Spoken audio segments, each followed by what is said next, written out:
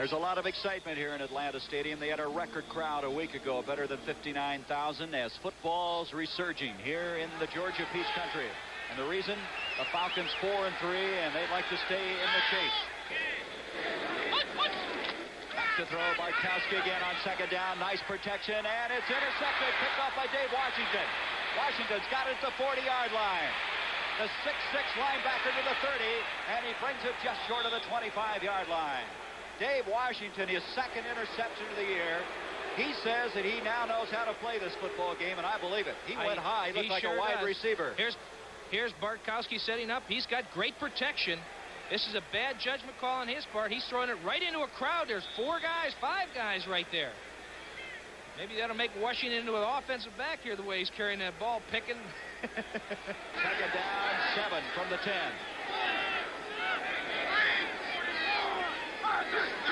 Plunkett on a delay to Delvin Williams, and he fumbled the ball. It's loose. The ball is loose at the 13. And Atlanta has recovered. All right. That's what you can expect a lot of if it continues to rain here. That ball is tough to hang on to. But I tell you again, the rushing game just not going against here again, Atlanta. It's a quick delay. Dell gets a ball, sees a linebacker blitzing in, Brazina. He strips him of the ball right there. There it goes. Out it is. Ortega coming up with a fumble recovery. And you could see the footing getting a little treacherous out there. Anytime you don't have that synthetic turf, although I'm not an advocate of it, this grass out here, when it gets muddy, it's a whole different ball game. Gene Washington was split to the near side, but he went to Harrison all the way, and it's third down now. 8 yards to go. You know, Plunkett's going to have to start coming out and maybe throwing on first down instead of using that run up the middle. Well, Plunkett having a tough time finding the connections. 2 of 4 for 21 yards thus far. Harrison to the bottom. Washington to the top of the screen.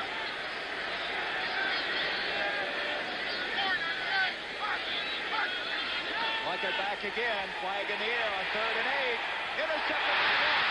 Rollin Lawrence just stripped intercepted. Let's see what the flag is all about.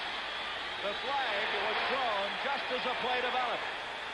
Rollin Lawrence, a big play performer, but I believe they may be bringing it back. Let's see. Preliminary signal offside. You know, Gary, this happened to Rollin Lawrence twice against when they played San Francisco out there. I did the game, and he had 2 touchdowns called back the same way because of a stupid penalty. There he goes. There goes Famawina jumping off sides again there, I believe. He's got the pressure by Claude. Rollins steps right in front of Tom Mitchell and goes down the sideline, and he's got the speed that he can outrun everybody. That's a great break for San Francisco. Well, Rollin Lawrence, as you said, has had 3 of those called back against San Francisco. He's going to have nightmares. I think he might think he has a jinx against the 49ers, I'll tell you. Well, what really hurt San Francisco is they started out on a Monday night against Pittsburgh, then lost to Miami and the Rams. 3 pretty tough teams in a row. They had a tough schedule. Well, according to the scoreboard clock, San Francisco used their last timeout. We had anticipated a moment ago they might have used it, but right now they have the timeout with a crack at the ball with 7 seconds remaining. It's 4th down, 22 yards to go. John James with another pressure-packed punt. He's had a few of them in this first half. I think the best thing they could do right now is either call it, just kick it out of there and keep it away from somebody. They're going to have the big rush on, though. They've got to try to go for the block. It doesn't mean anything if they don't. Leonard is back as a single man for San Francisco. There he is. Second-year man for Virginia Union. This is John James. Everybody's up there. Look out. Look at them trying to get themselves aligned, both offensively and defensively. James is going to have to get rid of this one in a hurry. And he does. Hurry. Leonard now at the 38-yard line. And Leonard's going to be dropped at the 42, and that's all the time we have left in this first half of play as Robert Pennywell got down there, as James got the job done for Atlanta. So we have a scoreless duel here at halftime between Atlanta and San Francisco. as both of these excellent defensive teams have played up to their capabilities defensively. As coming into this ball game, both ranked in the top 3 defensively, and today they're not hurting that average at all. Both of them getting the good pass pressure. Neither team able to establish any kind of ball control.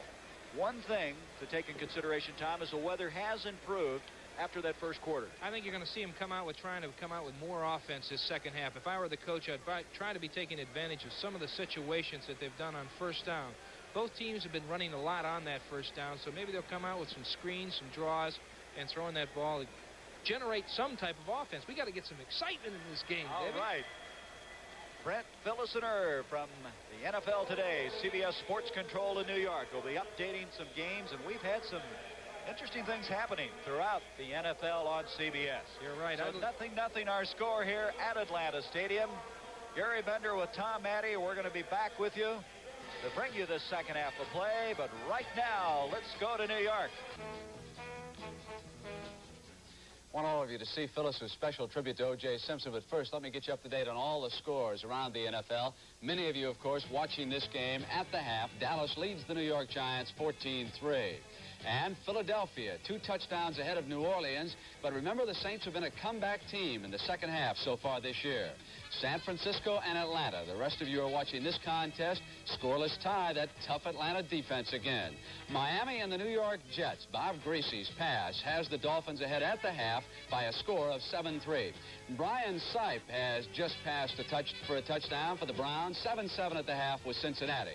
Buffalo and New England. How about this for a surprise? Without the great Simpson, the Bills lead at the half over New England 17-7.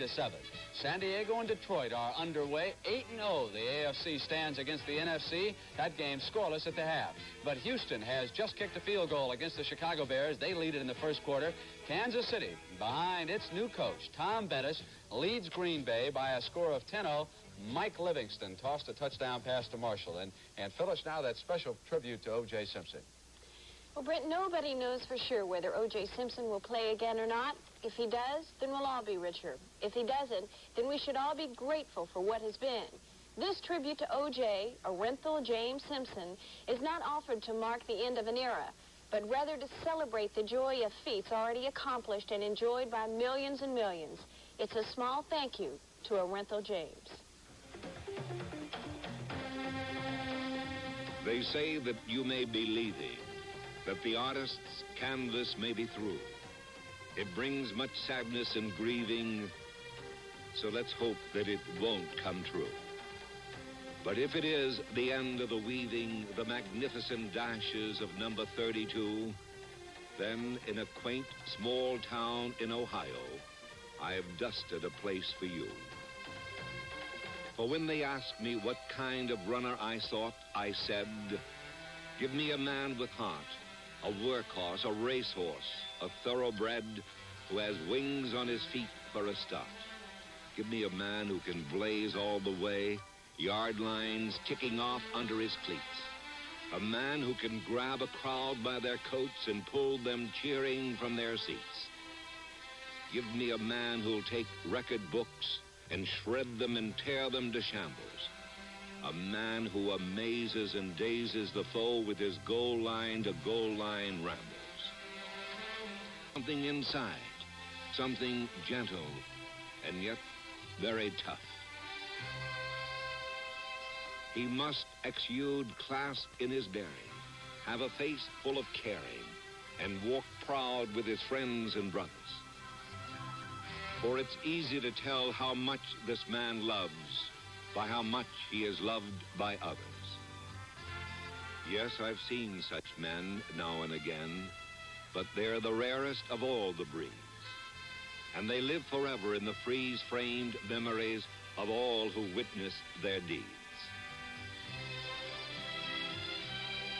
They were gritty men with bushels of style which added laughter and life to their games.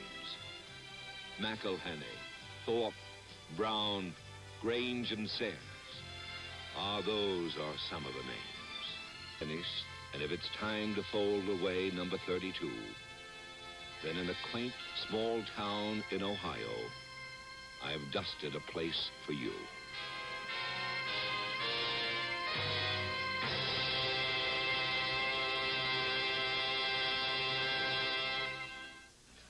Corinthia James Simpson. He's done so much for professional football, and he'll never be forgotten. Dave Morecambe of NFL Films wrote that poem, marvelous tribute. The NFL Today will continue on CBS with Irv Cross looking at the Dallas Giant game in just a moment. Irv, Roland Hooks, who replaced O.J. Simpson, gained 109 yards in the first half of that game, and you got some highlights from Dallas and the Giants. All right, let's move on to it. Of course, the Dallas Cowboys brought the #1 team in the National Football League into Giant Stadium today and needed a break early in order to score. And here's how it comes. Bobby Hammond, back to receive a punt, can't quite get the handle. He has him. He's hit here, and the ball is bounced up. And Ernie Jones picks it up. He can't hold on. And Jay Salty falls on it and wades into the end zone for the first score. After an exchange of kicks, Danello's in good field position here, 52-yard field goal. Dallas now leads 7-3. The Giants had pressure all day long, and Randy White here gets a sack for the Cowboys. They had 31 to lead the entire league coming into this game, and late in the second quarter, Roger Staubach does his number again. Billy Joe Dupree, touchdown. Dallas leads at halftime 14-3. Boy, the Cowboys look tough, don't they, Irv? All right, New Orleans and Philadelphia. The Eagles, as I have told you, have dominated in the first half, but the Saints have been a comeback team all year.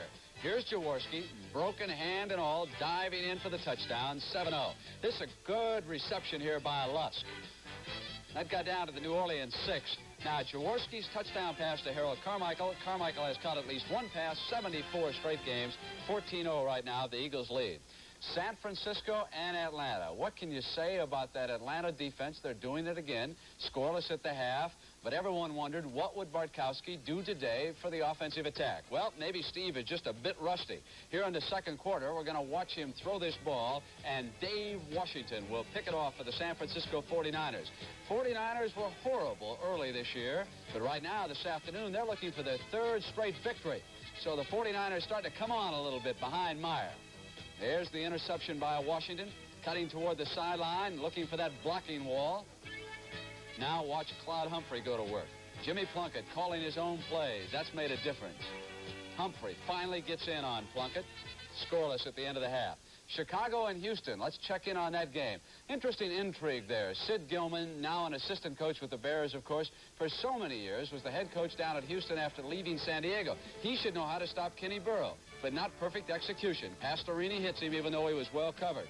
Now we're going to watch Ronnie Coleman find a hole and squirt for 16 yards. He's one of those unheralded runners in the NFL. He does a good job. That set up the field goal, and right now it is 3-0. Houston leading Chicago still in the first quarter. And the NFL Today will continue on CBS in just a moment.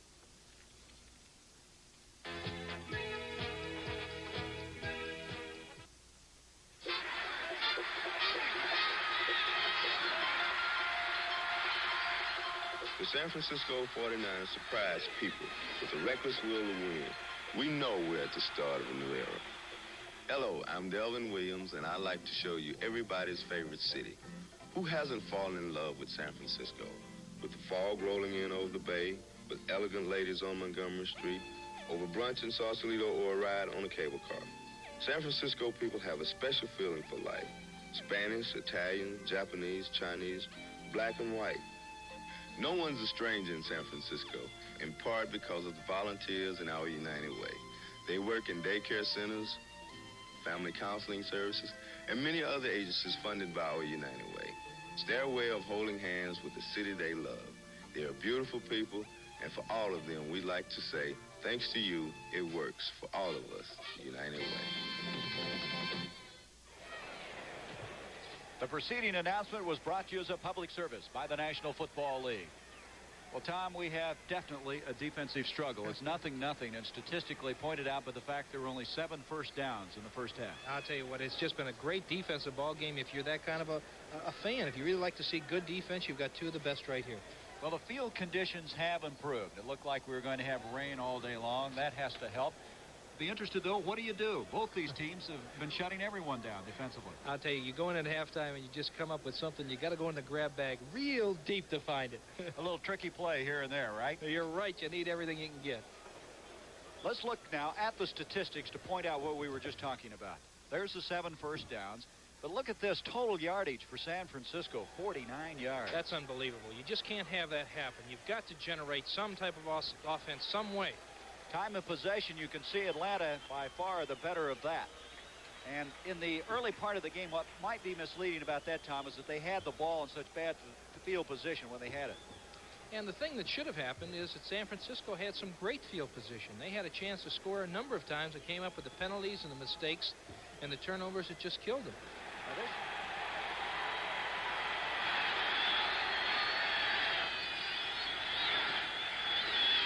Bucket to Wilbur Jackson, and he disappears from sight. Boy, he's got to be close. He's in there for the touch. Now they indicate it. They did. Well, we got some points on the board anyway. Here it is again. This is good running. Plunkett just handing off. You can see the line charge right there. The back leading through the hole. The other back putting his head down and just plowing in there. Look for him. I can't find him. Well, he did get in as Jackson cracking over. 6 points. And that could be a mighty big 6 points the way this game is going.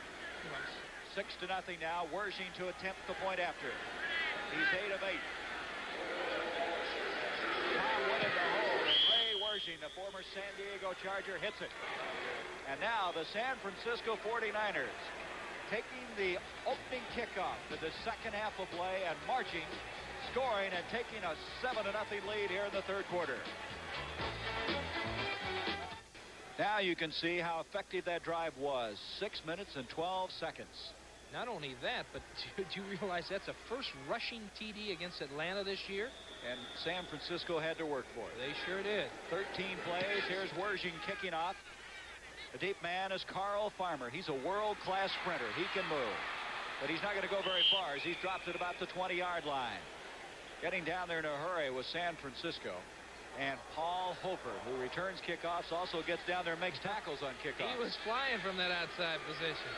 So just short of the 20-yard line. San Francisco now the 7-0 lead. That's remarkable to play through 7.5 games without giving up a rushing touchdown. I still think they're going to break that record with scoring as long as they keep that defense healthy. Now Bartkowski and his team with the ball for the first time now in the second half. He gives up. Here comes Woody Thompson. And Thompson fumbles the ball. And San Francisco's picked it up. Tony Leonard picked it up. After Woody Thompson had a big burst on the near side. Looked like he almost had the first down. And now the 49ers have it. That was Ralph McGill that collided with Thompson. And then Leonard, number 42, picking the ball up. Woody, you can see Woody, the blitz to the inside right there. It's picked up perfect on the perfect blocking. Thompson turns that corner. He tries to overrun him. Boom. There he gets hit. The ball pops out. That helmet just knocks it in there. Boy, you got to cover that ball at all times. So it's fourth down now, and Ray Wershing will come in. Now, we said he kicked a 50-yard field goal against the Giants, the longest of his career. He also had a 31 and a 43-yard field goal last week. So he's 3 of 4. Coming over from the San Diego Chargers, signed after the fourth game when Tom Whittam, it was decided, couldn't do both the placements as well as the punting. He's a veteran, playing for the Chargers last year, hitting 4 of 8 field goals out of California. So Jackson's the down player at the 25-yard line.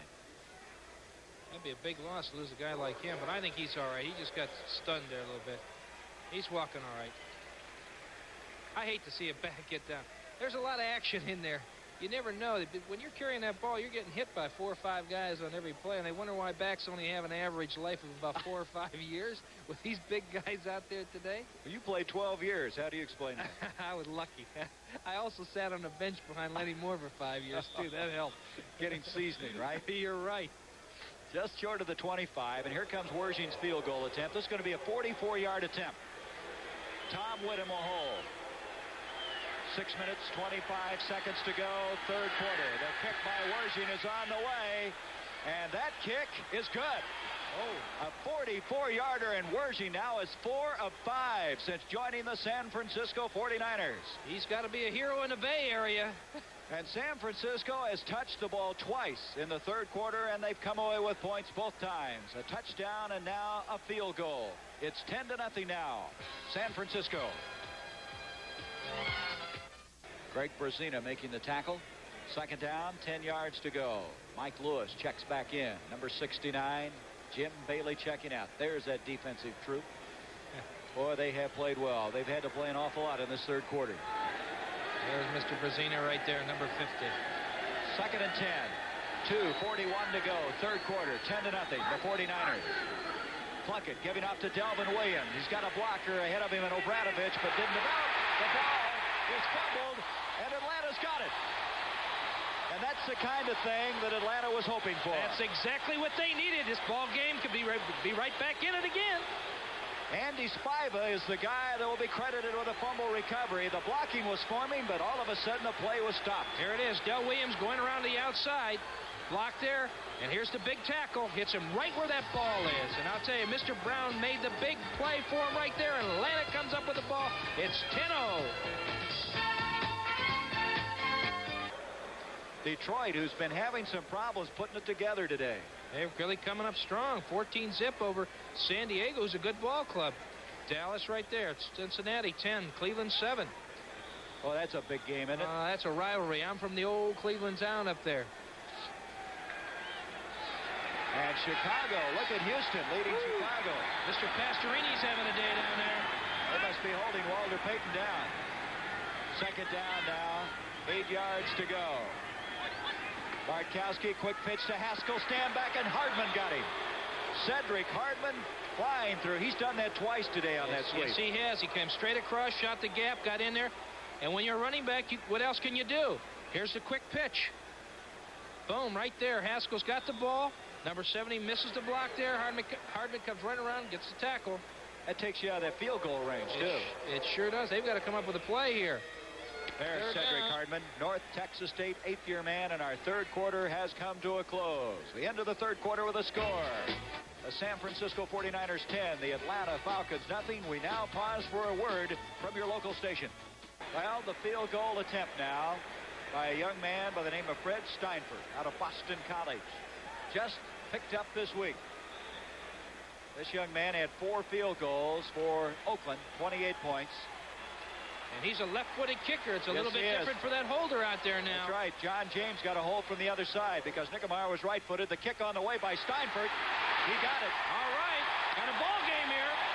And now it's a 10-3 game as Freddie Steinfurt kicking his first field goal as an Atlanta Falcon. His first attempt since coming to Atlanta. And right now, the Atlanta Falcons have climbed right back into this game. Well, now the Saints have gotten on the board. Yeah, Bobby Douglas is in there at quarterback right now. He threw a 11-yard pass to Henry Childs. Back to throw Bartkowski again. Complete to Woody Thompson, but nothing doing this time. Jimmy Webb and Ed Gallagher now in there. Gallagher picked up from the New York Jets in a trade for number 3 pick this year. Former UCLA standout.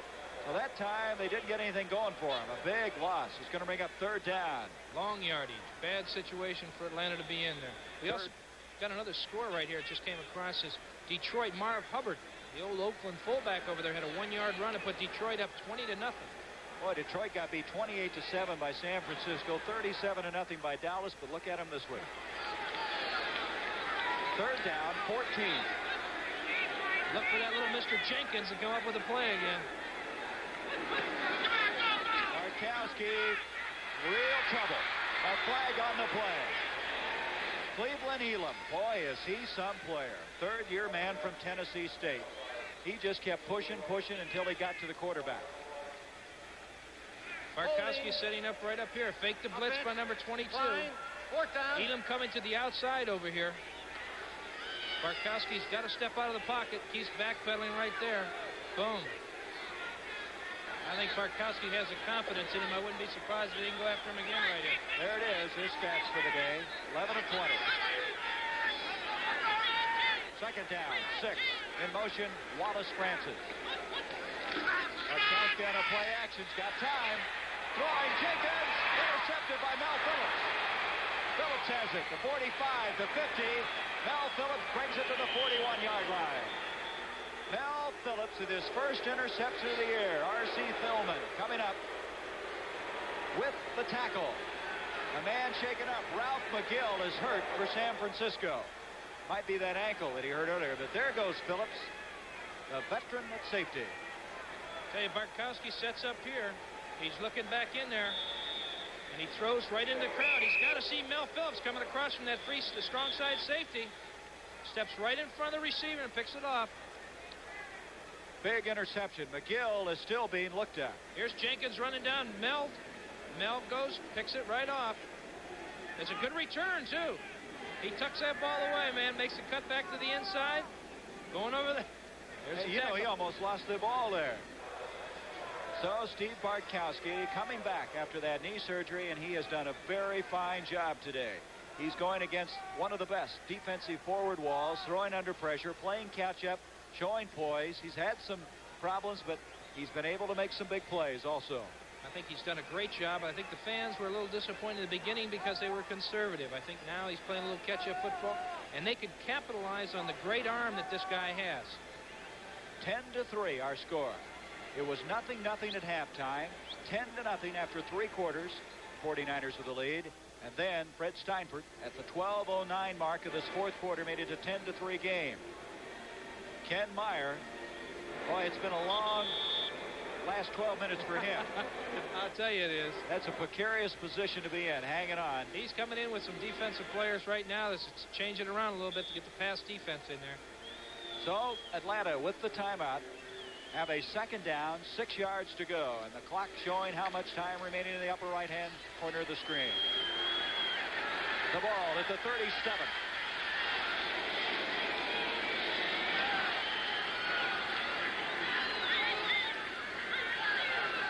Now for the blitz. Here comes Bartkowski back. Beautiful protection. He's going deep over there. Wallace Francis. Eddie Lewis over there. There's a flag. We're going to have holding. No, wait a minute. Personal foul. Roughing the passer. Look at that. Roughing the passer. Another first down. We got a ball game here. That play on the corner was not that far from being completed either. It sure wasn't. Boy, I'm really impressed with the arm that Bartkowski has. He just threw that thing right in that corner. And you believe this? We're now at the 22-yard line. First down. Let's listen. Personal foul. Roughing the passer. Number 82. That's First Tony down. Klein. Tony Klein, who's been in now, and spelling Cedric Hardman, a former Oakland Raiders standout, roughing the passer. Automatic first down. The penalty stepped off to the 22-yard line. And 1 minute and 30 seconds left. A lot of time. 2 timeouts left for Atlanta right now. They got a lot of time to get that ball in the end zone, and we may have an overtime ball game. Alfred Jenkins to the bottom of the screen. 3 wide receivers are now into the ball game. Bartkowski back to throw. Looking. Broken up. Good pressure put on that time by Willie Harper, who was activated for this game. He's been hurt with a rib separation, but the former Nebraska All-American is in there and batted the ball down. And now Greg McCrary comes in at a tight end. Here's Bartkowski again with the semi-rollout to the outside. Watch number 59 come in here, jump up just as he's letting go of the ball and knocks it down. Great defensive play by the linebacker. 2nd down, 10. That took only 5 seconds. They got 4 downs. That's all that counts. They got 3 more to go. They got to use them all. Got a tight end now in the ball game along with Jenkins and Wallace Francis. Bartkowski back to throw. Throwing up the field. Incomplete. Alfred Jenkins could not get to the ball. Francis looked like he was wide open to the inside if you'd have saw him. And it'll bring up a 3rd down. Jenkins that time just couldn't get in position. Still, only 5 seconds tipped away on that one. But we now come to a down situation. 3rd and 10. 3rd and 10. You got 2 more downs to get that first down. The thing is, he can't go for the big play. You got to realize you're going to knock this out. You know, there's the timeouts remaining, too, Tom. Still 2 remaining for the Falcons. You know, you got to take this thing in bits and pieces, Gary. Let's get another first down, get it down there. You don't have to get the touchdown every time. At the 22, 3rd down, 10. 1 minute 20 remaining. Bartkowski rolling under pressure. A flag has been thrown. That was Cedric Hardman. Boy, did he get in there in a hurry. Preliminary signal is going to be holding against Atlanta. They'll decline that one. There'll be a 4th down situation here. This is a desperation play. It's interesting. Bartkowski's always rolled right. He rolled left on that play and right into Cedric Hardman. It's harder to roll that way. Here he is rolling to the left this time. And it looks like he slips right here. Trying to gather himself together, he slips, and Hartman just makes a shoestring tackle on him and knocks him down to the ground. They did decline it, as you suspected. Brent Adams, the left side offensive tackle from the University of Tennessee, Chattanooga, the guilty party. And so now at the 31-yard line, we come down to what may be the last chance. 4th and 18. A minute 17 left in the game. 10-3 San Francisco. Watch that little man, Mr. Jenkins.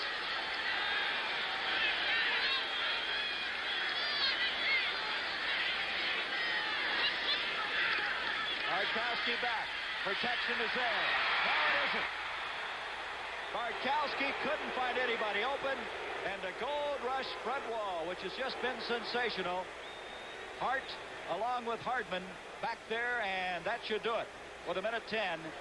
And it comes right back to what we were talking about at the top of the show. What a tough game or a tough team to face in San Francisco in that front four. Here's a great rush by the Gold Rush. That San Francisco team is just continually putting the pressure on. They've got the defensive backs there with the great coverage. Bartkowski had no place to throw it. So now a last-ditch effort. There's Ken Meyer. Well, his former compatriot with the Rams, Lehman Bennett, won the first, and he's going to even it up, it looks like. That was a 38-yard punt that really hung up there a long time. They had the big rush on, but they couldn't get to it. Well, this is one of those plays where you run down by the blue truck, and I'll just throw it down there, right? It's a sandlot football right now, and you got to do it. I'll tell you, Bartkowski just got to wind up and throw it back there. This happened against the Colts one game against Detroit, the last-second play. And the thing went something like 90 yards for a touchdown, and Detroit won the ball game. Boy, their prevent defense has the secondary clear back to the 50-yard line right now. Last play of the game. Bartkowski. Here he goes, cranking up, throwing. Nobody's down there except San Francisco. He's out of bounds. Interception, and the game is over. And the San Francisco 49ers have won 3 in a row. They won a big one here today, 10-3 over the Atlanta Falcons. The Falcons' record for the year evens up at 4-4. This is Gary Bender speaking for Tom Matte. Our final 10-3. Stay tuned as the NFL Today continues after this word from your local station. That could be a factor.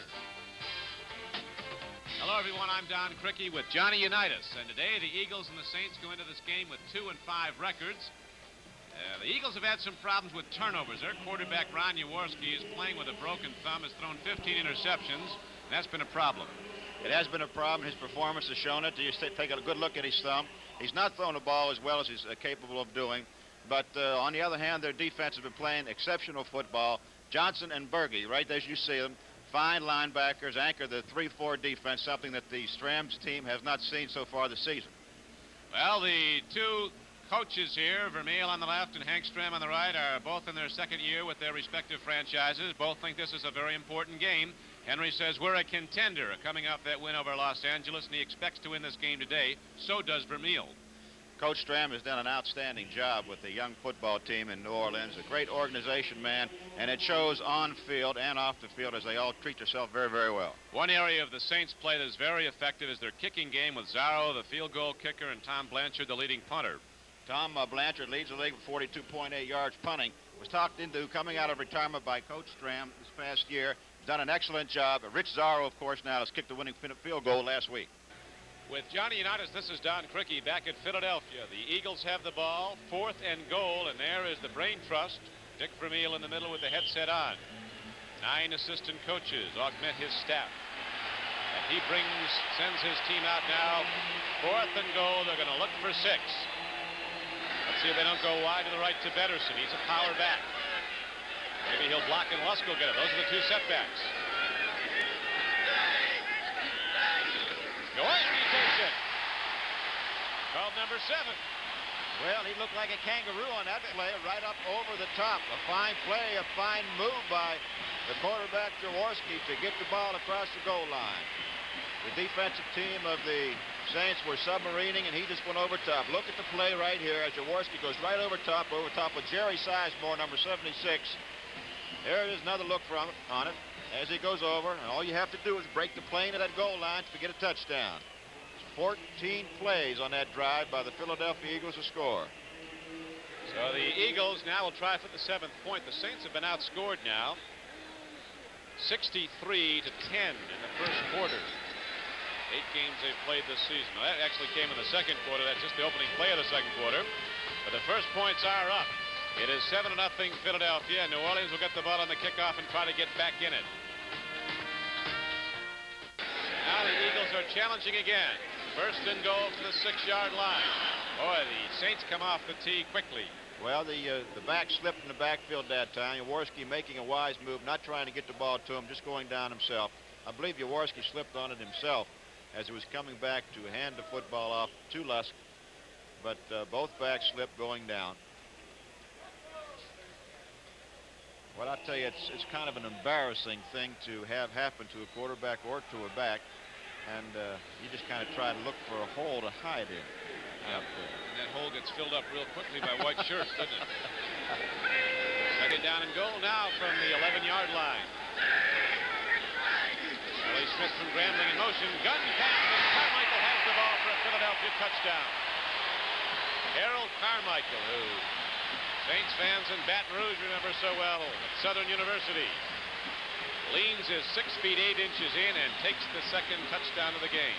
Beat Clarence Chapman back to the inside. Chapman, of course, made a mistake. When you're down that close to the goal line, you cannot give ground as a defensive back. You must stay up on the nose of a receiver and try to intimidate him. You back up and you're just giving him more room in which to come break back inside. That's exactly what happened to Clarence Chapman as he backed off the ball. Carmichael just taking a step down and back to the inside for the reception. A very weird extra point attempt, a knuckleball kick. But it counts if it goes through, and it did. And so it is now 14-0 game as the Philadelphia Eagles have taken command in the second quarter. So now the Eagles break the huddle. They have it second down and 9. Ball just outside the 15-yard line. Jaworski, quick drop, puts it up, intercepted by Pat Hughes. Pat Hughes, a Boston University linebacker, spent most of his career with the New York Giants. He was their most valuable player in '74. Fills into the zone defense and is right in position to intercept, which he does. Jaworski had a man wide open that time. All he had to do was loft the ball up over top of the head of Pat Hughes. A good interception by Hughes. The man was open. Sullivan was open down the middle of the field. All it took was a little loft by the ball. But, of course, Jaworski wanted to get it to him very quickly. So Bobby Scott is forced with a lot of yardage to meet. Saints have a long way to go just to get Zarro in field goal range, but he does have 50 seconds. Tending to Bobby Scott. It looked like it was his throwing hand, his right hand. I think it's probably right, John, when you said he must have hit a helmet when he followed through. Someone could have gotten too close to him as he followed through with it and busted his thumb, possibly, or maybe just a sprain. Hopefully not serious.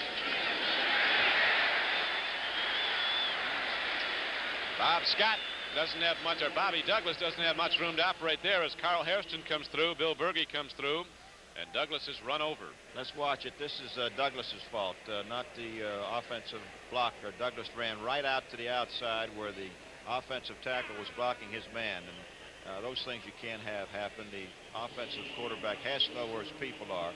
He has to be staying back into that pocket. That was Douglas's fault all the way. The clock is running now, as you see. 32 seconds left to play in the first half. Douglas pump faking. And he is caught and thrown down. Coming in to get him was Lem Burnham. Number 67, a pass rushing specialist who's come in, and Lem Burnham is congratulated by Bill Berge. And the Saints are all the way back now to their 19 to their 23-yard line. They're going to have to punt the ball with 24 seconds left. Douglas, at this point, of course, coming in off the bench cold as he is, he's not dropping, getting back in his pocket quickly enough in order to take advantage of what's happening downfield. He's backing out, not getting deep enough, and his offensive blocking that time did break down, but on the last two occasions, he did not get back into his pocket quickly enough. Blanchard very wisely lets the clock wind down. Time runs out as far as the 30 seconds of getting a playoff. There'll be a delay of game penalty.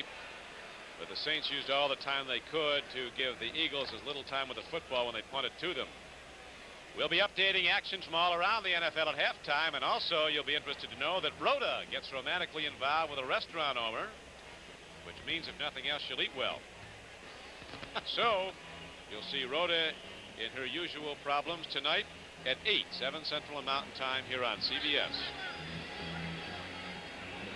Poor Rhoda. Poor Rhoda's in trouble, I tell you. Those restaurant owners are tough.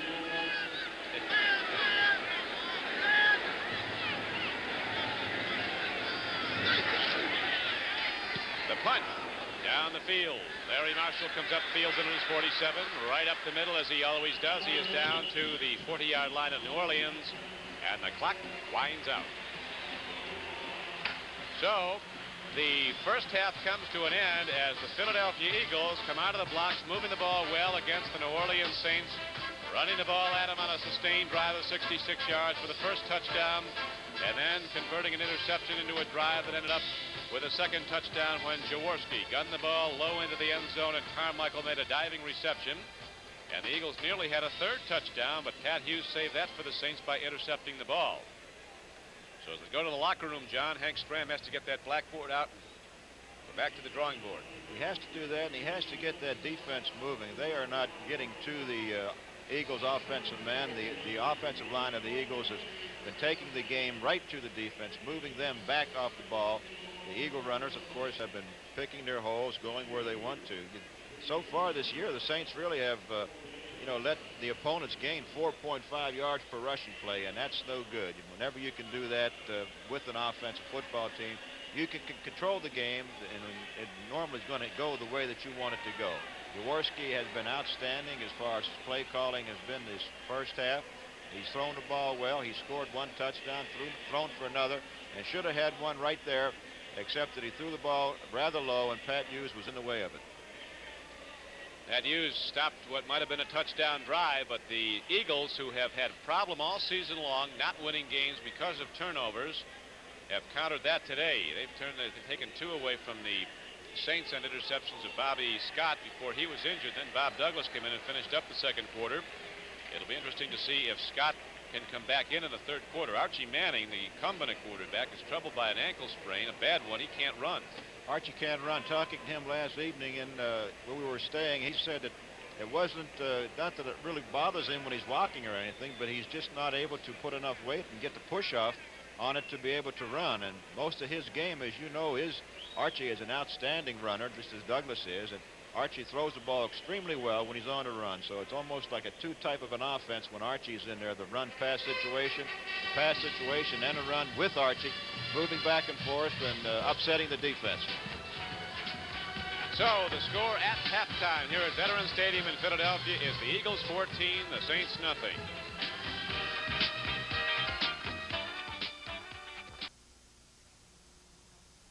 Nobody knows for sure whether O.J. Simpson will play again or not. If he does, then we'll all be richer. If he doesn't, then we should all be grateful for what has been. This tribute to O.J., Orenthal James Simpson, is not offered to mark the end of an era, but rather to celebrate the joy of feats already accomplished and enjoyed by millions. It's a small thank you to Orenthal James. They say that you may be leaving, that the artist's canvas may be through. It brings much sadness and grieving, so let's hope that it won't come true. But if it is the end of the weaving, the magnificent dashes of number 32, then in a quaint small town in Ohio, I've dusted a place for you. For when they asked me what kind of runner I sought, I said, give me a man with heart, a workhorse, a racehorse, a thoroughbred who has wings on his feet for a start. Give me a man who can blaze all the way, yard lines ticking off under his cleats. A man who can grab a crowd by their coats and pull them cheering from their seats. Give me a man who'll take record books and shred them and tear them to shambles. A man who amazes and dazes the foe with his goal line to goal line rambles. But I'll not take a man of mere talent. No, mere talent is not quite enough. For the man that I choose must have something inside, something gentle and yet very tough. He must exude class in his bearing, have a face full of caring, and walk proud with his friends and brothers. For it's easy to tell how much this man loves by how much he is loved by others. Yes, I've seen such men now and again, but they're the rarest of all the breeds. And they live forever in the freeze-framed memories of all who witnessed their deeds. They were gritty men with bushels of style which added laughter and life to their games. McElhenney, Thorpe, Brown, Grange, and Sayers. Those are some of the names. And no one will argue when, within the same breath, I'll be calling out Orenthal James. They say that you may be leaving, that the artist's canvas is too soon done, that you have painted all the colors and hues that you can on the subject of the run. Well, if it's finished, and if it's time to fold away number 32, then in a quaint small town in Ohio, I've dusted a place for you.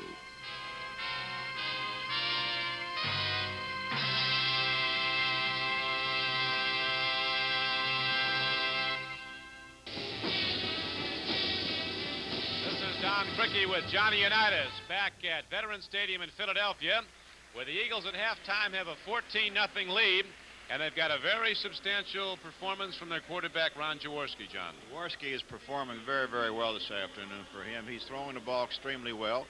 He's thrown for 1 touchdown, scored 1 on a quarterback sneak. Should have had another touchdown right prior to the half. His whole football team, his play calling has been tremendous.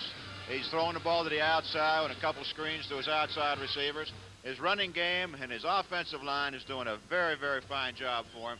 And I think that's the game right there, Donald. The offensive line taking it to the defense, knocking the Saints right back off the football, and he's been doing great. What do the Saints have to do to get back in this? There's a real overmatch in the offensive line of Philadelphia and New Orleans' defensive front. They're not handling them. Well, the offensive team of the Saints has not really held the ball whatsoever at all. And the defense, of course, has been on the field most of the time. So I think the offense has got to come out and throw the ball a little bit more on first down. They've been trying to skirt the ends of the Eagles, and to no avail. They did a good job last week against the Rams by doing that, but they have not been able to penetrate the Eagles' secondary or the Eagles' defensive line.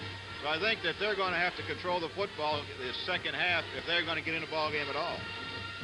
There are some other surprises around the NFL today. The New England Patriots were beating the Buffalo Bills, and then the Bills came back and took a lead there. We'll be back with more after this pause for station identification.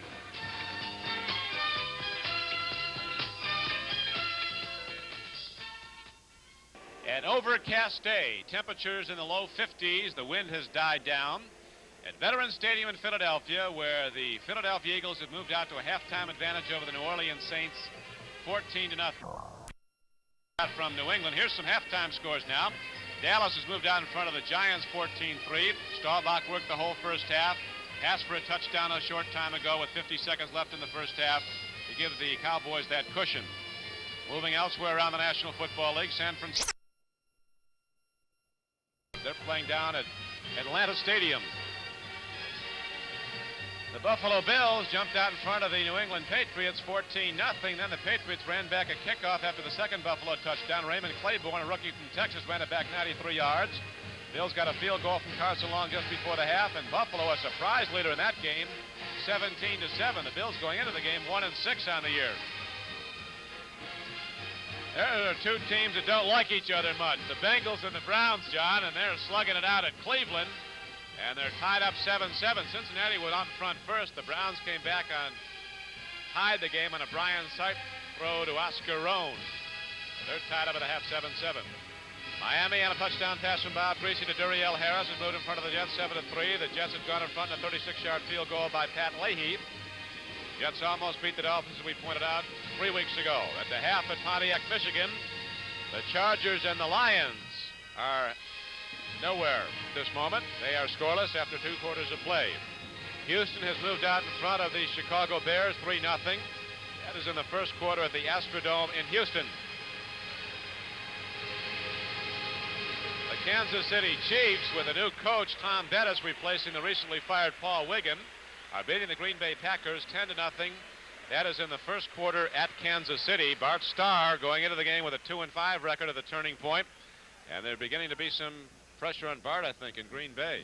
It's surprisingly that there hasn't been some before now. That he's been doing everything he possibly can. He just doesn't have the football team that a lot of people expect him to do. Bart is an outstanding young man, and I guess any other town with that type of football team, he would probably be out. We'll be back at Veterans Stadium in Philadelphia with a score of the Eagles 14, the New Orleans Saints nothing. The two teams have come back out onto the field. They'll be ready to go shortly. So let's take a look at how the first half broke down. Philadelphia with a substantial advantage in number of plays, 36-23, and in first downs, as you see, 13-3. Saints only passed for 27 yards, only rushed for 31, whereas the Eagles had 174 yards total offense. Time of possession decidedly in the advantage of the Eagles. 19 and a half minutes.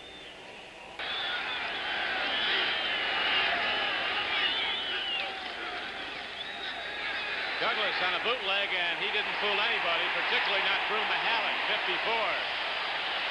Mahalik was reading it all the way. He's made some big plays today for the Philadelphia Eagles, and again they stopped the New Orleans Saints, and he'll have to punt the ball, and Blanchard again, Johnny, will be backed up in his end zone. An excellent play by Mahalik because everything was going away from him. As you see, the guards pulling.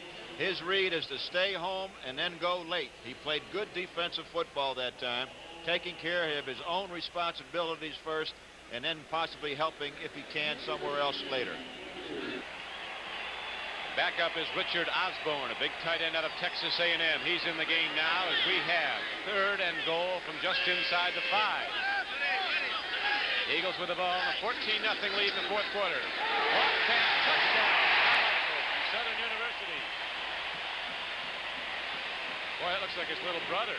There's a little bit of a mismatch right there with Carmichael playing over Clarence Chapman, and that was just a pitch and catch as Carmichael took one step to the inside, froze Chapman, and then Jaworski just hung the ball up in the air.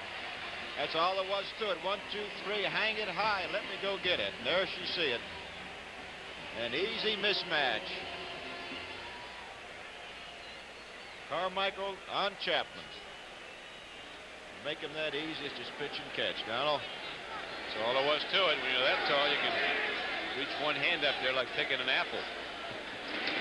Horst Muhlmann drives it through. He is a world-class soccer player, Horst Muhlmann, from West Germany, and drives it through, and so 21 points are up on the board today, and they're all Philadelphia's as the Eagles have command of the game with 14:46 left to play.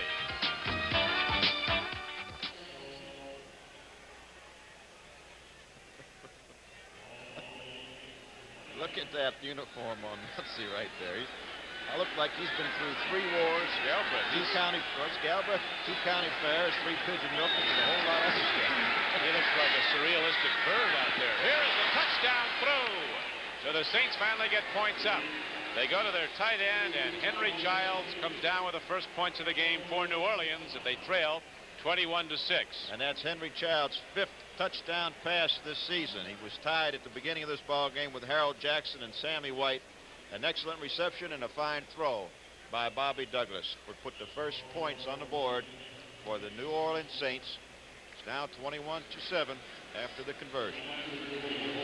Maybe. You're assuming that Zarro is going to hit that. He has. He's been very, very strong on it.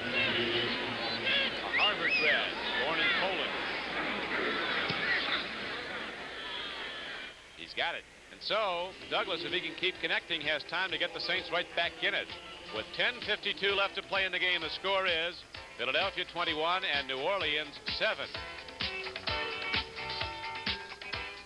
Well, that's kind of futile at this point. They just don't want the Philadelphia Eagles to score another touchdown. They'd rather hold him at 21-7 rather than 28-7. But at this point, I don't see what difference it really makes. Apparently, they didn't call a timeout, John. The clock has started up. They have taken 19 seconds go right now, and if Jaworski probably wants to score, but he would rather, I would think he maybe just going to let the clock run out. Jaworski rolls out. touchdown. Fine call by Jaworski, had everyone fooled. He's thrown for 2 and run for 2. He's had an excellent day this afternoon, and everyone is up in arms congratulating Jaworski on an outstanding call. He had everybody fooled in the middle of that line as we see Jaworski coming back out and then diving across the goal line, not wanting to get hit. I don't blame him for that at all. Stewart out there and Ernie Jackson out there, but everyone was all alone. Jaworski just kind of walked right on in, like tiptoeing through the tulips. That's all. So Ron Jaworski, who's had turnover problems, throwing 15 interceptions, tied for the NFL lead coming into the game, has scored 2 and run for 2, and the Eagles have it locked up at 28-7. Come on, old trademark. Time for your walk. What's the hurry? I know where we're going. To where your family began. With the same Levi's blue jeans worn by this man. Hey, you've come quite a ways, little registered mark.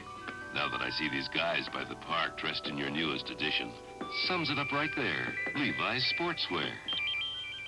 Trademark, I know what you'd say if you could. Levi's don't have to be blue, just have to be good. 5 on the 50-yard line! Hey, Charlie, it was cold last night. You put in a Prestone antifreeze? Prestone. Who needs Prestone? Prestone? You need Prestone. If your antifreeze is worn out or you don't have enough, you could be in trouble. So put in a fresh fill of Prestone, too, to prevent corrosion and freeze-ups. Prestone. We need Prestone. Prestone. You need Prestone. Now the final play of the game, the ball is picked up by an up-back who laterals the ball off, and Boykin tries to run it ahead. He tries to lateral it. Can you top this as they come down the stretch, and the gun sounds. Dick Vermeil on the sideline hugging some of his defensive players who performed so well. As the Philadelphia Eagles have come close week after week after week. And then they win the game 28-7 with a very decided performance here today. Hank Stram was running off the field with the referee Fred Silva protesting to him. There he's got another one cornered down there, Donald. He did not like that last call on the screen pass out to Charlie Smith. He said the ball bounced. Of course, we did not have a clean-cut look at it from here. But Hank was quite upset about that call, and I'm sure he's going to be upset about his offense's performance this afternoon and really get into it next week. They have a big ball game coming up in New Orleans with the San Francisco 49ers, and again the following one on this following week with Atlanta. And so there you see Dick Vermeil coming across the field, a happy man by the way his performance was for this defensive football team. Philadelphia 28, New Orleans 7. America, you've been changing. Coming, going, changing, growing. The things that make up life. Why is Bank AmeriCard becoming Visa? To keep up with you. You're traveling, you're moving, you're taking more from life. Today, you need money that's good around the corner, all across America, and in 117 countries around the world. That's why Bank AmeriCard is becoming Visa, the most widely recognized card in the world. Visa, we're keeping up with you. Down the Columbia, the Willamette, the Siuslaw, from the great renewable forests, they come. Logs. Logs to build a better America. And Homelight is there. Homelight, the king. Rugged as the men who run it. Men who fell the mighty fir and see it rise again. When the time in your life comes to get a chainsaw, get the king. Homelight, the chainsaw king.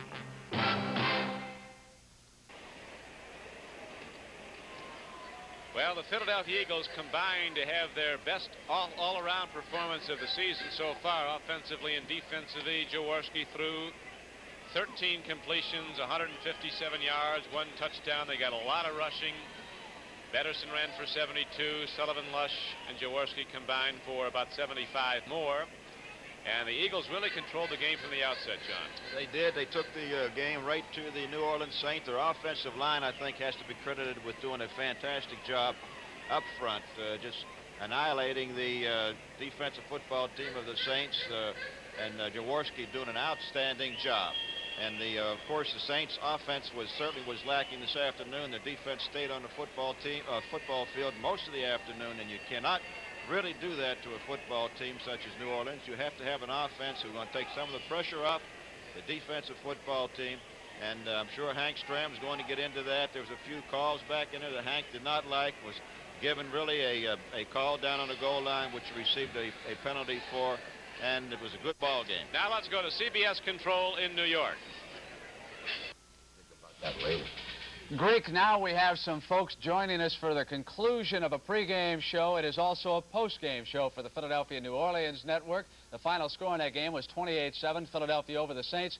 Let me ask you about the Heisman Trophy. Who's going to win it? I think Earl Campbell's of Texas University, you know, that state where that lady's from.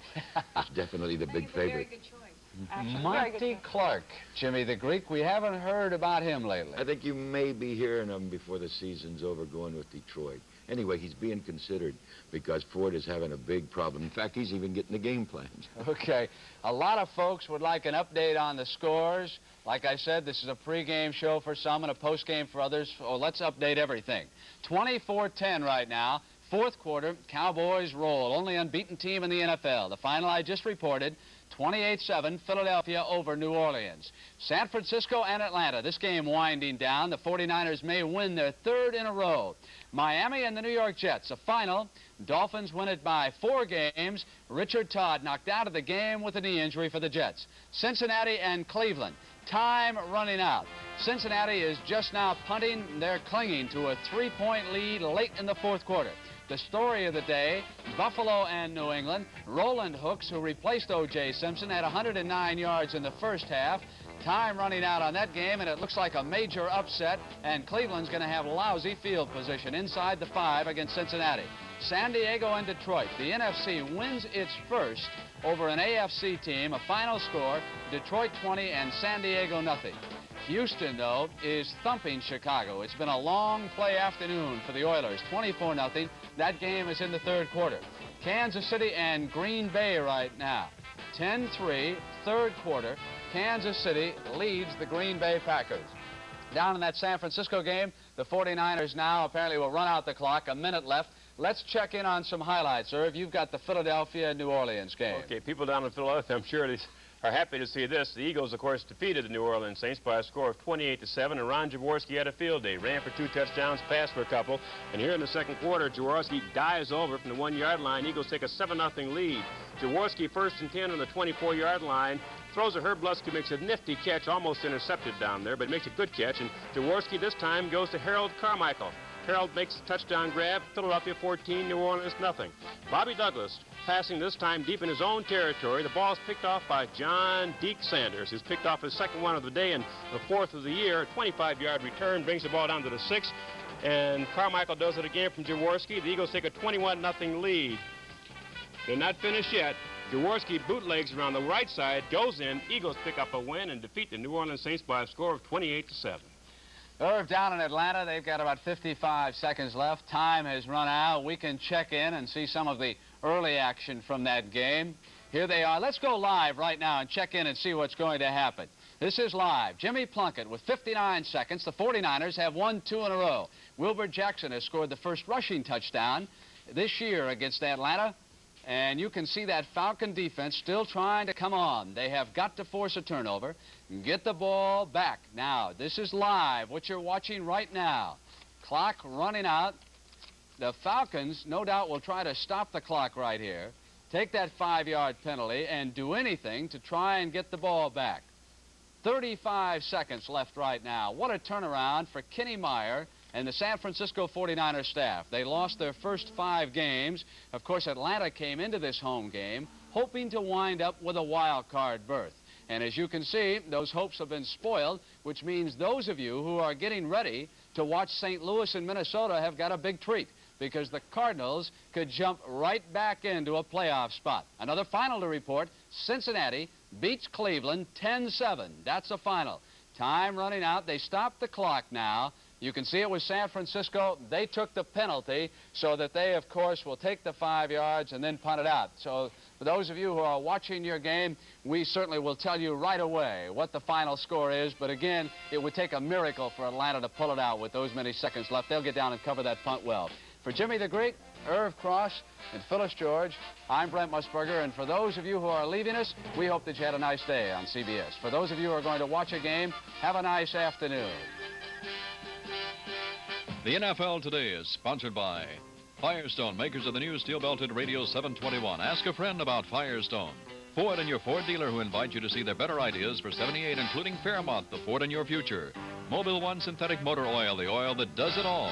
And by the Miller Brewing Company, brewers of Miller High Life. If you've got the time, we've got the beer.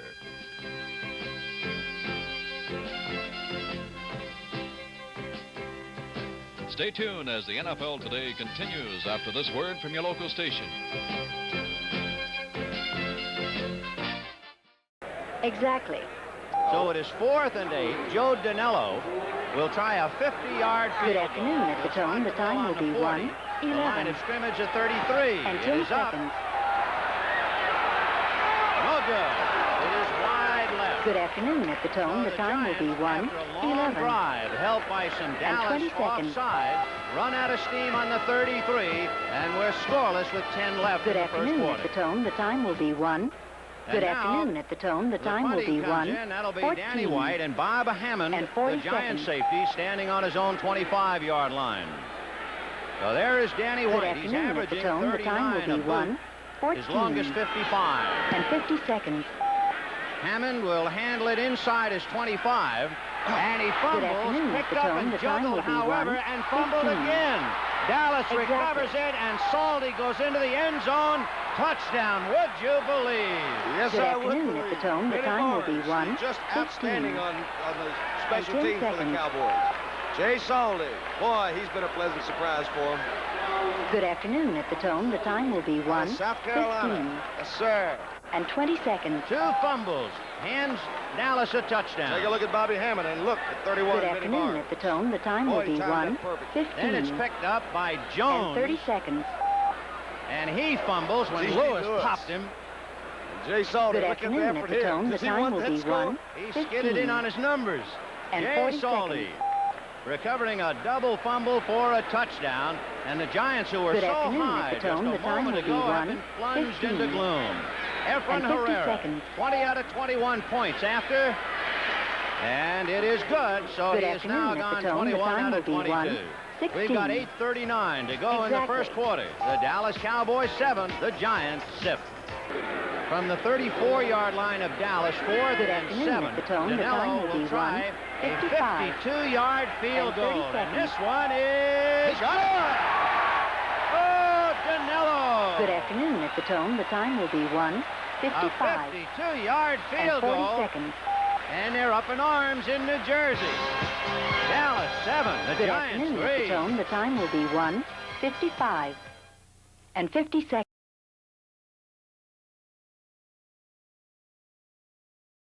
And you saw a view of the stadium here, and it is a beautiful thing. It's a piece of work. Good They were afternoon, applauding Mr. Tone. The time will The be 3, secondary now, you see 15. Reese and Hammond And 10 and seconds. Danny White kicking from the end zone. Giant defense tied up Dallas. Good afternoon, Mr. Tone. The time will be White 3, gets it out of 15. there, and it'll be Hammond from the And 35. 20 seconds. Look out! Look out!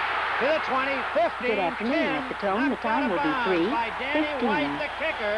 And 30 And he seconds. took him out of bounds at about the 8-yard line. Great return Good by Bobby afternoon, Hammond. Mr. Tone. The time will be 3, Outside that time. 15. That's what he does best, actually. And 40 After all seconds. said and done, he's a pretty good running back and a capable one, but he's a good punt returner and Good has been. afternoon, Mr. Tone. The speed time right will be there. All 3, speed. 15. I'll tell And you 50 what, seconds. Giants could be right back in this thing. Get a score now. Do a lot for him on the scoreboard and a lot for Good him mentally. afternoon, Mr. Tone. The time will be Danny 3, White, who is a good athlete. 16. And this crowd now has come alive. The Giants in Good good afternoon, field Mr. position. Tone. The time will First be and 3. goal. Perkins wide left. 50 seconds. Moorhead is on a wing outside Shirk, the tight end, and the backs are split. So they usually Good pass out of afternoon, this Mr. formation. Tone. The Let's time see. will be 3, Hammond. 20. Touchdown! Bobby Exactly. Hammond. A flag on the play to hold the phone. Good afternoon, Mr. Tone. The time will be 3, Now 20. it's okay. Offside, And 10 Dallas, seconds. the play declined. Touchdown, New York. A lot of times that will work right up Good the middle. afternoon. At the tone, the time will be 3:20. Van Horn, it's a fold block. Van Horn, And the center 20 block to his seconds. left, Van Horn to his right. The hole just opens up.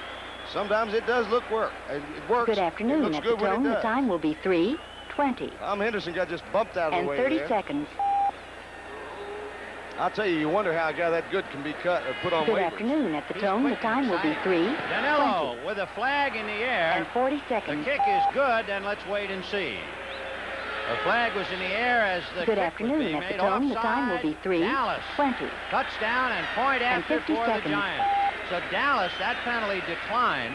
There was a penalty on the touchdown Good and afternoon. the point At the after. tone, the time will be So there have been at least 3:21. 13 penalties called, although a Exactly. couple declined. Dallas must be wondering what's going on up here. And 20 Bill seconds. Bryant cut his legs out to prevent him from advancing after the reception. Golden Richards didn't miss Good an afternoon. opportunity At to the let tone, his the time will golden be hair grow long, did he? 3:34. Well, I'll tell you one thing, you got to And fight 30 for some seconds. recognition when you play on that Dallas club with guys like Butch Johnson, Drew Pearson. Good afternoon. At the tone, the time will be 3:34. Herrera kicks it And up 40 and seconds. good. And so Efren Herrera is now 16 out of 23 field Good goals afternoon. this At the year. tone, the time And will the be Dallas Cowboys have 3:34. added a little icing to the cake. And 50 They're seconds. sitting on top 24-10. That's it. As the Dallas Cowboys defeat the New York Giants 24-10. Good afternoon. At the Now tone, the this is time Vin will be Scully 4:05. for Alex Hawkins saying goodbye from Giant Stadium Exactly. in East Rutherford, New Jersey. The unbeaten Dallas Cowboys now return home, and a week from tomorrow night, they host the St. Louis Cardinals. Irv, show us some highlights from that Giant game. We'll take a look at it. Of course, the Cowboys won that game 24-10, and they came into Giant Stadium with everything going for them. Number one in total offense, number one in total defense, but they needed a break on special teams. Danny White punting the ball here to the Giants. Hammond bobbles it. Ball's picked up by the Giants here again. Ernie Jones, he's hit and fumbles, and is picked up by Jay Salty, who scoots into the end zone for the first score of the day, 7-0. Giants ball here on the 20-yard line. Pisarcik, 2nd and 7. Throwing the ball here is picked off by Cliff Harris, which sets up this play. Now, this is a long pass here. Stahlbach trying to get deep here to Richards, and he's interfered in the end zone by Bill Bryant. So first down for the Cowboys on the 1-yard line. Dorsett goes in. Score, Dallas 21, New York 3. Bobby Hammond tries to make up for that muffed punt as a Danny White kick here settles around the 40-yard line, and watch Bobby go. He carries that ball down to the 7-yard line, setting up a Hammond touchdown from the 1. You'll see it in a second. Dallas 21, New York 10. They went on to win the ball game 24-10 and remain undefeated. Irv, a couple of teams that know each other very well got together down in Atlanta. The San Francisco 49ers and the Atlanta Falcons, as expected, a tough defensive game all the way. This is the opening kickoff to start the second half. Paul Hoffer gets his hands on it for the 49ers, and this turns out to be a very pivotal return in this game. The special team leading the way for the 49ers. Jimmy Plunkett held the 5 of 12 for 50 yards, but this a key pass. He hits Tom Mitchell, his tight end. Now Wilbur Jackson gets the touchdown. It's the first rushing touchdown this season against the Atlanta Falcons. It was 7-0. Atlanta trying to come back. 1st and 10 on their own 20-yard line. Woody Thompson will fumble now, and he had daylight ahead of him as he turned upfield. Recovered by Tony Winter of San Francisco, and he got back to the 19-yard line. Darrell Williams now takes the handoff from Plunkett. Looks like good blocking setup, but he's jarred loose, and that gives you an indication of how tough both these defensive units played. Freddie Steinfort, now kicking for Atlanta, got a field goal, but that was all they got, 10-3. Irv, the Philadelphia Eagles have got a quarterback. Jaworski played so well today. Had a great day. Ran for 2 touchdowns, passed for 2 touchdowns. The Eagles walked off with a victory over the New Orleans Saints by a score of 28-7, and there were fireworks all day. There's Jaworski's first score in the second quarter, 7-0. Jaworski passes to Herb Lusk on this play, and Herb makes a real nice catch here. Ball almost picked off and goes down to the 6-yard line. Jaworski going to a 6'8" wide receiver, Harold Carmichael. He picks it off. That's his first catch. He's caught passes in 74 consecutive games. Touchdown. Bobby Douglas tries to get back, and his ball is picked off here by John Deke Sanders. His second interception of the day and his 4th of the year. Takes the ball down to the New Orleans 6-yard line, and Jaworski goes to Carmichael again. 2 pass receptions for Carmichael today, 16 yards, 2 touchdowns. Philadelphia 21-0 there. Ron Jaworski rolls out there, puts a little icing on the cake. He goes in, and the Eagles win 28-7. Irvin Phillips, it's now time for the White Shoes Billy Johnson show. Did he sting the Chicago Bears today? We're going to show you the end around, his first touchdown, but it was just the beginning. 61 yards for the big guy as he turns it loose. Got that great speed, got to the outside, and the Bears couldn't stay with him. Now, White Shoes, the first thing we want to see is a little dance down there from you in the end zone. That's it. Don't disappoint. Pastorini, 12 of 19, 247 yards, 2 touchdowns to Kenny Burrow, 85, and this one for 43 yards. Walter Payton, what kind of a day did he have? 18 carries, 79 yards, and he was in trouble here. Going to fumble, and watch Greg Bingham scoop it up and run 34 yards for the touchdown for the Oilers. Mike Phipps replaced Bob Avellini, and the Oilers buried the former Cleveland quarterback. It was a 2-point safety. Free kick coming up now from Chicago, and it is Johnson's turn again. Right straight up the middle he came, threaded his way through 3 would-be tacklers, broke a tackle by a 4th, got to the outside. Now, White Shoes, we've seen you dance. What else can you do for us down there? Oh. 47-0. Why not dunk it over the top of the end zone? Miami and the New York Jets. The Jets lost their brilliant young quarterback, Richard Todd, to a knee injury. Domrays tried to rally him, but it was this combination right here. Bob Greasy, 12 of 15, 132 yards. Hit Harris here for the first of 2 touchdowns, and watch him come right back to Harris. Watch Greasy thread this one. 2 defenders right there. Harris has got it, and it was 14-3 Miami. The Jets tried. This is 4th and 1 inside, and the Dolphin defense held. Now here's Domrays going to Barkham for the touchdown that made it 14-10. But again, it was the Dolphin defense that came up with the big plays. Watch them pressure Domrays. He had enough time. He just couldn't spot an open receiver. Get rid of it, Marty. Find somebody. He did, but not enough. 14-10 was the final score. The New York Jets lose to the Miami Dolphins, and the NFL Today will continue on CBS in just a moment.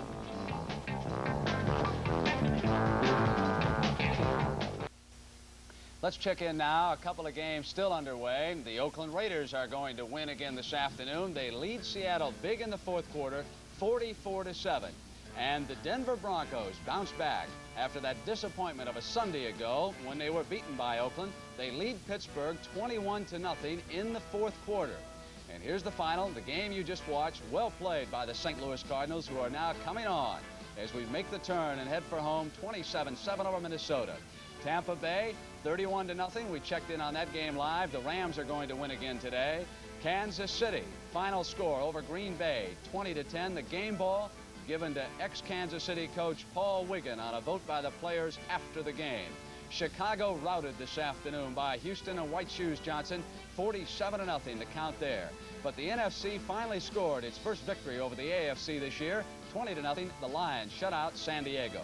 The upset of the day, Buffalo over New England, 24-14. Hooks replaces the injured Simpson and rushes for 156. Grogan tosses 4 interceptions. Cincinnati hangs tough, beat Cleveland 10-7. Anderson was the quarterback all the way, and again it was a Chris Barr field goal that won that game. Miami beats the New York Jets by 4 points, 14-10. Bob Greasy tosses for a couple of touchdowns. San Francisco and Atlanta, another tough game. San Francisco came on in the second half to pull it out, 10-3 the final score. Philadelphia got a couple of touchdown passes out of Jaworski. He also ran for 2 more. 28-7 the final there. And the Dallas Cowboys roll along. 24-10 was the final score there. So now, Phyllis, Dallas goes home, and I was just thinking, a week from Monday night, Dallas and St. Louis meeting. What a game that'll be. With that Conrad Dobler and Young, boy, they are tough, aren't they? They've got a great offensive line down in St. Louis. They really do. You got some other news for us? I certainly do. The Dixie 500. Now, we talked about it earlier today, but it is over now. The Dixie 500 stock car race. Darrell Waltrip came from out of the pack to win it after 266 of the scheduled 328 laps were completed. It was halted first by rain and finally by darkness. David Pearson was second and Bernie Parsons third. Highlights of that race will be seen on CBS Sports Spectacular next Saturday at 4:30 p.m. Eastern Time. Now, a little earlier, we told you that 5 boxing promoters have been asked to pay their back taxes to the state of New York. Combined, they owe nearly $400,000, and they're behind for matches they promoted last year. Here's what they owe. Madison Square Garden Boxing, $260,000. Caesars Palace and Caesars World, $103,000. Don King Productions and Main Event, $32,000. That's a lot of money. Good luck, fellas.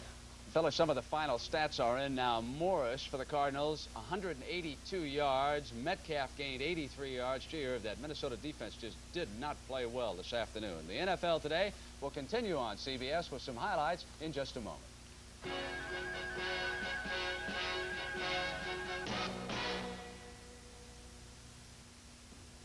Irv, let's check in on the Dallas Cowboys, and then you can ask Hawkins some questions since he covered that game for us. Okay, he was there. Of course, everybody knows by now the Dallas Cowboys defeated the Giants by a score of 24-10, and they needed some breaks, though, from their special teams to get on the board early.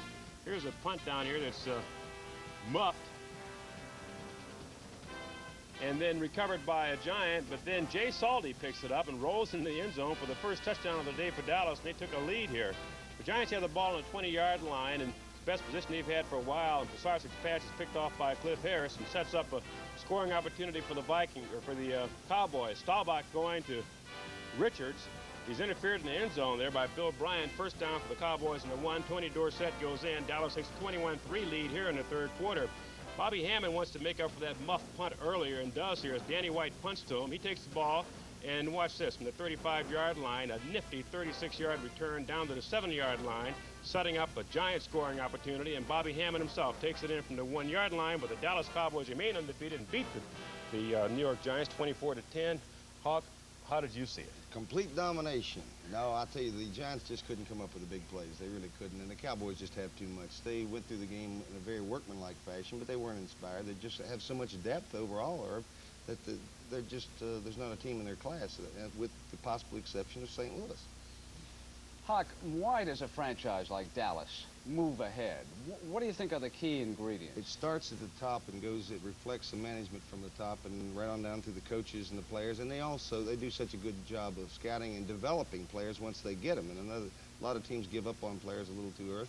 They've just got good organization. If you owned a pro football team, would you look first of all for a real good general manager, player personnel director, or a coach? If you could choose one of the three, what would your first choice be? It would be a good general manager would be my first pick, and then I'd go on from there. And he'll find me a good coach if I get the right general manager. But first, you need the good owner. That's right. Would you ever like to do that, go from broadcasting into manager? No, but I'd like to own a team. $20 million, he can do it. Let's check in on New Orleans and Philadelphia. I'll tell you, the Eagles have got a quarterback, formerly of the Rams. Jaworski's his name. Tossed for 2 and ran for 2 more, including this dive over the top. 7-0 after the extra point. Now watch this catch by Lust. Thread the needle here, Ron, and he does. The Polish Rifles got him at the 6. Jaworski going to the tall man, Harold Carmichael. 74 straight games. Carmichael's caught at least 1 pass. Now, Bobby Douglas forced into action, the blonde bomber, because of an injury to Scott. And he had this pass picked off by John Sander, who stepped into the hole. Sander intercepted 2 for the Eagles today. And here's Jaworski looping another one to Jaworski, and it was 21-0. So now, Jaworski, let's see your second run for a touchdown. Time running out, 28-7, the old bootleg play. And the Eagles roll. Irv, San Francisco, Atlanta. That was a toughie. You know, of course, Huck, you've watched Atlanta for a long time, and the Falcons have a great defensive team, but they just can't seem to get the ball in the end zone. So the 49ers beat them today by a score of 10-3. And on a kickoff here in the third quarter, this is the opening kickoff of the second half, Paul Holford from San Francisco takes the ball and makes a nice return up here to the 47-yard line. Hawk looks like he had a chance to get more yardage there. But on 1st and 10, Jim Plunkett goes to his tight end, Tom Mitchell. He makes a nice catch there, setting up a scoring opportunity for Wilbur Jackson. He goes in from the 1-yard line. That's really all they need. Is San Francisco 7, Atlanta nothing here in the third quarter. And defense, of course, is the name of the game, Brent, when these two teams get together. Woody Thompson looks like he has a good run here off his right end. Is hit, fumbles the ball. Tony Renner recovers for San Francisco, takes it back to the 19-yard line. But watch what happens on the next series of plays. Delvin Williams for the 49ers is hit. He fumbles, and the ball is picked up by Andy Spiva of Atlanta. And the only score Atlanta could get was a Freddie Steinfort field goal, and the game ended that way. San Francisco 10, Atlanta 3. Huck, Atlanta's your hometown. What's the feeling down there now? They've come back this year. Brent, I've never seen a transformation in a team since Eddie LeBaron and the coaching staff that he selected came into the town. They have turned players that thought like losers, that would want to fight everybody that came in after the games to interview them and things like that. the ghost of Norm Van Brocklin is dead, is what it amounts to. They've turned him into very positive thinking people. I have never seen anything like that in my life, ever in sports. Think like winners, you two guys. That a key for a pro athlete? You always have to be positive, Brenton, no matter what you do. But I'm still confused, though, with that Atlanta offense not being able to score any. If they could score 10 points a game, they win a lot of ball games. Yeah, but they've got a very young offensive line. They've got 2 rookies, a second-year man, a third-year man playing. They really only have 1 veteran that you could consider, and that's Jeff Van Note. But if they get that together, then everything else will fall into place. You know that, Irv. Hawk and Irv, Pittsburgh has just scored, but they still trail Denver 21-7. That game now in the 4th quarter. There's a team in Chicago that might be thinking like losers. They got routed this afternoon by the Houston Oilers. 47-0 was the count, and White Shoes Johnson was a key man. Here's the end around. Many of you may have seen it before. He turns it on. Not only that, he gets you down in the end zone, and then he does a little embarrassing act down there on you. And if you're a cornerback, you got to say, oh, do I want to get even with you? But it was not to be for Chicago's secondary. Pastorini had a marvelous day. A lot of time right here. He hit Kenny Burrell for a couple of scores, 85 and 43 yards. Walter Payton was held 79 yards, and he had this turnover right here. Chicago all year has been unable to run against that 3-4. I'm going to ask Irv and Hawk about that as Bingham scoops it up and runs back into the end zone. This made it 38-0. Now, 3rd and 12 on the own 11. Mike Phipps replaced Avellini. He's smeared for the safety. And that gives White Shoes Johnson one more chance to turn it loose. On the free kick after the safety, he busts right up the middle, and it looked like about half that special team had a shot at him. He got over to the outside. Watch 85 lose a shoe. Schubert. He's the last man who could have caught him. And White Shoes has got one more stunt for us, Hawk. He's going to go up over 10 feet and dunk it over the top. Hawk, what about running now against a 3-4? Why should it be different for a team like Chicago? I'm afraid you're probably asking the wrong person. Irv knows more football than I do. Why, Irv told me that you were an expert, Captain Midnight. You used to draw the X's and O's in Baltimore for sure. Well, the difference being, though, that, see, I got to watch a lot of games, but he was playing and then went on to coaching. I'm sorry. Shula told me you were the poker expert on that team. I apologize, Guilty. Hawk. The NFL today Guilty, yeah. will continue on CBS in just a moment.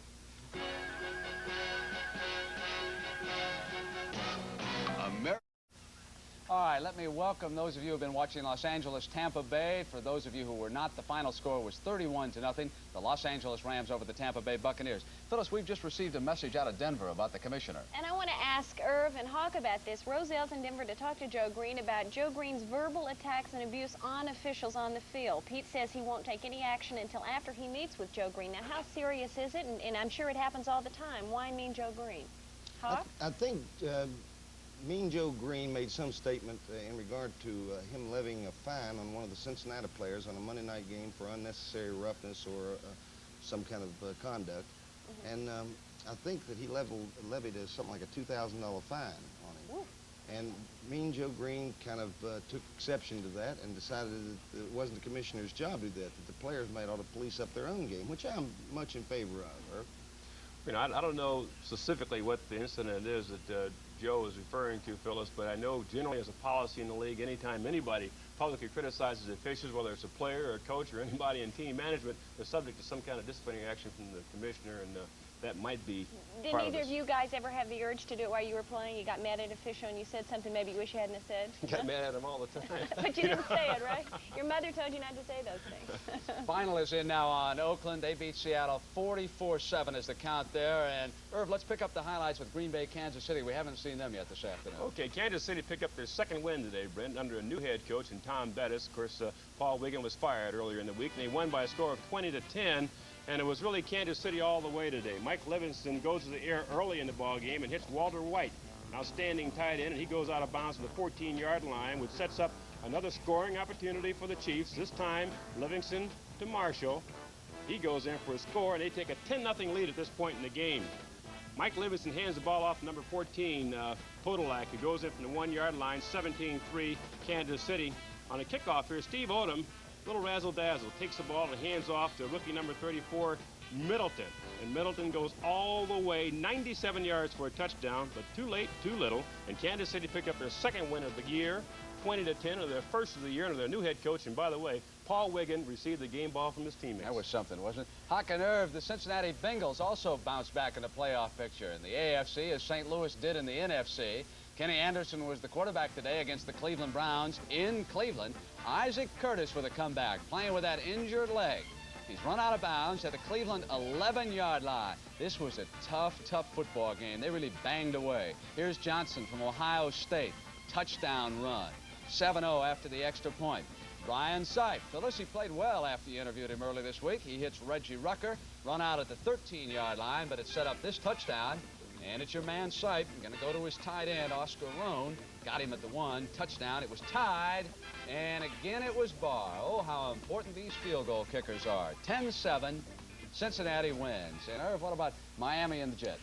Miami and the Jets, 14-10 Miami, Brett. They pick up their 6th win of the year, and the Jets, on the other hand, suffered their 6th defeat of the year, and it looked like it was going to be the Bob Greasy Harris show. In the second quarter, Greasy goes to number 82, Duriel Harris, who rips upfield for a touchdown. Miami 7, the Jets 3. Greasy again, number 82, Mr. Harris. He goes in for another score. Miami 14, the Jets 3. The Jets tried to get back on defense, but Miami's defense holds the Jets. They're inside the 1-yard line. Dahmer is substituting here, throws a touchdown pass to Barkham. And Miami's defense here does the job again. Dahmer, who was in there for Todd, who was injured earlier in the ball game, can't find anybody open, just simply throws the ball away. But too late, too little again, Brent. Miami won the game 14-10. Irv, the commissioner's office just called. They have not yet fined Joe Green, but the commissioner will talk to him after today's game. Let's check in on the standings right now as we have made the turn. We'll start in the NFC East. Dallas Cowboys, and there are the St. Louis Cardinals. With that big win today over Minnesota, they bounce back because that wild card spot in the NFC is so wide open. Now, how about the NFC Central? Well, it is always Minnesota again. But Chicago has to be asking itself, if we had just made a move this year, we would have had a shot. Detroit now beat San Diego today, so at 500, they're not out of the wild card picture. And I'll tell you, Minnesota, the way they played today, they'll have to be much stronger just to hold on to that lead. And in the West, as we've got some fine races brewing, the Rams with a 1-game lead on the Atlanta Falcons, 500. Who would have thought that? And one of these days, Tampa Bay has got to bust loose. San Francisco on the rebound. Over now in the AFC, Baltimore and Miami. And, of course, the story there is Baltimore plays Washington tomorrow night. And how about those Dolphins coming back under Don Shula? That's a good coaching job, isn't it? And New England, what a battle that's going to be. In the AFC Central now, there it is, Cleveland with a 1-game lead over Pittsburgh, Houston, and Cincinnati. Talk about a wide-open race. Western Division now, well, it is the Denver Broncos with that big apparent victory over Pittsburgh. It's still 21-7 in the fourth quarter. They are tied with Oakland, San Diego, Kansas City, and Seattle. And, Hawk, we never get a chance to ask you if you've got any predictions. Who do you think is going to make it to the Super Bowl? I would say right now it looks like Los Angeles and Dallas. They're the best 2 teams I've seen today. You're right. The Cowboys, it's their year. It's their year. In that AFC, I never get to see any of the teams, so I really don't know. Okay, that wraps it up for Alex Hawkins, Irv Cross, Phyllis George. I'm Brent Musburger. We certainly hope that you've enjoyed the NFL Today on CBS. See you next Sunday, everybody. Have a nice week, and stay tuned for 60 Minutes.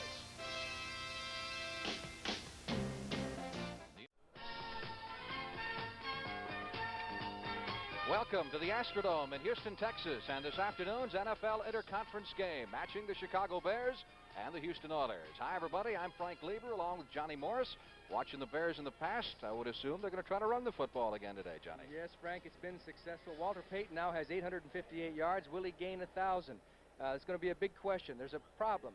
Roland Harper is out. He has a bad knee. Johnny Musso is in there, who did a great job last week. He gained 69 yards. Roland Harper was such a great blocker to help Walter Payton out, but Musso can block, too. A new backfield combination for the Bears this week. It'll be critical. Important game for both teams. They really do need it badly. From Houston's side, they have the worst offense of the AFC, but a lot of injury problems, particularly to Dan Pastorini. And they had quite a reunion, by the way, in the field. Yes, there it is. The big 3, Dan Pastorini with former coach Sid Gilman, who is now with the Bears, and, of course, Bum Phillips, the present coach. Pastorini came on last week, did very well for Houston, although they lost to Cincinnati. But his ankle is better than it has been in a long time. And if the Oilers are going to get their offense going, it's going to have to be Dan Pastorini's arm that does it, because the offense has been very sluggish. Pastorini is healthier than he has been in the past 2 or 3 weeks. They are known for a big play offense, and they like to go for the bomb, particularly to Kenny Burrow. So the Bears are going to have to be wary of that. Oilers, of course, in blue. And Chicago in white. Only the second meeting ever of these two clubs. The Houston defensive line, Kennard there, replaces Curly Culp, who has a back problem but will see injury. They play that 3-4. They have 4 linebackers and, of course, the 4 deep men, and they have a rookie there in Bill Courier. Second down, 8. Penalty marker is thrown as Payton takes the handoff. And the Bears feel that Payton was taking a little unnecessary punishment, and on the second play from scrimmage, we get our first scrap. Well, I think we're going to have quite a ball game, Frank. Noah Jackson saw that the Oilers were kind of manhandling Walter because the whistle had blown, and Noah, who's kind of one of Walter's protectors, was doing a little protecting. Well, the marker was thrown well before the scrap started, so let's see if we'll have an additional penalty on account of that. Jim Tunney is the referee, and he certainly is one of the best in the National Football League. Tunney's crew, which also includes Pat Harder, Burl Toller, Bob McElwee, Pat Knight, and Don Hakes. Now, I'm sure the official is back there telling everybody, that's Mr. Tunney telling the Bears just to cool it, take it easy, let's play football. He's trying to get this game underhand before it gets out of hand, and Tunney is a little upset. Offside against the Oilers. So that costs Houston 5, and apparently be no call in the fight.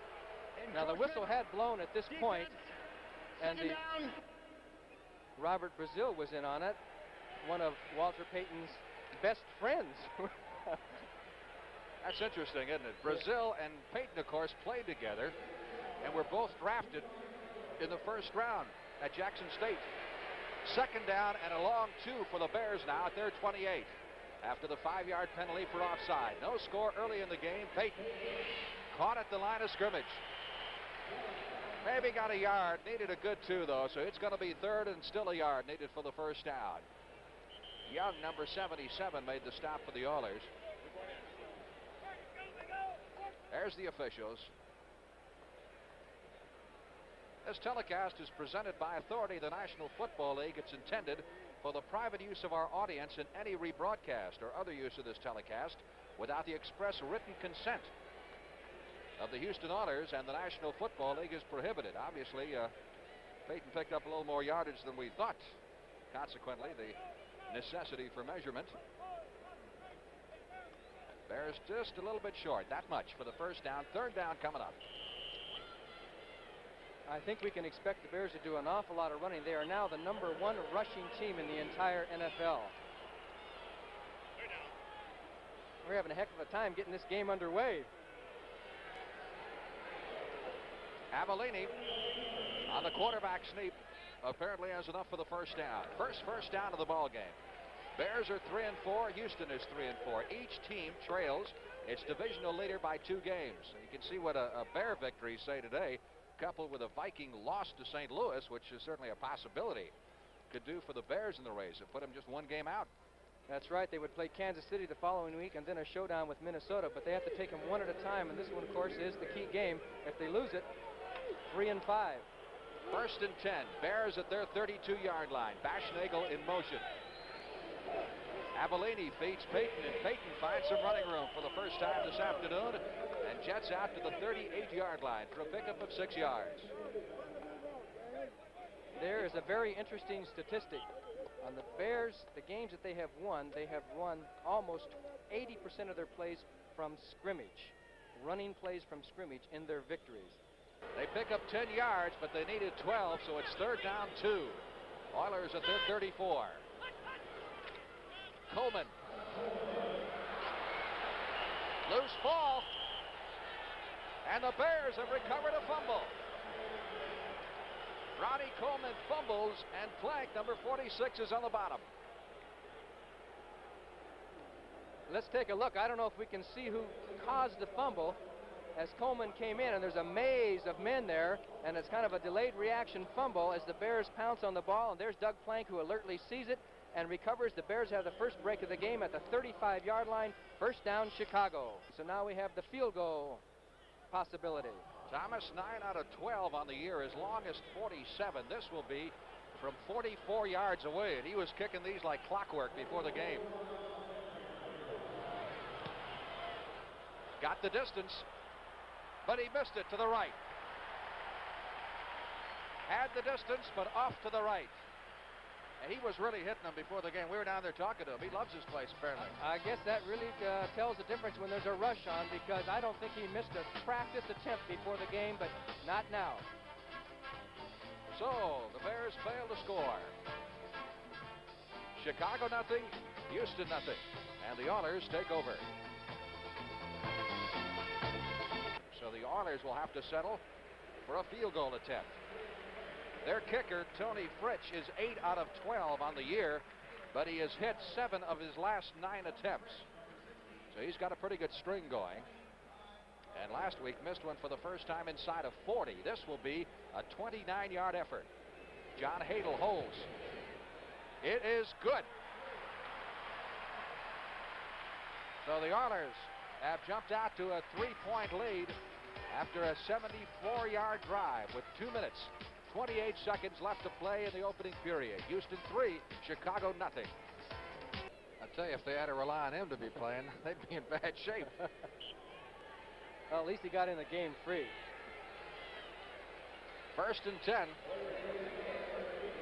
Oilers at their 15-yard line, leading 3-0 on Tony Fritsch's 29-yard first quarter field goal. Dan Pastorini. And he goes long, and he's got Burrow. Burrow is at the 35. 85 yards for a touchdown.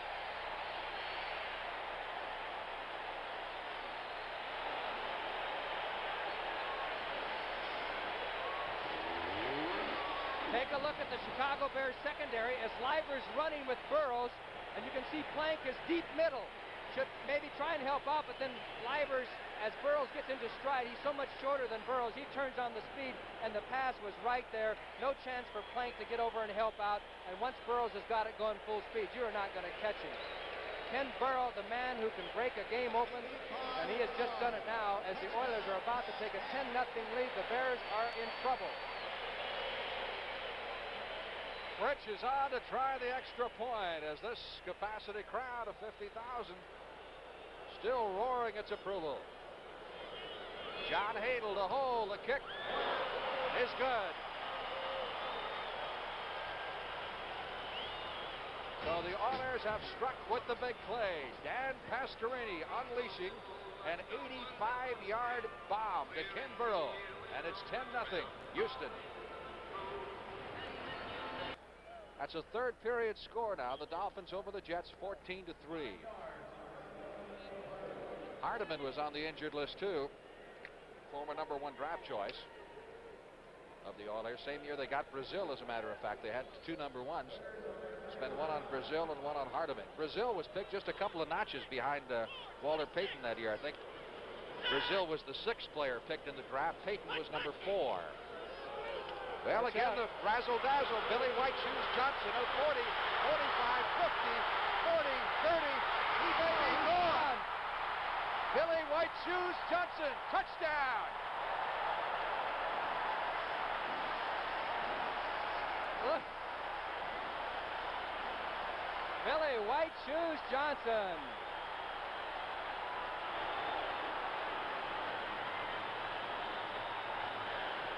Let's take another look. The end around, Johnson at the top, the handoff to Coleman, to Johnson, excellent handoffs. They caught the Bears completely by surprise. Poor Virgil Livers, number 24, had 2 big linemen on him here. He had no chance, and Fensick, 45, was the only one that had a chance to get him. And he turned on the speed. Ellis with the final dive, but no soap. White Shoes Johnson for the touchdown. That's the way the Houston Oilers will beat you, with guys like Ken Burrow and Billy White Shoes Johnson. 3-play drive, and they covered 61 yards again with the big play as Fritsch rams home the extra point try. And the Oilers have jumped out to a 17-0 lead over the Bears with 9 minutes and 17 seconds left to play in the first half.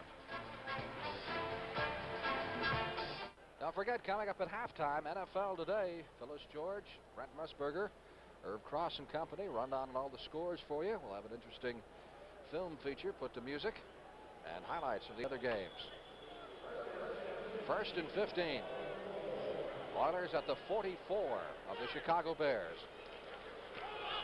Fumble, loose football at the line of scrimmage. Who got it? Jim Tunney trying to unpeel, and the Bears have recovered the fumble. Bears recover a fumble at the 45, and it was Jeff Seavey who got it. Well, it was a draw play to Coleman, and it looks like they never really quite got the handoff correctly. The ball, Coleman never really had his hands on the ball solidly, and Jeff Seavey is 75, you see here. And it looks like Seavey goes over the top and makes the recovery for the Bears. Oilers certainly in one of football's toughest divisions with Cincinnati, Cleveland, and Pittsburgh. It's tough to get into the playoffs. Cleveland is 5-2, Pittsburgh 4-3, Cincinnati 3-4, Houston 3-4. Houston has a chance to go 4-4. Oilers' first year, Bum Phillips had him. Bum Phillips' first year, he had him 10-4, and couldn't make the playoffs. First time ever a club had won 10 games and did not make the playoffs. So Pastorini running out the clock, giving to Carpenter, and that'll do it. So the Houston fans are happy with what they have seen so far, as their left-for-dead offense has suddenly come alive with the aid of some razzle-dazzle against the Chicago Bears this afternoon. And the Oilers head to the locker room with a 17-0 halftime cushion. And the Bears are going to have to come alive. Jim Tunney meeting with the captains to determine who will kick off and who will receive in the third period of play. That's the story here at the first half in Houston. A lot more to come, and we'll be back with you shortly. Next Saturday, CBS Sports Spectacular presents highlights of NASCAR's 18th annual Dixie 500 with the leading stock car drivers racing for the checkered flag. The Pendleton Roundup Rodeo with Larry Mahan and Tom Ferguson heading the field of top cowboys. Plus, the world's strongest men competition featuring the vehicle pull. That's next Saturday at 4:30 p.m. Eastern.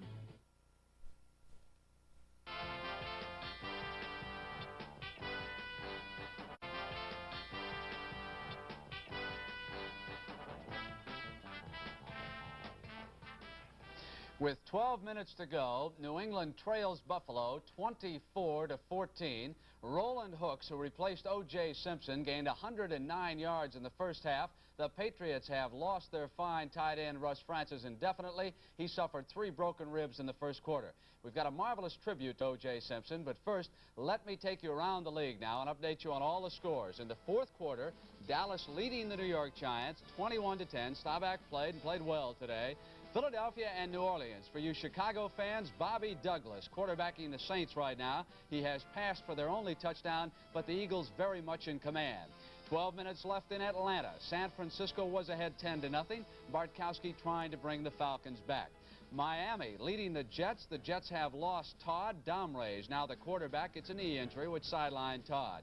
Cincinnati and Cleveland. This is a gut-tough AFC Central game. 10-7 right now, and the Bengals trying to come back the second half of the season. And here's the major story of the day. Without O.J. Simpson, Buffalo in command all the way. The Patriots trying to come back without Francis. Detroit and San Diego, the NFC about to score its first victory over an AFC team. In the fourth quarter, 20-0 right now, the Lions lead. Many of you watching this game, 17-0 at the half, Houston in command of Chicago. The rest of you watching this contest, Kansas City leading the Green Bay Packers under their new coach, Tom Bettis. Yet his score is 10-0.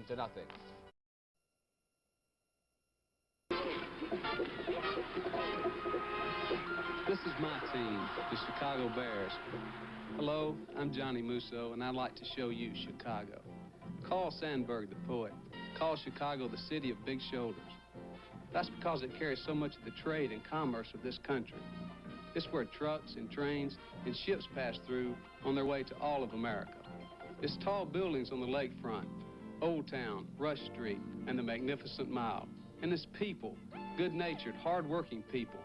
People who work in our United Way, for the Boys Clubs, YMCA, Travelers Aid, and many other agencies funded by our United Way. They take pride in the Bears, in our town, in our United Way. You see, Chicago has more than big shoulders. It has a big heart. On behalf of all our volunteers, we'd like to say, thanks to you, it works for all of us, the United Way.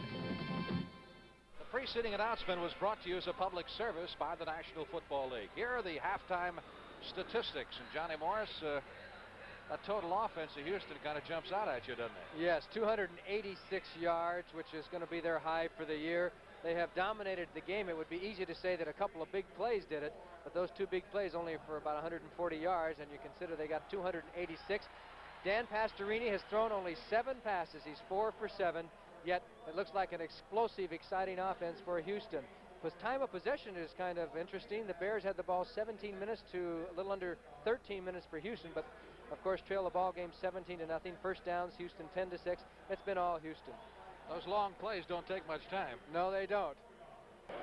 3rd and 10 for the Oilers at the Bear 26. Once again, the 3 wide receivers. Burrow to the left. White Shoes Johnson in the slot. Carpenter's the only setback, and they give it to Carpenter. And Carpenter has a first down and almost has a touchdown. Carpenter is dragged down, is he? Yes, at the 1-yard line. He took half the Bear club with him. A beautiful adjustment by the Houston Oilers as Pastorini did it all. He directed traffic.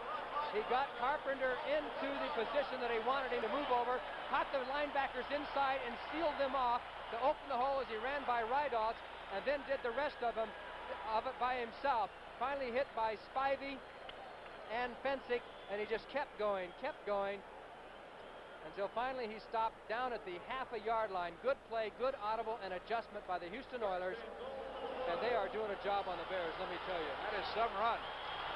25-yard run by Carpenter. First down, goal to go inside the 1-yard line. Hardiman trying to get over. Touchdown. Down Hardiman scores for the Houston Oilers.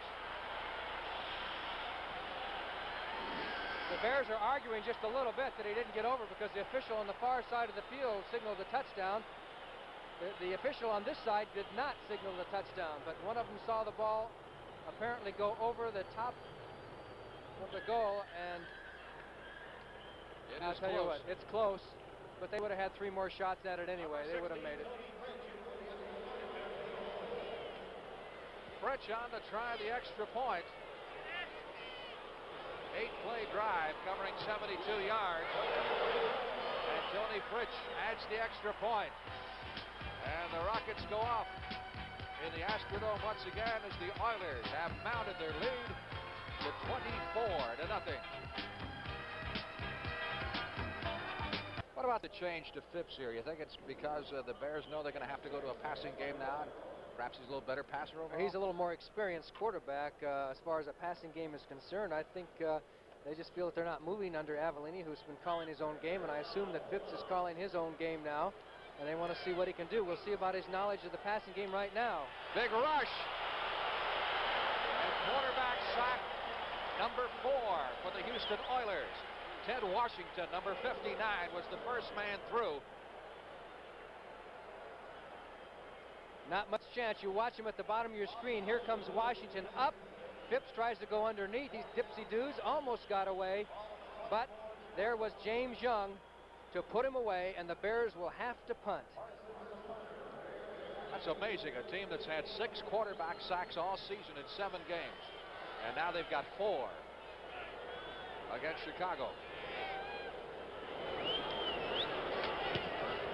Parsons, low kick. Bounces at the 40. White Shoes at the 35. This could be trouble. White Shoes to the 40, to the 45. And down at the 46-yard line. Guy's like a water bug. He is exciting, no question about it. I love his dance in the end zone. It's probably the best I've ever seen. He can really do it once he scores a touchdown. 41 on the punt by Parsons. And a 12-yard return. And we've got a timeout at the Houston Astrodome as the Oilers lead the Bears 24-0. And a mighty blow for the National Football Conference struck by the Detroit Lions this afternoon. They beat San Diego 20-0. Detroit now 4-4. That's the first time this year an NFC team has beaten an AFC club. I'll tell you, Detroit had coming off 2 awful Sundays against San Francisco and against Dallas. Still be 2 games behind. Of course, they've got the Vikings coming up in a couple of weeks. so they'll have a chance to make up at least one game on them. Second down, 9. Oilers at the 44-yard line of the Chicago Bears. Dan Pastorini, a bullet over the middle. Burrow has an easy touchdown. There are flags all over the place. I believe it'll be a pass interference call that obviously will be declined against Virgil Livers as Burrow has his second long touchdown of the afternoon. And Livers is enjoying, or not enjoying, one of the longest afternoons of his career, I'm sure. See if we can see it. One-on-one. They kept the backs in. Pastorini throws. Livers has got to cover him. Made contact before the ball got there, but it just knocked Burrows off stride, and it was an easy touchdown. He maintained his balance, went in. This game has become a rout. 42 seconds left to play in the third period. Hadel will hold Fritsch on the extra point try, as the Oilers can do no wrong. It's good. 3 points in the first period, 14 in the second, and 14 in the third. And the Oilers lead the Chicago Bears 31-0. Bears have been in most every game this year. This is the first time they've really been blown out, isn't it? Well, New Orleans blew them off the map. I don't think they've been blown out. Otherwise, all the other games have been fairly close. When New Orleans got hot, Archie Manning scored several touchdowns. But this, at least they scored against the Saints, though. At least they scored against the Saints, and they're in danger of being shut out. Of course, they shut the Packers out last week. Look at these Houston Oiler fans. Big day, big plays, exciting football. And the Bears, Burrow with a one-on-one situation, not much help. You leave him going one-on-one with the defensive back, it's pretty tough to cover. Los Angeles has jumped on top of Tampa Bay in the first quarter, 3-0. The Rams have a good chance to take over number 1 in the Western Division by themselves because Atlanta lost today. The Rams are 4-3. They could be 5-3, and you got to figure they'll beat Tampa. Second down. Bears need 3 for the first down at their 32-yard line. Payton has the first out at the 37-yard line. So the Bears put together 2 straight first downs and have a mini drive working at their 38-yard line. This drive started back at the 14. The Oiler record for yardage in one game is 582 back in 61 against Denver. That was when it was the old AFL. There you see Kansas City leading Green Bay 17-10 in the fourth quarter. Payton gets the call, gets a block from Earl, trying to get outside, lost the ball. Loose football, pick up on the Oilers. That may be an easy touchdown for Houston, as racing into the end zone is Greg Bingham, number 54, the Oiler linebacker. When it rains, it pours, even in the Astrodome. 34 yards on the fumble return by Bingham. Brazil spikes the ball for him. And that is only the 3rd fumble by Walter Payton this entire season, which is quite an accomplishment itself. But this time, the ball just comes loose, and Bingham picks it up on the bounce as Walter tried to grab it out, and there was only one man who had a chance to stop it, and that was Mike Phipps, and he had 3 guys to go through, and Mike said, it's already 31-0, what the heck? And it was the touchdown for Bingham as the Oilers lead 37-0, and in a moment, probably 38-0. Able to hold. And Fritsch drills another one through. So the rout continues here at the Astrodome in Houston, Texas, as the Oilers lead the Bears 38-0. We'll be back in just a moment. Cardinals have struck again against the Minnesota Vikings. That's a Jim Hart, Wayne Morris touchdown pass. And St. Louis is 2 touchdowns up on the Vikings. And the Bears may have blown a golden opportunity today to pick up some ground on the division leaders. Robin Earl gets the call, and he's gang tackled by that blue-shirted wave who call themselves the Oilers defense. Don't forget, most of you will see that St. Louis, Minnesota game. We'll pick it up in progress as soon as our game ends. Clock moving along here at the Astrodome, 6 minutes and 40 seconds. Now, let's see, the Bears were shut out by the Atlanta Falcons 10-0, third game of last season, regular season play.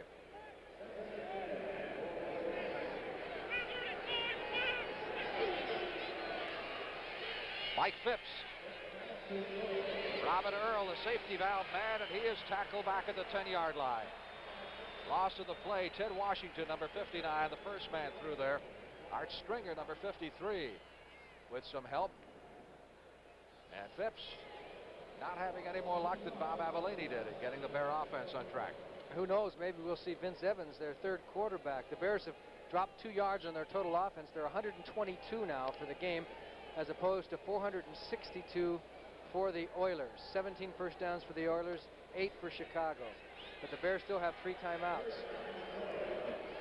Third down, 12. Well, those timeouts going to come in handy. Uh-oh. And Phipps is trapped in the end zone for a safety. Mike Phipps is pinned in the end zone for a safety.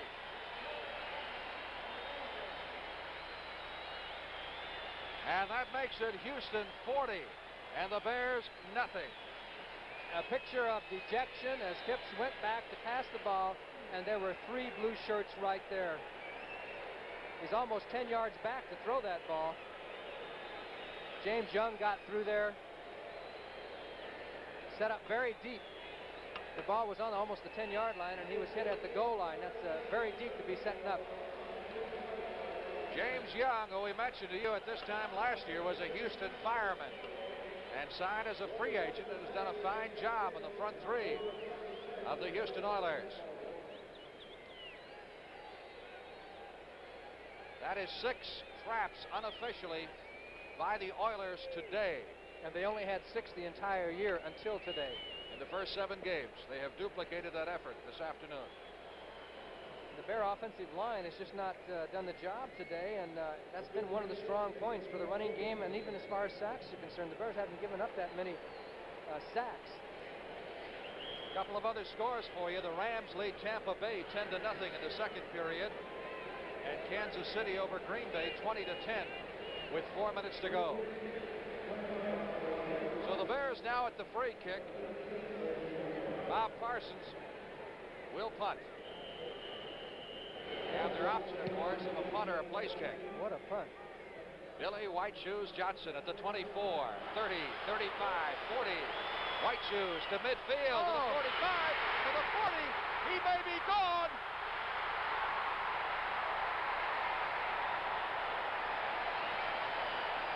Oh, over the crossbar. Oh, White Shoes.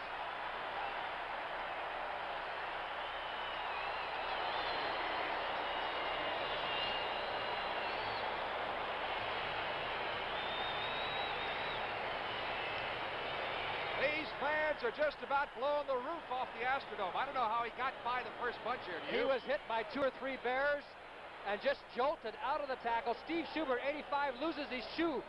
He was the only one that could have made the tackle, and his shoe came off, and that was it. He wasn't going to catch him anyway. And here it comes. Get ready. Dunk it. Yeah, he did it. That's 10 feet high, folks. 10 feet. That's the 3rd dunk I've seen this year. Henderson of Dallas and Richard Wood of Tampa Bay did it in the same game. That may become fashionable. Who knows? 5 minutes, 24 seconds left to play in the game. And the Oilers lead it 47-0.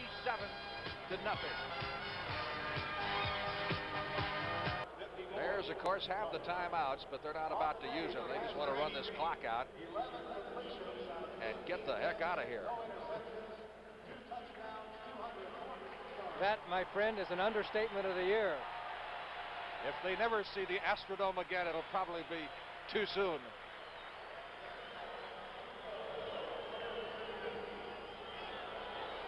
Third down. Oilers need 3 for the first down, and the Oilers have set a bunch of total offense records this afternoon and individual pass receiving records. Penalty marker down as the clock stops with 25 seconds to go. Oilers are at the 470-yard mark in total offense against the Bears 125. This is probably the only stadium in the league that keeps total offense running for you on the scoreboard. So you can look up anytime you want and see what each club has done. Here's Jim Tunney with the penalty call. Offside, offense left end, third down. So the penalty moves it back to the 10-yard line. It'll be third down 7. Could be the last play of the ball game. Mercifully for the Bears, let's hope it will be. Oh, big hole for Carpenter out to the 20. First down at the 28, but that'll be it. And that will put the Oilers almost at the 500-yard mark for total offense for the afternoon. So that's it. Our thanks this afternoon to our producer, Dave Fox, and our director, Chris Erskine, and the good people who've helped us with our telecast from the Astrodome in Houston, Texas. It was the Oilers all the way, 47-0. Stay tuned as the NFL Today continues after this word from your local station. At Arrowhead Stadium in Kansas City, Missouri, it's the Green Bay Packers and the Kansas City Chiefs. Hello, everybody. I'm Lindsey Nelson with Paul Horning here in Kansas City for the Packers and the Chiefs, both of whom have had disappointing records so far. Packs 2-5, the Chiefs are 1-6, and they have a new coach. They sure do. It's no stranger to you fans sitting up there in Wisconsin. Tom Bettis, formerly with the Packers, a great friend of Bart Starr. In fact, they saw each other a little before the coin toss here at Arrowhead Stadium. I'm sure they're friends. They've got nice things to say, but as soon as that kickoff goes, they're going to be enemies. Bettis took over an emotional setup here, didn't want to take the job, but then relinquish his ideas and said, I will take the job as head coach. Today he's going to start the veterans, going to Livingston at quarterback, Podolak at a running back, and John Brockington at a running back. Well, he's no dummy, is he, Lindsey? He's going to go with John Brockington. I think that's an emotional sight for Kansas City. Brockington, yesterday, I talked with John. I think he's ready. He's ready. He wants to play, and I think you might see him run a little bit harder than Green Bay fans have seen him in the last couple of years. Green Bay Packers, of course, are coming off a 26-0 loss to the Chicago Bears. They gave up 375 yards rushing, Lindsey. Of course, Walter Payton, what are you going to say about him? He's one of the greatest backs in the league. But Green Bay, both these teams are last in the league in almost every defensive statistical category. They're going to have to play a lot better. Both teams 2-5, as you said. Green Bay 1-6. This is the worst start Kansas City has ever had in their 19-year history. So they've got to improve a lot. They're trying to get back to the respectability. It's artificial turf here at Arrowhead Stadium. The temperature's in the high 50s, and we have an overcast afternoon. Brings up a fourth down, and coming on is Jan Stenerud and the field goal unit. Stenerud, oddly enough, is 1 for 4 so far this year in the field goal department. Well, they've been behind early and by a lot of points. And that's why Stenerud has not attempted too many field goals this year. Made his first one. Now he's missed 3 in a row since made his first field goal of the year in the first game. Tony Adams will hold for him. It'll be a 23-yard attempt. Hash marks left. Tony Adams puts it down. Jan Stenerud boots the 23-yarder. It's good. And so the score is the Kansas City Chiefs 3 and the Green Bay Packers nothing. Kansas City Chiefs have taken the ball on the opening kickoff, driven down, and have scored with a 23-yard field goal, and they lead 3-0 in the first quarter.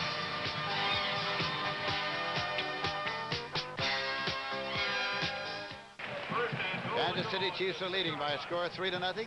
They're driving here with a first down and goal to go inside the 4-yard line.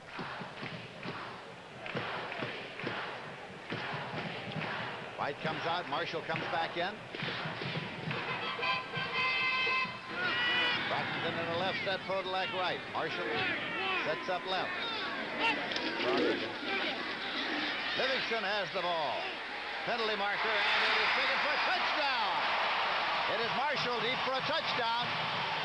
Well, he was all alone deep in that end zone after the fake to Brockington up the middle play action. Check out the penalty. And I think it's going to go against the Pack. I think you're right, and I think they'll decline it for the touchdown. Here it is. Play action right up the middle, and number 89 has slipped through in the back of the end zone. A good pass by Mike Livingston right on the button. That's his 6th touchdown pass of the year. Packers were offside. The penalty has been declined by the Kansas City Chiefs. The touchdown stands. Conversion attempt coming here. Jan Stenerud will attempt. He's 12 for 12 in points after. Tony Adams will hold for him.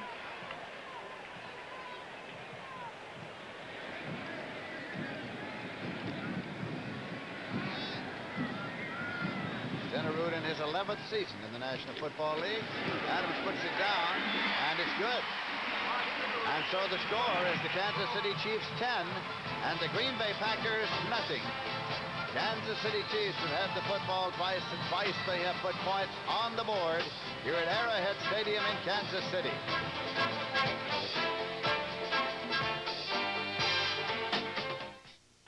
First and 10 now for the Green Bay Packers. The ball at their own 45. Kansas City Chiefs are leading here by a score of 10-0. And we have 3 minutes, 45 seconds left in the quarter. First quarter. Torkelson in motion outside right. Dickey rolling. Playing is intercepted at the 50-yard line by Jim Lynch.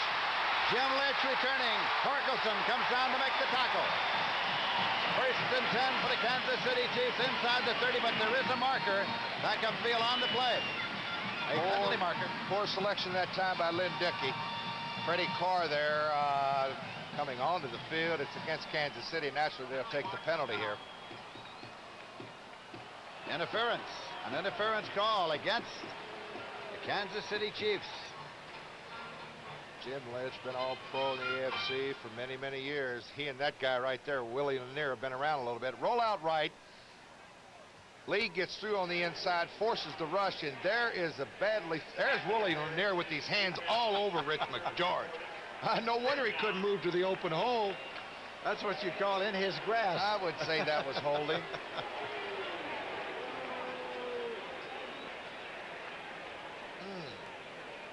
Might be a costly penalty here.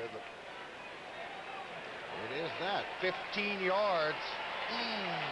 Against the Packers. They would have been trying about a 36-yard field goal. Now it's going to be considerably longer. Back to the 33-yard line. Chester Marco. David Beverly will hold for him. This will be a 51-yard attempt. They elected to punt earlier in this game, 1 yard shorter. Now he's up to where it's a 50-yard attempt. Short, wide. They go over at the line of scrimmage, but it won't go over because time has run out. And that penalty was costly. It cost them 3. It did that. The unsportsmanlike conduct penalty moved him out of range, moved the ball back. The field goal attempt is no good. So the Green Bay Packers have been unable to score in the first half of the ball game. And the Kansas City Chiefs are leading 10-0 at the end of the half. Let's look at Chester Marco here. You can see he hooks it a little bit, and he gets a little bit under the football too much. No question about that. Wide to the left. So we've got a 10-0 lead at halftime for the Chiefs.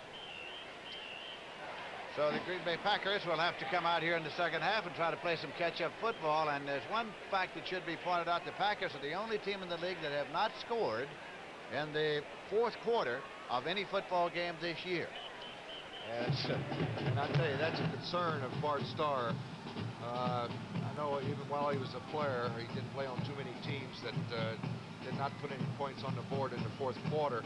And especially if you're a coach, that's one of the tough things. If you had to pick a quarter not to, not to put any points on the board, and naturally you pick the first. And their inability to put any points on the board in the fourth quarter could tell here. Bart Starr says, of course, that the fact that their offense hasn't been able to move can be attributed in great part to the fact that they played musical chairs. Here. Bart Starr says, of course, that the fact that their offense hasn't been able to move can be attributed in great part to the fact that they played musical chairs with the offensive line for much of the year. It's been a hard time trying to find a real good unit there.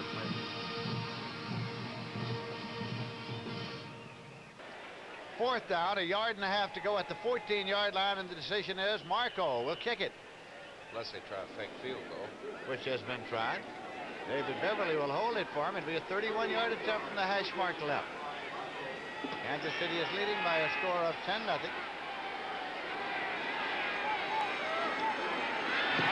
boots it. It's good. A 31-yard field goal by Chester Markle is good, and the Packers are on the board with 9 minutes, 11 seconds remaining to be played in the third quarter. It is Kansas City 10 and the Green Bay Packers 3. So now, with a great deal of time remaining in this game, the lead has been cut to 7 points.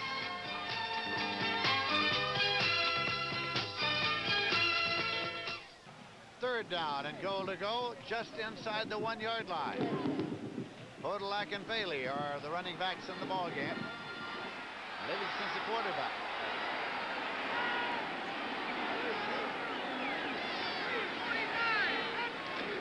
Podolak, touchdown, penalty marker, penalty marker. There's a linesman's flag. Let's check it out. Was it against the red team?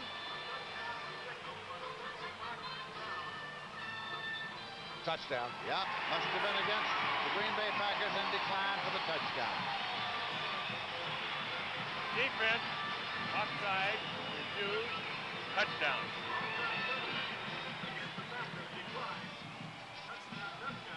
Just right over the middle. Good end zone shot here. There's a fullback helping out. Ed Podolak just hunches his way in for 6. Conversion attempt coming here now with Jan Stenerud in to attempt it. Tony Adams is in to hold for him.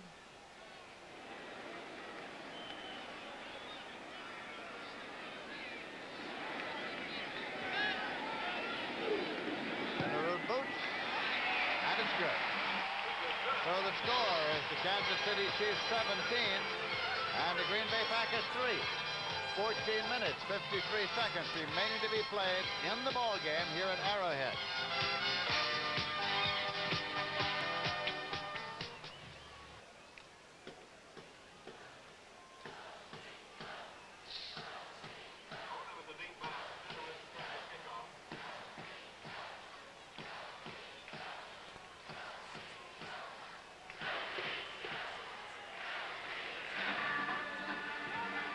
Stenerud is kicking off. Odom takes it at the 3-yard line. He's back to the 10. Now on a reverse. Middleton has it. Oh, yes he does. He's at the 30, 35. Middleton at the 50. Down the sideline, and Middleton is gone all the way. Middleton is gone all the way for the Green Bay Packers. Odom handing it off on a reverse to Middleton on the kickoff. Beautiful, beautiful play. 97 yards. Boy, when Middleton got down to the sidelines, it was no question. He was gone. Watch this. Beautiful execution here by the Packers. Odom on the right side, hands off. As he picks up a good block right there. Couldn't pick up the number. But there, the Middleton, the rookie, nobody's going to touch it. 97-yard touchdown return for the Pack. And they're right back in this football game. That's the first points they put on the board in the fourth quarter all season long. A Packers sideline in high jubilation, including Bart Starr with a handshake for Turdell Middleton. Conversion attempt coming now. Beverly is holding it for Chester Markle. Good coaching move on that play. That might just move them up a little bit, boys. Markle with the extra point. It's good. So the Green Bay Packers have come back with a touchdown and a conversion to make the score now. Kansas City 17 and the Green Bay Packers 10. 14 minutes, 35 seconds left.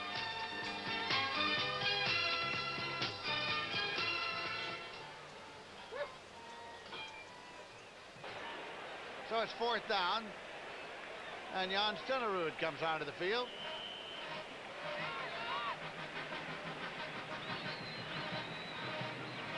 Stenerud had a 23-yarder to climax the first possession by Kansas City today. Well, he should have no problem with this. Almost like an extra point. 22-yarder. Tony Adams is holding for him. Stenerud. And it's good. And so the score is Kansas City 20 and the Green Bay Packers 10. With 4 minutes, 47 seconds remaining to be played in this game here at Arrowhead Stadium in Kansas City. All right, Lindsay, would they do it again? Would they try the reverse again? It worked so beautifully for 97-yard touchdown. Well, we'll have to wait and see. I'll tell you one thing. They also could have that fake reverse in their game plan, too. Yeah. Coming up next now, St. Louis Cardinals and the Minnesota Vikings. You'll be seeing that one over most of these same stations at the conclusion of this telecast. We have 2 minutes remaining to be played in this game. Green Bay has the ball, 4th down, 2.5 yards to go at the 45-yard line of the Kansas City Chiefs, and they are, of course, going to go for it at this stage in the game, trailing by 10 points. Well, they got to have it. They've got to have it if they want to have a chance to put some points up. They don't get it. They don't get it at all, as Turdell Middleton was popped by Whitney Paul. Whitney Paul, number 64. Second-year man from Colorado with the big stop. Ball goes over. Ball goes over to the Kansas City Chiefs in excellent field position, their own 47. Few more scores as the clock ticks away, 47-0. I'll tell you, Houston scored every way possible. Fumble, recovery, kickoff, return, couple touchdown passes. Los Angeles, 10-point lead, second quarter, Tampa Bay. That's it. Color this one history. 3 seconds, 2 seconds, 1 second, and that is it. Time has run out and the ball game is over. Kansas City Chiefs have their second win of the year. Tom Bettis, in his debut day as a head coach in the NFL, has a victory, and Bart Starr is there to congratulate him. The Pack is now 2-6. Kansas City is also 2-6 for the year, as Kansas City has won the ball game by a final score of 20-10. Stay tuned as the NFL Today continues after this word from your local station.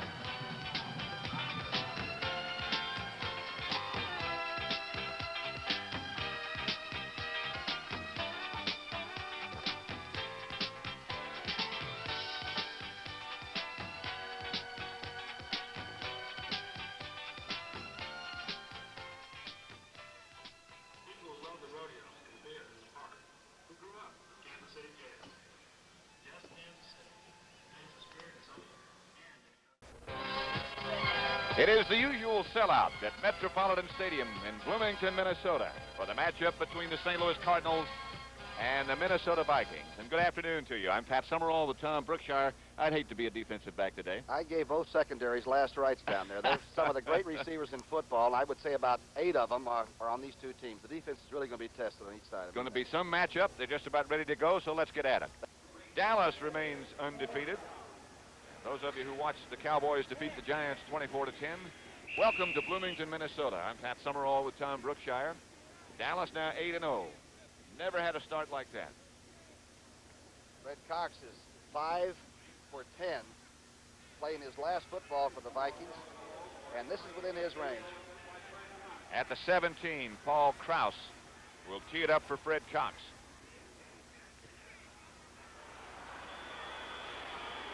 No good from the veteran. I can't believe he missed that one. Guess it was too close. Not the Fred Cox that we have been accustomed to seeing. Nothing here. 3rd and goal to Minnesota 2 for the Cardinals. No score yet. Hart goes outside, touchdown Metcalf. He wastes no time to get rid of it. Jim Hart with a good fake. Nate Allen on the coverage. 80 yards they went in 10 plays, and here's the climax. 6 touchdown pass for Jimmy Hart, who no longer has to throw it all the time because he's got the good running game, and even the spike is quick. Everything Metcalf does is quick. Hey, that looked like dummy scrimmage. That looked like they were working out back in St. Louis. Jim Bakken with Roger Worley holding. Flag goes down. The extra point by Bakken is good. And we'll hold it for just a second and see what the discussion is about. Patrick, we tried to touch on it, and we don't like to come out and say things. Fence offside. Point is good. 5 yards on a kickoff. But the Minnesota defense is no longer the bunch of stingers they used to be. They're not a physical team on defense anymore. It is 7-0 St. Louis. And I was trying to figure out when I'd ever seen Jeff Wright have an injury. He's had 5 knee operations, but it always happened in the off-season before he came back to play. That's pretty bad when you get hurt in the off-season. 5 knee operations? 5. Still plays super. Ball at the 4. 2nd and goal. Metcalf and Morris, the 2 running backs. Hart fakes and fires. Touchdown again. Morris, I believe. It is Wayne Morris. The Cardinals went 44 yards in 5 plays. They lead now 13-0. Morris's first touchdown catch, and the key to the feint is how quickly Jimmy Hart loads it up and throws it. Watch this. He doesn't take much time. The offensive line, by the way, is doing a superb job. Look how quickly he throws it. Wright's got his back turned. Morris gets number 1. That will not be the last touchdown pass 24 is going to catch. Jim Bakken with Worley holding, splits him. Makes it St. Louis 14, Minnesota nothing. We have 9 minutes and 26 seconds left before the half, and the Cardinals, with their offense in high gear, lead the Minnesota Vikings 14-0. Don Coryell looking at his offensive unit now, which has been most impressive. 3rd and very short yardage for the St. Louis Cardinals, who lead Minnesota 14-0 in Bloomington, Minnesota. 3:39 left before the half. Steve Jones, one of the running backs. Straight ahead, Morris, touchdown. His second of the day. And it looks so simple. And here come the Blues again. Roger Finney and Bob Young on the left side. They just took Alan Page and Mulaney and buried him. Let's watch it. Page was on the nose. They just blew him right through there. And we've said earlier, he hits the line at full speed. He's flat out after 2 steps. 80 yards in 7 plays for St. Louis. It is now 20-0. St. Louis over Minnesota. The extra point is blocked. No good by Bakken. So the Cardinals' lead remains at 20-0. Matt Blair may have gotten a hand on it. That's about the only thing we've had the people cheer about around here. The thing right now the Cardinals have to worry about is keeping the intensity up. For some reason, the Vikings can't really get it started. They don't seem to be mean or miserable or anything right now. Blair got a hand on the extra point and deflected it. So that was not good. And look at Coryell. Look at his reaction. It is still 3rd and goal, but now the ball is back at the 12-yard line. Clock ticking away now, just over a minute left before the half. St. Louis leads it 20-0. Tarkenton drops straight back. Fires into the end zone. Almost picked off by Roger Worley. Sensabaugh went back into the corner too, didn't he? No, that's Roger Worley. Almost ended up on the pipe. Now he's sitting down on it. That's the yard line marker that you're looking at right there. Tarkenton walks to the bench, and Fred Cox comes on. But Grant, though, wants to get off the Snyder, Patty. You know, you don't want to see that 0 up on the board. Get 3 now, and there's a blocked extra point involved, so you feel you'll still be able to come back and get into the football game. 28-yard field goal attempt coming up here by Fred Cox. With Paul Krause holding. Cox drills it. Not good again. And again the Blues welcome Fred Cox. That's 4 in a row he's missed, including last week. The Vikings get there, and again, they get nothing. Graham didn't say a word. Look at it. Fred Cox, unusually inconsistent. And again, Grant says nothing. Just looks. Boy, that look can turn your lights out. Starting to drizzle just a bit now. Ball just shy of midfield where it'll be 1st and 10. I think I've ever seen the crowd quite this quiet here. Anywhere. Last play of the first half. Hart.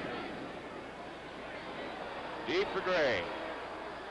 Picked off and out of bounds. That'll do it. It's as good as a coffin corner punt, though, isn't it?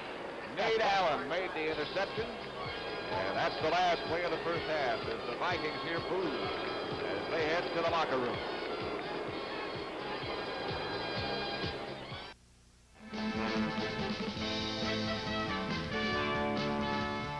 All right, Cincinnati bounced back into the playoff picture this afternoon, beating the Cleveland Browns by a score of 10-7. Quarterback Kenny Anderson completed 14 of 19 passes for 153, including this to Isaac Curtis at the 16-yard line of the Browns. Curtis out of bounds, and it sets up this touchdown. Pete Johnson under fire from Boobie Clark, his teammate, who says I should be playing. Well, Johnson showed him it was 7-0. Here's Brian Sipe, 20 of 28 for 189 yards for the Browns. This one to Rucker, run out at the 13, sets up this touchdown. Sipe wants his tight end, Oscar Rohn, at the 1-yard line, and Rohn in for the score. It was tied at 7. And for the second week in a row, Chris Barr won it with a field goal, 10-7. Cincinnati's record now 4-4, and the Cleveland Browns are 5-3. Let's now get you up to date on all of the games that are underway and all of the final scores. Oakland leading Seattle 20-0 in the second quarter. Denver has just scored again, 21-0 ahead of Pittsburgh. The Steelers are in trouble right now. St. Louis, the game you're watching, leading Minnesota, and I'll tell you, that missed extra point could still prove to be a problem in that game. Los Angeles leading winless Tampa Bay by 10 in the second quarter. Now final scores.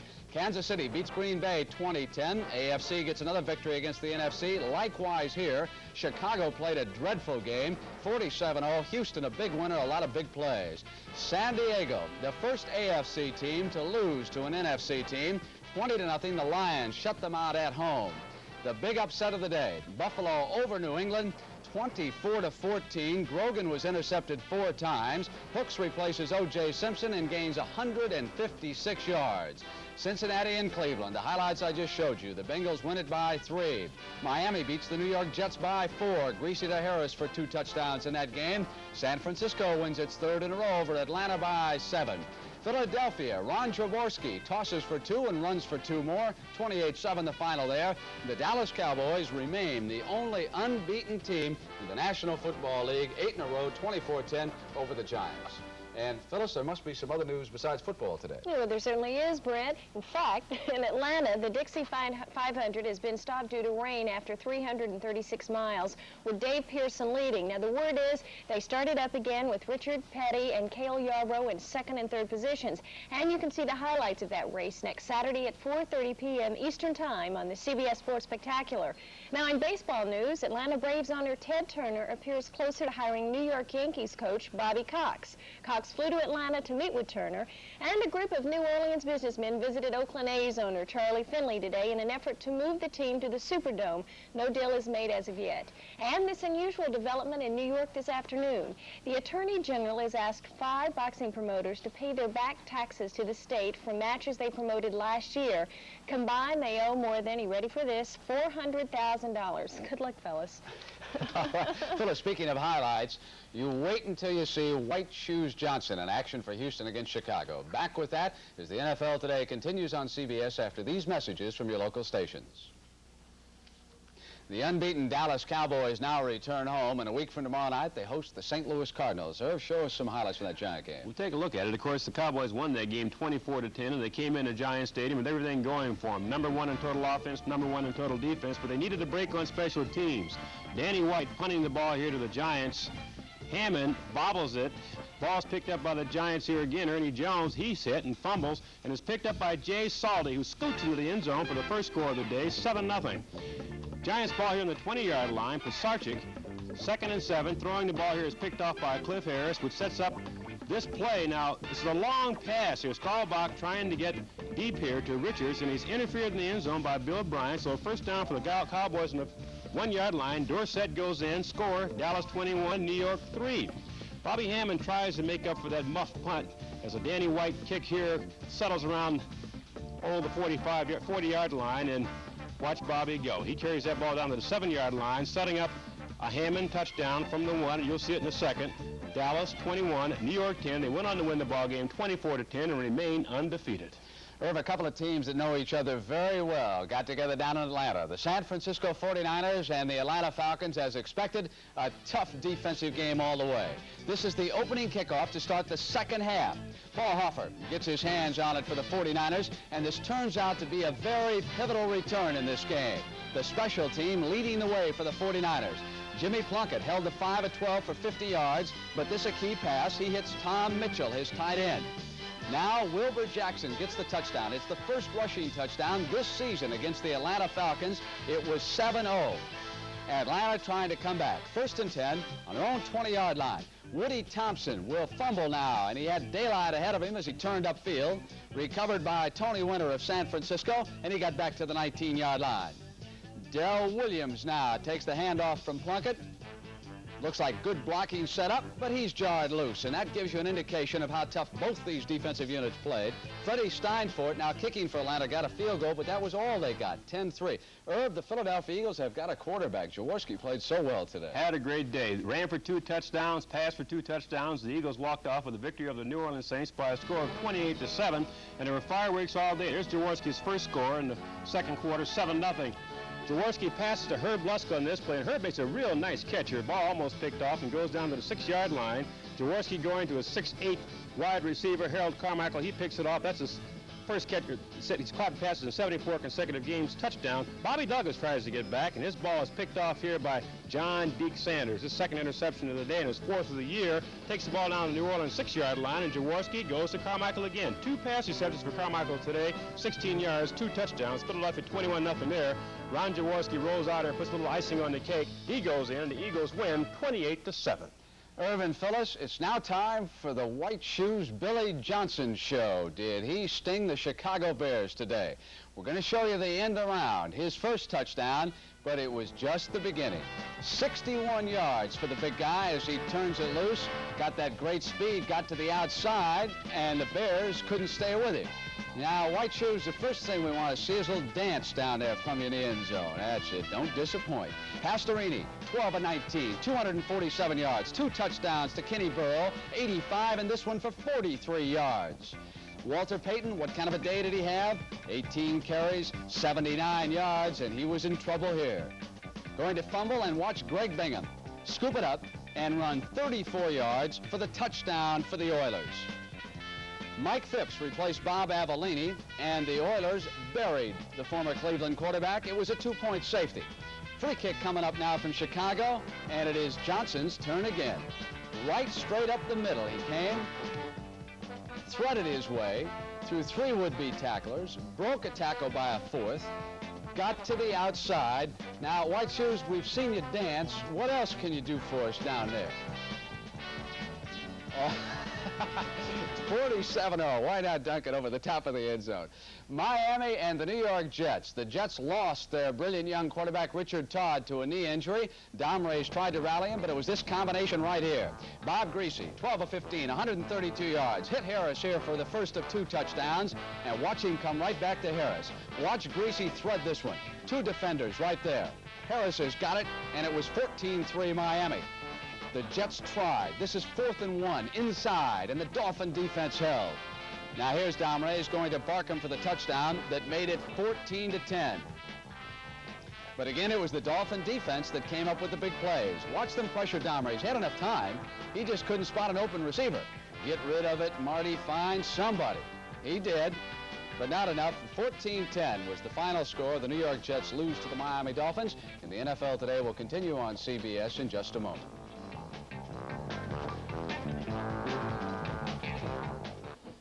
Cardinals have returned to the field. The Vikings have not as yet. I guess they got a lot. That might not be a bad idea. I can't remember seeing them so sluggish. Can you? Well, we saw the Rams sort of roll them over a couple of weeks ago, but I've never seen anything like the statistics at halftime. The Cardinals have 258 yards total offense, and that's an entire game for the Viking defense normally. And the bottom line is points, Patrick. Tarkin is 11 for 18 for 77 yards, but there are no points to speak of. There are no turnovers. They're just being handled offensively. It is not that Minnesota hasn't been able to move the football, because they have. Fred Cox has missed 2 field goals. Those are the halftime statistics that Tom was just talking about. The only incompletion by Jimmy Hart was the last one, when he sort of disdainfully decided to throw it into the corner and maybe get a touchdown on Mel Gray. Look at this. 124 yards rushing and 134 passing at half. Bud Grant and his Vikings have returned to the field, and I imagine that he had some words of encouragement or words of disdain or whatever. But at any rate, the score is the St. Louis Cardinals 20, the The Minnesota Vikings, nothing. Remember the first original drive, a very good one by Tarkington, you see him warming up there, ended with Fred Cox missing that first short field goal. And that had to take a lot of the air out of the sails right there. Bud Grant and Chuck Foreman trotting back across the field. Foreman had a good first half.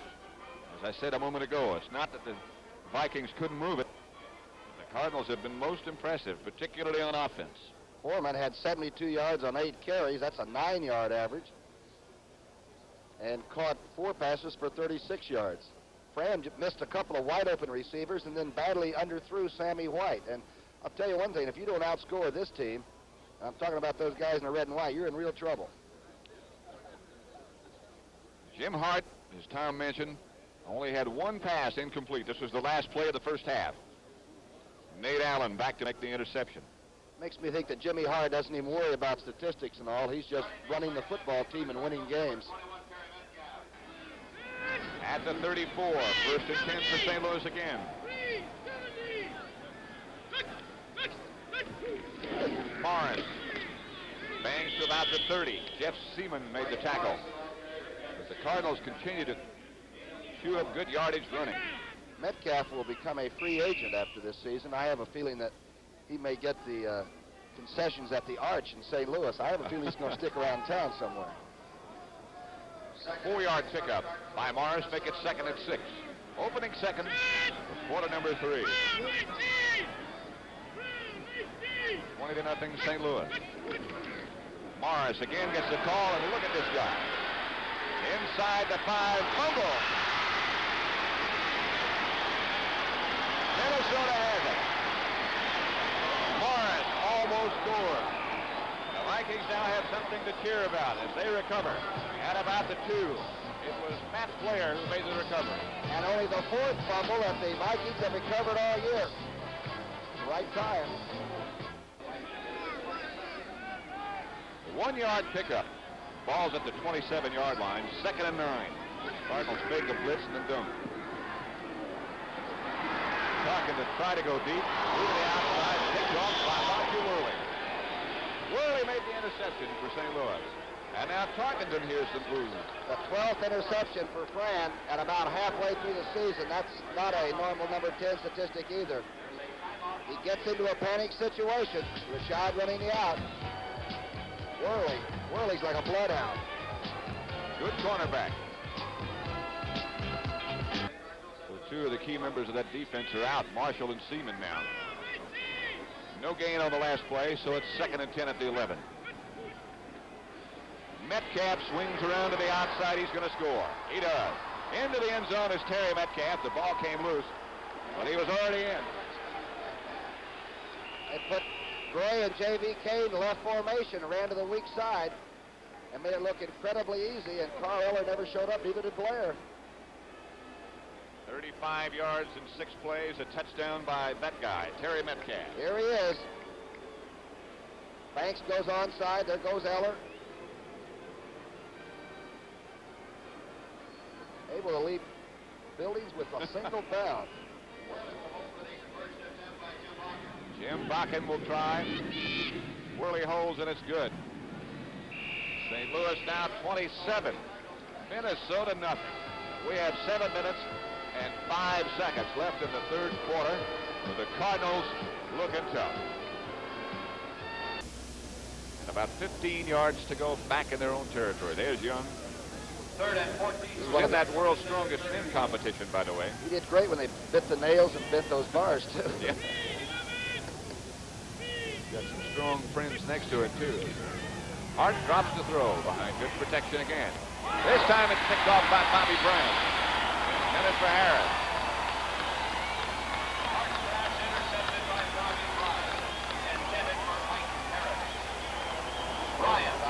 The 3rd interception for Bobby Bryant. As we've said, he's been such a quality big player for the Vikes. They try to start up front, but Hart had time. This is just good defense. Chuck Foreman checks back in, and he and Johnson are the running backs.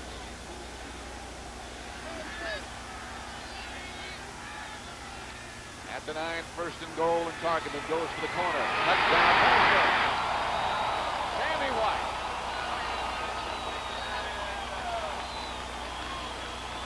Touchdown number 5 for 85. Very simple turnout pattern into the end zone. Here he is driving Nelson off. He cuts it in good. Good pattern. You don't see a lot of receivers able to make the good cuts anymore. Pretty hard to cover a guy with that kind of ability. Paul Krause holding for Fred Cox. Block! Cox's extra point attempt is blocked. 27-6.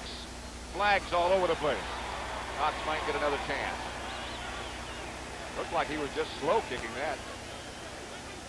Didn't get up either. No. It was blocked waist high.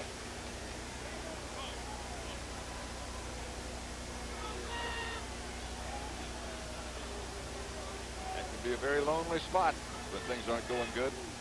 Nobody would know better than you, Patrick. The leg feels like it's going to fall off, huh? Oh, boy. The jelly in the kneecap.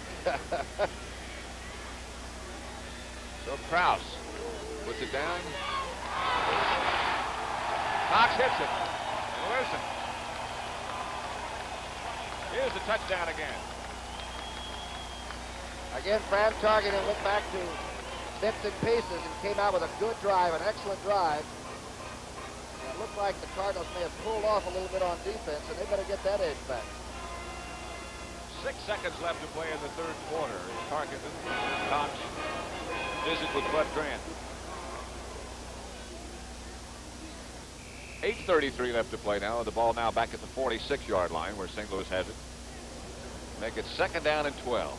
And Hart hasn't thrown in a while. 2nd down 12 for the Cardinals at the Might now. 46.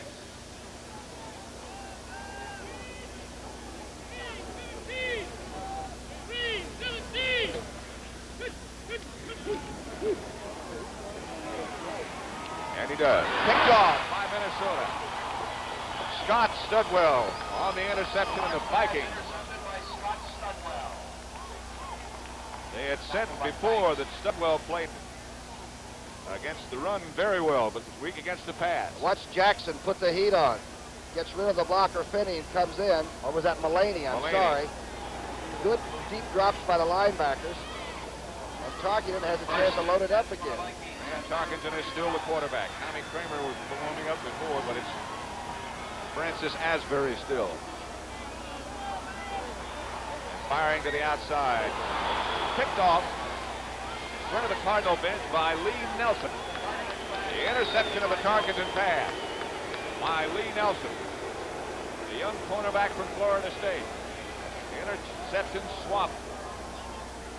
Kept the ball, too. First play, direct turnover, third interception by Fran Tarkenton.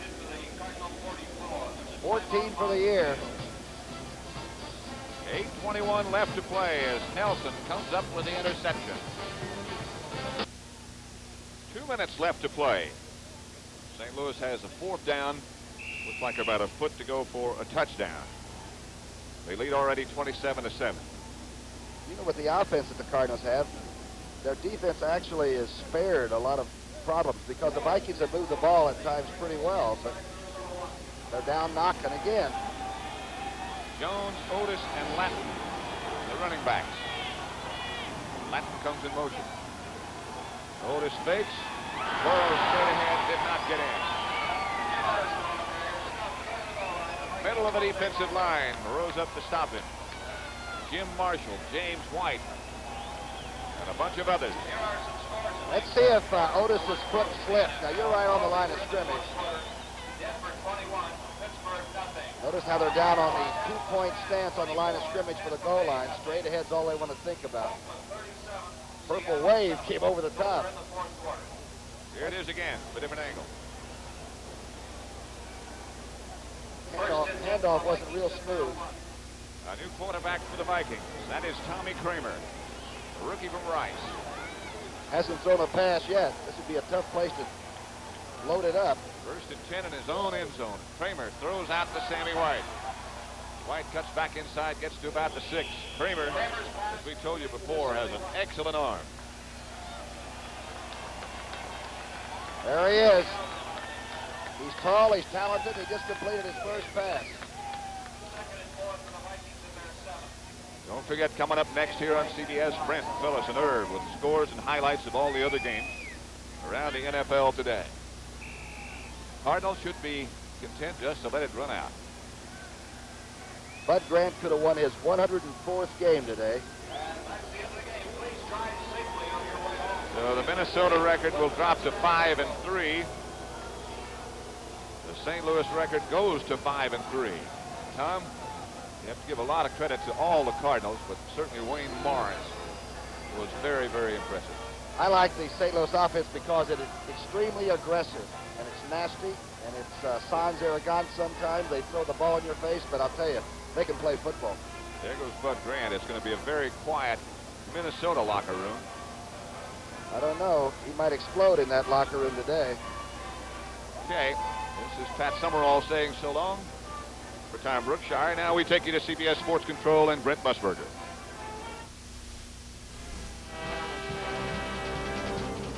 And the St. Louis Cardinals bounce back into that playoff picture this afternoon with that big victory over Minnesota.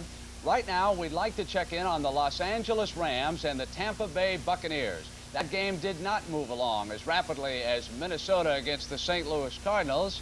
And, of course, we will be checking in to see exactly what has happened. I saw Vince Ferragamo report into the game for the Los Angeles Rams, and we'll see how he's doing. They come up to the line of scrimmage, and they've got a chance now to score again. It is 24-0. This is live, what you're watching. Rams lead the Buccaneers right now. That's Ferragamo, the rookie from Nebraska, and they run the sweep right, and the Rams are stopped just short.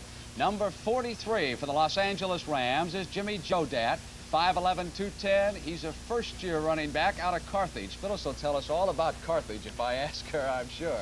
So the Rams have dominated this game. It was a homecoming for John McKay, but Tampa Bay has been completely ineffective. Jeb Blunt was their quarterback in this game. He's been unable to move them. What about Pat Hayden? He threw for 2 touchdown passes while he was in the game. Larry McCutcheon has gone over 5,000 yards career rushing. Now again, you are watching live, and this is Vince Ferragamo trying to direct the Rams to his first touchdown as a professional. He's got it. That was number 43 burrowing in there, and more wool for McKay on the Tampa Bay sideline, as the Buccaneers are still looking for their first victory, and they are not going to get it this afternoon. A replay put up by our director in Los Angeles, Tony Verna, and he just got right in there behind the right guard. Irv Cross, the Rams really rolling, but Tampa Bay, what a lowly team that is. Well, and of course, they're on the verge now of setting an all-time record in consecutive losses, but, you know, you don't expect a great deal out of an expansion team, Brent, but, of course, everybody's a little disappointed in their performance. All right, now, we're going to have a two-way interview, but Phyllis, who's our friend over here on the far left checking in? Could I have a close shot of this gentleman, folks? You may recognize him as a former Baltimore Colts captain of the special teams. And then he went to Atlanta, where he's one of the best wide receivers they'd ever seen. And now you saw him today out at Giant Stadium, where the Dallas Cowboys beat the New York Yankees. It's none other than the strawberry blonde of CBS, Alex Hawkins. If they beat the New York Yankees. Oh, did I say That's how I nerve her every time. Jay, I was looking at that shining face over there and was overwhelmed by him. How are you, Alex? Phyllis, I to you. enjoy y'all so much. Congratulations on your Emmy today and the whole thing. You do richly deserve it. Y'all have so much fun. Well, you know, you're part of our team. We always joke about these teams and how well they play. Well, we're a team here at CBS, and on that whip around, you do such a good job every day in broadcasting with Vince Scully. We want to thank you, too. He's redheaded, though. What are you? Listen, we've got a couple of big offensive linemen. You know, we usually talk to quarterbacks, right? Well, we're going to take you now to a couple of guys who do the dirty work. Bob Young and Conrad Dobler, the offensive guards for the St. Louis Cardinals. Gentlemen, welcome to the NFL today. Nice job this afternoon. Bob is 64, Dobler is 66, and Bob, let's start with you. Why was it so easy today against the St. Louis Cardinals? You really dominated them. Minnesota Vikings, I think that's who we played today. Yeah. But I think the team, and we look upon ourselves as the leaders of the team, and for the Cardinals to do good, our offensive line has to dominate and set an example for the rest of the team. And it took us a few games this year for us to start doing that. We have done it, and we've been winning lately. Hey, Connie, I want to ask you, this is Irv Cross there. Connie, you started out awfully slowly with that Cardinal offense. Everybody in preseason polls felt that you'd have an explosive offense, but you started out with a fairly good defensive performance. And, you know, what did it take to bring it all together? Well, Irv, I think the reason we started off real slow at the beginning there is because we have a tremendous wealth of backs in the backfield. And at the very beginning of the season, they wanted to try to find the perfect combination in the backfield. And it was difficult to block for this guy or that guy. You got to kind of get the feel of the game. They finally, after the third game, said these are going to be our two backs, and that's who we're going to go with. And we've been producing with them. Conrad, did you really score that touchdown on that Monday night against the New York Giants? I've been meaning to ask you that question. Now you can tell us because it doesn't matter. That's what they say I did. And, yeah, I did score it, and it was quite a thrill. In fact, right there afterwards, I even tried to kick the extra point, but they stopped it before it got, they stopped the conversion. It was a very exciting moment for myself. Bob Young, how does it feel to be the other guard on the St. Louis Cardinals? We're always talking about Conrad Dobler and his reputation as pro football's dirtiest player. Do you ever feel that maybe we overlook you, big guy, when you're out there? Well, you know, that's easy to do. It's hard to push too many linemen on one line. We have 5 very good ones, and it's just hard to get all the recognition for all 5 when you have so many of them. I'm used to it. The strongest man contest gave me a little PR, so I guess that makes up for it. It indeed has, Bob Young, and congratulations to you and Conrad Dobler. Nice job this afternoon in Bloomington against the Minnesota Vikings, and good luck now as you pursue a spot in the playoffs. Thank you very much. Appreciate it. And the NFL Today will continue on CBS in just a moment.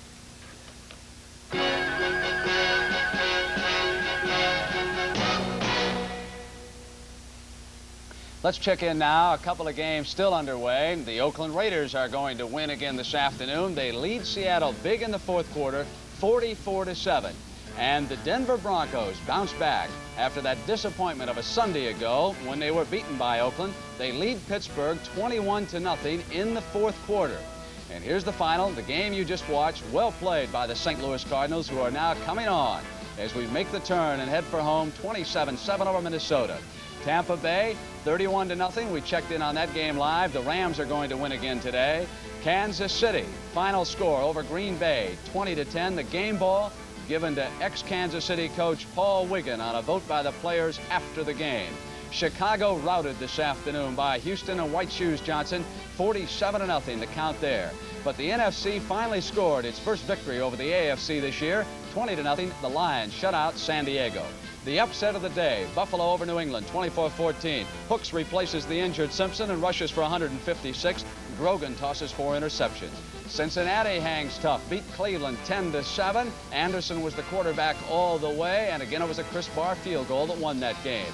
Miami beats the New York Jets by 4 points, 14-10. Bob Greasy tosses for a couple of touchdowns. San Francisco and Atlanta, another tough game. San Francisco came on in the second half to pull it out, 10-3 the final score. Philadelphia got a couple of touchdown passes out of Jaworski. He also ran for 2 more. 28-7 the final there. And the Dallas Cowboys roll along. 24-10 was the final score there. So now, Phyllis, Dallas goes home, and I was just thinking, a week from Monday night, Dallas and St. Louis meeting. What a game that'll be. With that Conrad Dobler and Young, boy, they are tough, aren't they? They've got a great offensive line down in St. Louis. They really do. You got some other news for us? I certainly do. The Dixie 500. Now, we talked about it earlier today, but it is over now. The Dixie 500 stock car race. Darrell Waltrip came from out of the pack to win it after 266 of the scheduled 328 laps were completed. It was halted first by rain and finally by darkness. David Pearson was second and Bernie Parsons third. Highlights of that race will be seen on CBS Sports Spectacular next Saturday at 4:30 p.m. Eastern Time. Now, a little earlier, we told you that 5 boxing promoters have been asked to pay their back taxes to the state of New York. Combined, they owe nearly $400,000, and they're behind for matches they promoted last year. Here's what they owe. Madison Square Garden Boxing, $260,000.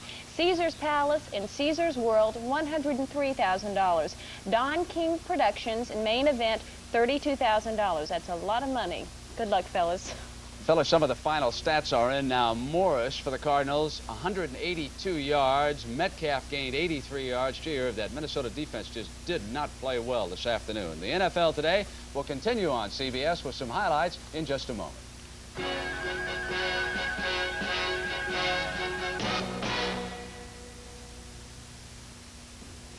Irv, let's check in on the Dallas Cowboys, and then you can ask Hawkins some questions since he covered that game for us. Okay, he was there. Of course, everybody knows by now the Dallas Cowboys defeated the Giants by a score of 24-10, and they needed some breaks, though, from their special teams to get on the board early. Here's a punt down here that's muffed and then recovered by a Giant, but then Jay Salty picks it up and rolls into the end zone for the first touchdown of the day for Dallas, and they took a lead here. The Giants have the ball on the 20-yard line, and best position they've had for a while, and Posarsk's pass is picked off by Cliff Harris and sets up a scoring opportunity for the Cowboys. Staubach going to Richards. He's interfered in the end zone there by Bill Bryan. First down for the Cowboys and the 1. Tony Dorsett goes in. Dallas takes a 21-3 lead here in the third quarter. Bobby Hammond wants to make up for that muff punt earlier and does here as Danny White punts to him. He takes the ball, and watch this, from the 35-yard line, a nifty 36-yard return down to the 7-yard line, setting up a Giant scoring opportunity, and Bobby Hammond himself takes it in from the 1-yard line, but the Dallas Cowboys remain undefeated and beat the New York Giants 24-10. Hawk, how did you see it? Complete domination. No, I tell you, the Giants just couldn't come up with the big plays. They really couldn't, and the Cowboys just have too much. They went through the game in a very workmanlike fashion, but they weren't inspired. They just have so much depth overall, Irv, that they're just, there's not a team in their class, with the possible exception of St. Louis. Hawk, why does a franchise like Dallas move ahead? What do you think are the key ingredients? It starts at the top and goes, it reflects the management from the top and right on down through the coaches and the players. And they do such a good job of scouting and developing players once they get them. And a lot of teams give up on players a little too early. They've just got good organization. If you owned a pro football team, would you look first of all for a real good general manager, player personnel director, or a coach? If you could choose one of the three, what would your first choice be? It would be a good general manager would be my first pick, and then I'd go on from there. And he'll find me a good coach if I get the right general manager, but first you need the good owner. That's right. Would you ever like to do that, go from broadcasting into manager? No, but I'd like to own a team. $20 million, he can do it. Let's check in on New Orleans and Philadelphia. I'll tell you, the Eagles have got a quarterback, formerly of the Rams. Jaworski's his name. Tossed for 2 and ran for 2 more, including this dive over the top. 7-0 after the extra point. Now watch this catch by Lust. Thread the needle here, Ron, and he does. The Polish Rifles got him at the 6. Jaworski going to the tall man, Harold Carmichael. 74 straight games. Carmichael's caught at least 1 pass. Now, Bobby Douglas forced into action, the blonde bomber, because of an injury to Scott. And he had this pass picked off by John Sander, who stepped into the hole. Sander intercepted 2 for the Eagles today. And here's Jaworski looping another one to Jaworski, and it was 21-0. So now, Jaworski, let's see your second run for a touchdown. Time running out, 28-7, the old bootleg play, and the Eagles roll. Irv, San Francisco, Atlanta. That was a toughie. You know, of course, Hawk, you've watched Atlanta for a long time, and the Falcons have a great defensive team, but they just can't seem to get the ball in the end zone. So the 49ers beat them today by a score of 10-3. And a kickoff here in the third quarter. This is the opening kickoff of the second half. Paul Holford from San Francisco takes the ball and makes a nice return up here to the 47-yard line. Hawk looks like he had a chance to get more yardage there. But on 1st and 10, Jim Plunkett goes to his tight end, Tom Mitchell. He makes a nice catch there, setting up a scoring opportunity for Wilbur Jackson. He goes in from the 1-yard line. That's really all they need. Is San Francisco 7, Atlanta nothing here in the third quarter. And defense, of course, is the name of the game, Brent, when these two teams get together. Woody Thompson looks like he has a good run here off his right end. Is hit, fumbles the ball. Tony Renner recovers for San Francisco, takes it back to the 19-yard line. But watch what happens on the next series of plays. Delvin Williams for the 49ers is hit. He fumbles, and the ball is picked up by Andy Spiva of Atlanta. And the only score Atlanta could get was a Freddie Steinfort field goal, and the game ended that way. San Francisco 10, Atlanta 3. Hawk, Atlanta's your hometown. What's the feeling down there now? They've come back this year. Brent, I've never seen a transformation in the team since Eddie LeBaron and the coaching staff that he selected came into the town. They have turned players that thought like losers, that would want to fight everybody that came in after the games to interview them and things like that. The ghost of Norm Van Brocklin is dead, is what it amounts to. They've turned them into very positive thinking people. I have never seen anything like that in my life, ever in sports. Think like winners, you two guys. That a key for a pro athlete? You always have to be positive, Brent, no matter what you do. But I'm still confused, though, with that Atlanta offense not being able to score any. If they could score 10 points a game, they win a lot of ball games. Yeah, but they've got a very young offensive line. They've got 2 rookies, a second-year man, a third-year man playing. They really only have 1 veteran that you could consider, and that's Jeff Van Note. But if they get that that together, then everything else will fall into place. You know that, Irv. Hawk and Irv, Pittsburgh has just scored, but they still trailed Denver 21-7. That game now in the fourth quarter. There's a team in Chicago that might be thinking like losers. They got routed this afternoon by the Houston Oilers. 47-0 was the count, and White Shoes Johnson was a key man. Here's the end around. Many of you may have seen it before. He turns it on. Not only that, he gets you down in the end zone, and then he does a little embarrassing act down there on you. And if you're a cornerback, you got to say, oh, do I want to get even with you? But it was not to be for Chicago's secondary. Pastorini had a marvelous day. A lot of time right here. He hit Kenny Burrell for a couple of scores, 85 and 43 yards. Walter Payton was held 79 yards, and he had this turnover right here. Chicago all year has been unable to run against that 3-4. I'm going to ask Irv and Hawk about that as Bingham scoops it up and runs back into the end zone. This made it 38-0. Now, 3rd and 12 on the own 11. Mike Phipps replaced Avellini. He's smeared for the safety. And that gives White Shoes Johnson one more chance to turn it loose. On the free kick after the safety, he busts right up the middle, and it looked like about half that special team had a shot at him. He got over to the outside. Watch 85 lose a shoe. Schubert. He's the last man who could have caught him. And White Shoes has got one more stunt for us, Hawk. He's going to go up over 10 feet and dunk it over the top. Hawk, what about running now against a 3-4? Why should it be different for a team like Chicago? I'm afraid you're probably asking the wrong person. Irv knows more football than I do. Why, Irv told me that you were an expert, Captain Midnight. You used to draw the X's and O's in Baltimore for sure. Well, the difference being, though, that, see, I got to watch a lot of games, but he was playing and then went on to coaching. I'm sorry. Shula told me you were the poker expert on that team. I apologize, Guilty. Hawk. The NFL today Guilty, yeah. will continue on CBS in just a moment. All right, let me welcome those of you who have been watching Los Angeles, Tampa Bay. For those of you who were not, the final score was 31-0. The Los Angeles Rams over the Tampa Bay Buccaneers. Phyllis, we've just received a message out of Denver about the commissioner. And I want to ask Irv and Hawk about this. Roselle's in Denver to talk to Joe Green about Joe Green's verbal attacks and abuse on officials on the field. Pete says he won't take any action until after he meets with Joe Green. Now, how serious is it? And I'm sure it happens all the time. Why mean Joe Green? Hawk? I think Mean Joe Green made some statement in regard to him levying a fine on one of the Cincinnati players on a Monday night game for unnecessary roughness or some kind of conduct. And I think that he levied something like a $2,000 fine on him. Ooh. And Mean Joe Green kind of took exception to that and decided that it wasn't the commissioner's job to do that the players might ought to police up their own game, which I'm much in favor of. You know, I don't know specifically what the incident is that Joe is referring to, Phyllis, but I know generally as a policy in the league, anytime anybody publicly criticizes officials, whether it's a player or a coach or anybody in team management, they're subject to some kind of disciplinary action from the commissioner, and that might be Did neither of you guys ever have the urge to do it while you were playing? You got mad at an official and you said something maybe you wish you hadn't have said? Got mad at him all the time. But you didn't say it, right? Your mother told you not to say those things. Final is in now on Oakland. They beat Seattle 44-7 is the count there. And Irv, let's pick up the highlights with Green Bay, Kansas City. We haven't seen them yet this afternoon. Okay, Kansas City picked up their second win today, Brent, under a new head coach in Tom Bettis. Of course, Paul Wiggin was fired earlier in the week, and they won by a score of 20-10. And it was really Kansas City all the way today. Mike Livingston goes to the air early in the ball game and hits Walter White, an outstanding tight end, and he goes out of bounds to the 14-yard line, which sets up another scoring opportunity for the Chiefs. This time, Livingston to Marshall.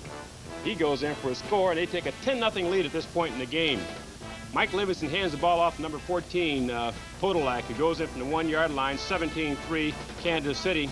On a kickoff here, Steve Odom, little razzle-dazzle, takes the ball and hands off to rookie number 34, Middleton. And Middleton goes all the way 97 yards for a touchdown, but too late, too little. And Kansas City picked up their second win of the year, 20-10, or their first of the year under their new head coach. And by the way, Paul Wiggin received the game ball from his teammates. That was something, wasn't it? Hawk and Irv, the Cincinnati Bengals also bounced back in the playoff picture in the AFC as St. Louis did in the NFC. Kenny Anderson was the quarterback today against the Cleveland Browns in Cleveland. Isaac Curtis with a comeback, playing with that injured leg. He's run out of bounds at the Cleveland 11-yard line. This was a tough football game. They really banged away. Here's Johnson from Ohio State. Touchdown run. 7-0 after the extra point. Brian Sipe. Phyllis, he played well after you interviewed him early this week. He hits Reggie Rucker, run out at the 13-yard line, but it set up this touchdown And it's your man Sipe. Going to go to his tight end, Oscar Rohn. Got him at the 1. Touchdown. It was tied. And again, it was Barr. Oh, how important these field goal kickers are. 10-7. Cincinnati wins. And Irv, what about Miami and the Jets? Miami and the Jets, 14-10 Miami, Brett. They pick up their 6th win of the year, and the Jets, on the other hand, suffer their 6th defeat of the year, and it looked like it was going to be the Bob Greasy Harris show. In the second quarter, Greasy goes to number 82, Duriel Harris, who rips upfield for a touchdown. Miami 7, the Jets 3. Greasy again, number 82, Mr. Harris. He goes in for another score. Miami 14, the Jets 3. The Jets try to get back on defense, but Miami's defense holds the Jets. They're inside the 1-yard line. Dahmer is substituting here, throws a touchdown pass to Barkham.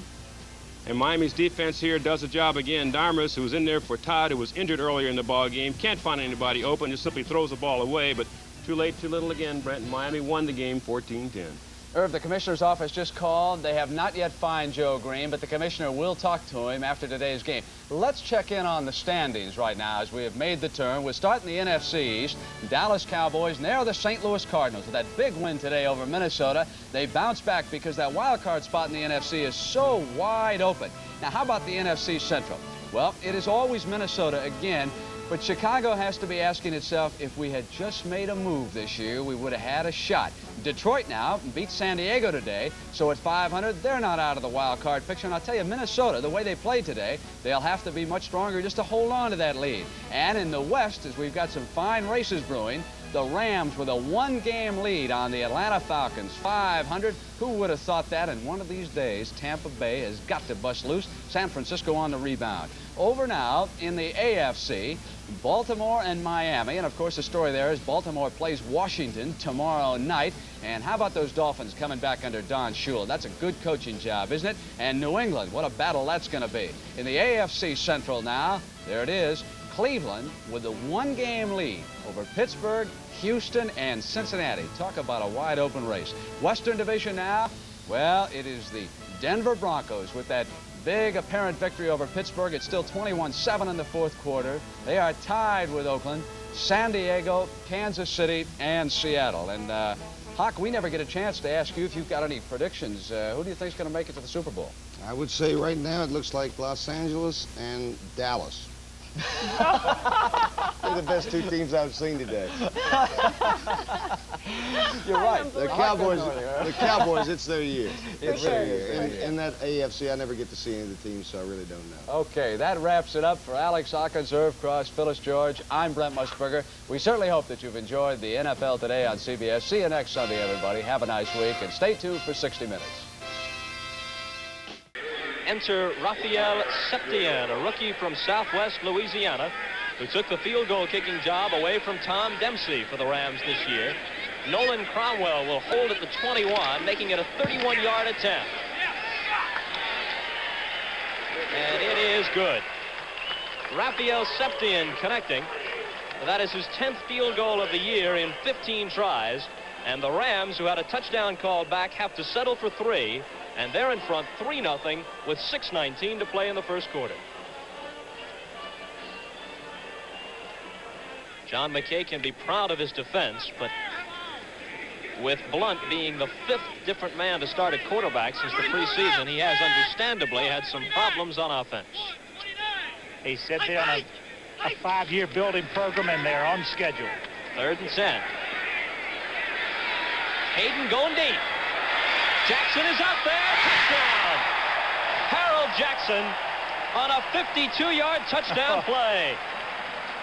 Mike Washington got lost on the coverage, and Jackson was roaming around behind him.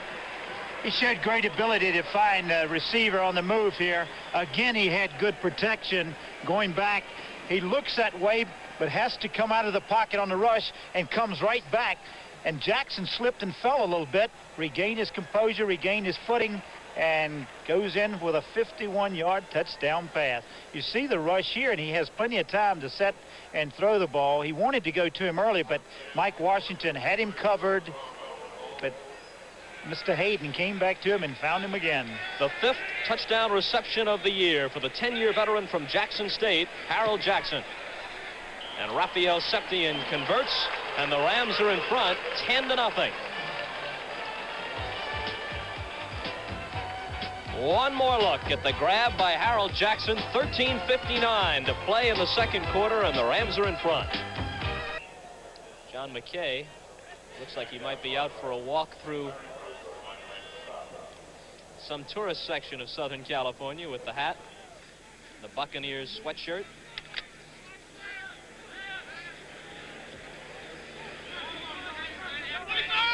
On this field, John McKay led his USC Trojans to an overall record of 127-40 during his years there. Blunt firing deep, but the wrong man comes up with it. Pat Thomas, number 27, has the interception and a good return. Thomas out to about the 37-yard line with his third interception of the year. The wind could have bothered Jeff Blunt here. He throws the ball. The guy goes to the, but you see coming across the ball, goes back the other way. Thomas comes up with his third interception of the year and makes a good run back. Looks like Owens might have been open on that play had the pass been on target. With 4:38 remaining in the first half, the score, the Rams 10, Tampa Bay nothing. Walker quite adept at kicking for the corner. Put one down at the 4-yard line earlier. I don't think Septien's hit one over 40 yards this year. No, he hasn't. He's 0 for 3, isn't he? So perhaps he lacks the necessary range to even try one here. Danny Reese, number 46, standing around the 10 as Walker will get the punt away. And they're going to fake it. Walker's going to throw off the fake. It's complete. And they have the first down. Oh, what a play. Jackie Wallace. Watch this fake. There it is. Set up. Walker coming out. Rolling to the left. It was a fake all the way because you see the blocking back there. Takes it up. Pretty good throw here. Finds Jackie Wallace standing on the sidelines and enough for the first down. Oops. And does Danny Reese lay the wood to him? They take the penalty rather than the run by McCutcheon. From the 9, 1st and 5.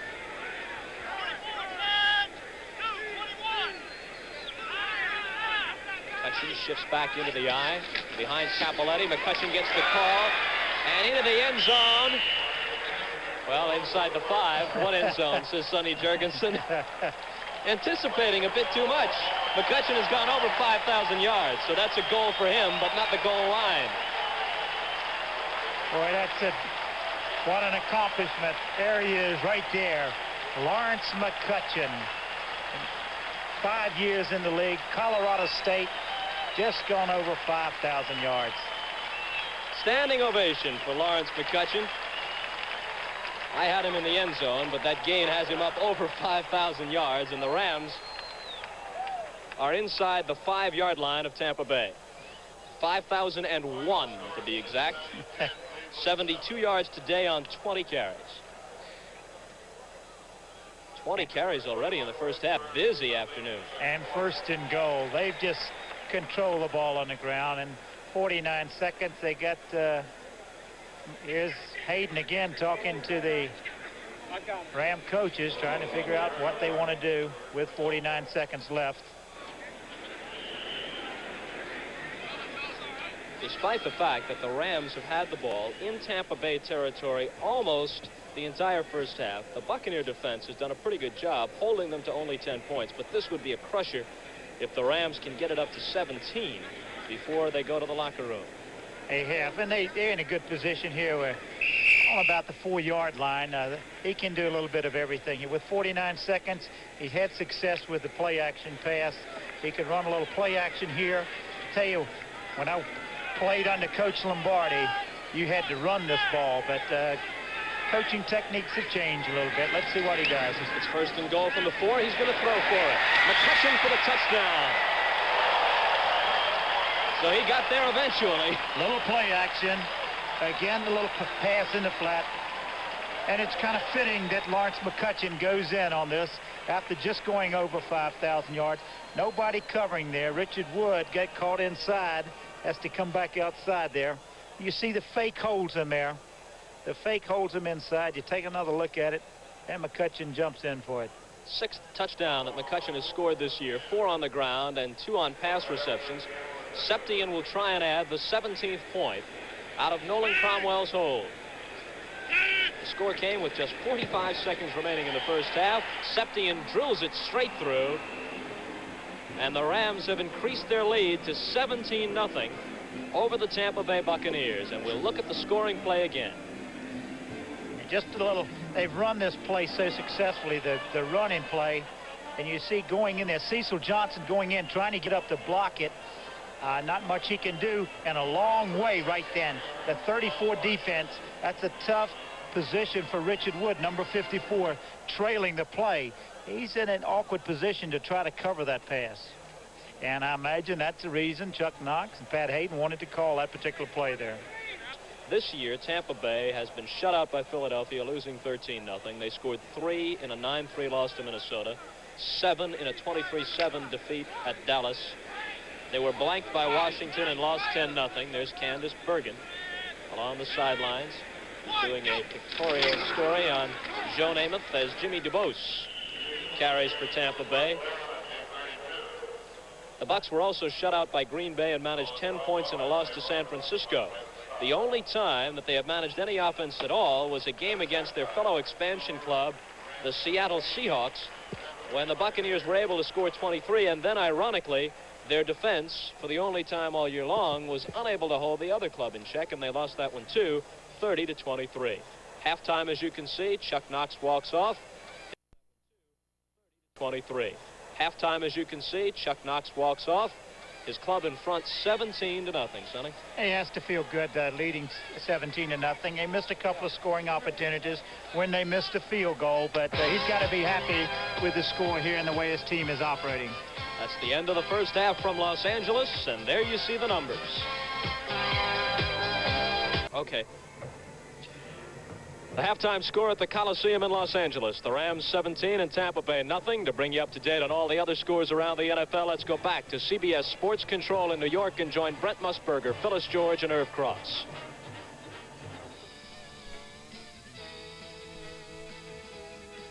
Cincinnati Bengals bounce back into the playoff picture this afternoon as they upset the Cleveland Browns by a score of 10-7. Quarterback Kenny Anderson, 14-19 for 153 yards. Isaac Curtis, 5 catches, 71 yards. All that on a bad leg, out of bounds at the 11-yard line, sets up this touchdown. Pete Johnson, who's been knocked by his teammate Boobie Clark, shows him on this drive, 7-0 after the extra point. Brian Sipe, 20 of 28 for 189 yards. It's Reggie Rucker, who's run out at the 13-yard line, and that will set up this touchdown. It's a pass. Sipe to his tight end, Oscar Rohn, at the 1-yard line, and Rohn barges in. It was 7-7, and for the second week in a row, it was Chris Barr with a field goal, which gave Cincinnati the win. Now their record 4-4, Cleveland's record 5-3. The rest of the scores, Oakland rolling this afternoon against Seattle. 27-0 right now in the second quarter. And Denver bouncing back after last week's disappointment. Pittsburgh faces a lot of turmoil. Going to be tough now for the Steelers to get into the playoffs. St. Louis and Minnesota, the Cardinals have scored 3 times and missed 1 extra point. In the game you're watching, 17-0, the Los Angeles Rams lead the Tampa Bay Buccaneers. Kansas City beats Green Bay under new head coach Tom Bettis, 20-10 the final there. And look at this final, 47-0 Houston over Chicago. And an NFC team finally beats an AFC team for the first time this year. 20-0, Detroit shuts out San Diego. The big upset. Without O.J. Simpson, Buffalo beats New England. Grogan is intercepted 4 times by the Bills. Hooks replaces Simpson and rushes for 156 yards. The game you just watched, 10-7. Final score, Cincinnati a winner.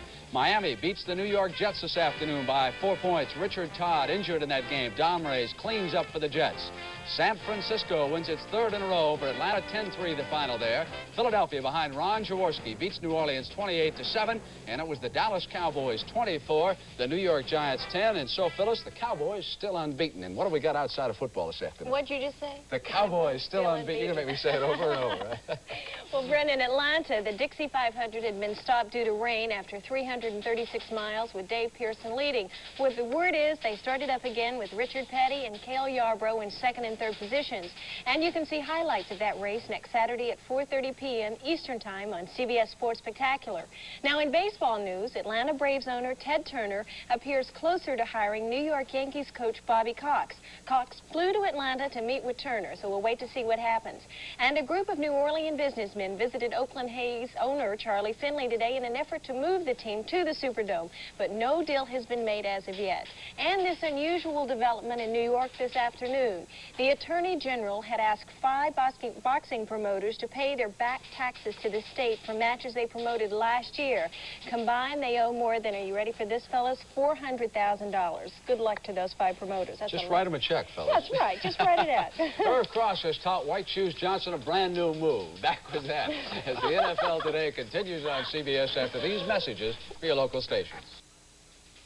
8-0 and flying high, the Dallas Cowboys, Herb. Flying high, let's take a look at it. Dallas came into New York, Brent, of course, leading the entire National Football League in total offense and total defense, but he needed a play from his special teams to get something on the board early. Bobby Hammond here takes a punt from the Cowboys and muffs the ball here, but is picked up by his teammate, Jones, who's hit and fumbles it, and is scooped up by Jay Salty of the Cowboys. He slides in the end zone for a touchdown, 7-0 Dallas.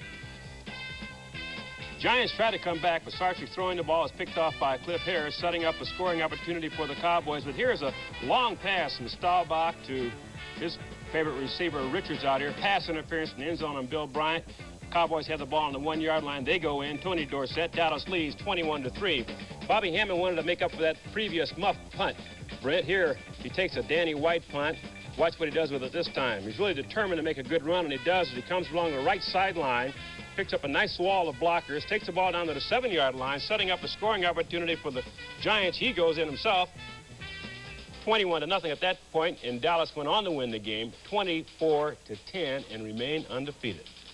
Irv, Steve Bartkowski returned today as the Atlanta Falcon quarterback, but it was not a successful return. San Francisco won its 3rd in a row today. It was scoreless at the half. Steinfort kicked off to start the second half.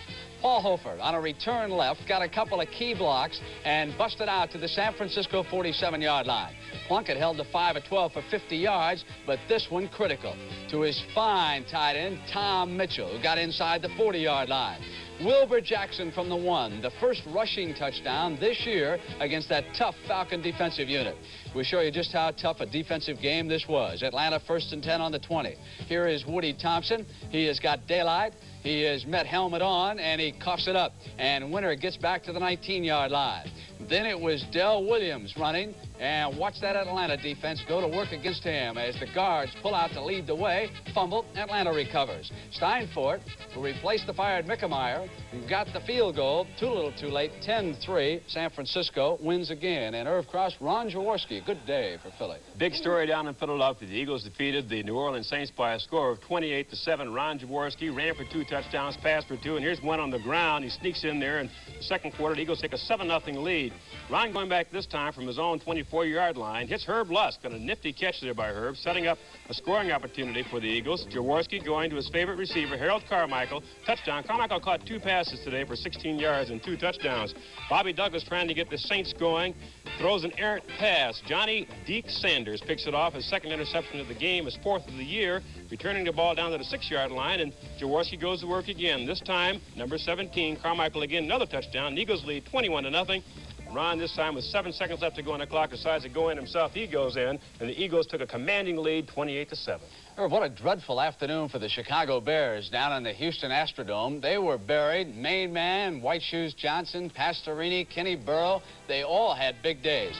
Coleman had burned them early, so this time he went to the end around and handed it off to Johnson, who busted one 61 yards. And White Shoes, are you in a dancing frame of mind on this Sunday afternoon down in the Dome? You betcha, he says. Been a long time since I busted one that long. Pastorini, 12 of 19, 247 yards, 2 touchdowns to Kenny Burrow, 85 in that one for 43. Walter Payton was stopped. 18 carries, 79 yards. Chicago does not run well against the 3-4 defensive set. Now, one of the linebackers of the Oilers, Bingham, will scoop it up and run it in, 34 yards for the touchdown. That made it 38-0. So Mike Phipps then replaced Bob Avellini, and the former Cleveland Brown quarterback buried for the 2-point safety. Chicago then got the free kick from the 20-yard line. Time once again for White Shoes. count the would-be Chicago tacklers. There's 4 so far. Gets away from a 5th. Outruns a 6th and a 7th. Schubert loses his shoe right there. He's the last man who could have caught him. We've seen the dance, big guy. Show us something brand new. All right, the 10-foot dunk. Miami now and the New York Jets. 14-10 was the final score there. Richard Todd injured in that game. Marty Domrey's tried to rally the Jets, but he couldn't. Greasy, 12 of 15, 132 yards and 2 touchdowns to Harris. Here's the first interference. Doesn't matter, he got the touchdown anyway. Now watch this one. He wants Harris again. Does he thread this ball? Those glasses are working, aren't they, for Greasy? Here's a key play for the Dolphin defense. 4th and 1, and they stop the Jets right there. Domrey's passing to Jerome Barkham. This touchdown pulled the Jets to within 4 points after the extra point. Now watch the Dolphin defense go to work. Domrey's doesn't release in time. Can't find someone open. Look at this. Get it to somebody. But you got to get a touchdown. Time ran out. 14-10. And right now, let's go back to Sonny Jurgensen at the Los Angeles Coliseum. Sonny? Back here at halftime at the Los Angeles Coliseum, it's the Rams 17, the Tampa Bay Buccaneers nothing. 2 Pat Hayden touchdown passes, 1 to Jackson, 1 to McCutcheon, and a Raphael Septione field goal are the points in the first half.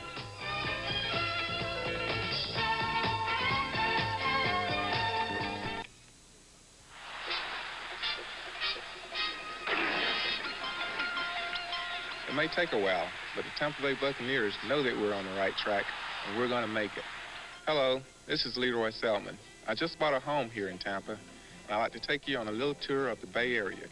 You'll arrive in an airport designed for the next century.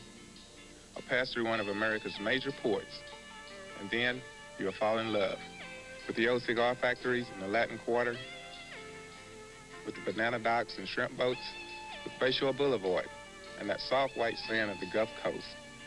People come here for a vacation and never leave. They enjoy life and help each other through our United Way.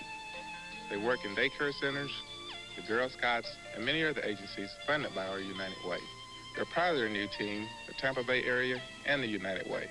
For all of these volunteers, we'd like to say, thanks to you, it works for all of us, the United Way. The preceding announcement was brought to you as a public service by the National Football League. Sonny Jurgensen is standing by at halftime, and he's got Henry Mancini with him for a visit.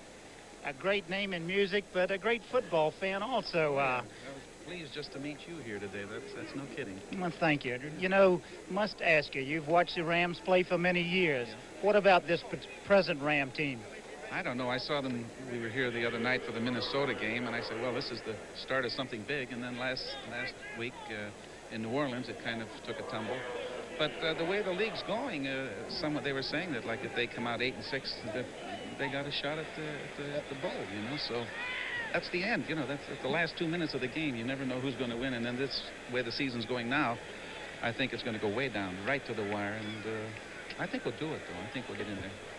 Thank you for stopping by and talking with us, Henry, and I enjoy that music so much. Okay, Sonny, we're just about ready to start quarter number 3. The Rams are in front 17-0, and you're looking at Raphael Septione, who will kick it off to get the second half underway. Septione's boot once again carrying deep and through the end zone. George Ragsdale was back there and able to touch it before it went through. Septione has really been getting some length on those kickoffs. First down, well, those statistics tell the story. 15 first downs to 4, 103 yards rushing to 52, 128 to 15. 10 completed in 17 attempts as against 2 completed in 8. Total yardage, a huge difference in favor of the Rams. And offensive plays more than twice as many for Los Angeles as for Tampa Bay, and time of possession as well, almost twice as many minutes during which the Rams were in possession as against the total for Tampa Bay. I can't talk to you right now, Bob, because talking to Henry Mancini, he said he's going to let me record his next song. What song is that going to be? Save my voice. I'm not sure. What record label is that going to be on? Where can I purchase it? It's on the Has Been label. All right.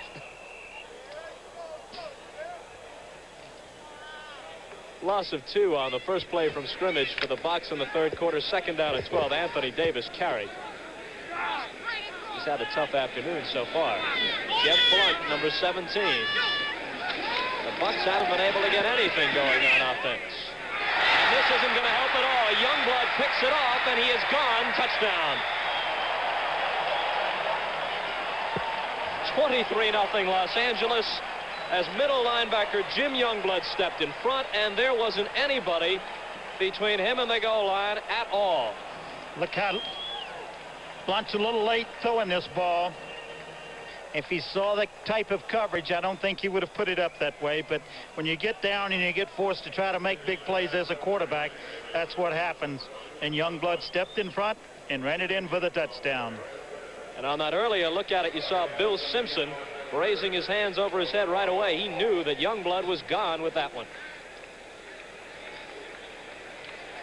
A team that is defensive oriented, as you would consider the Los Angeles Rams. That defensive team likes to make some big plays, and that's exactly what they're talking about, the big play of an interception.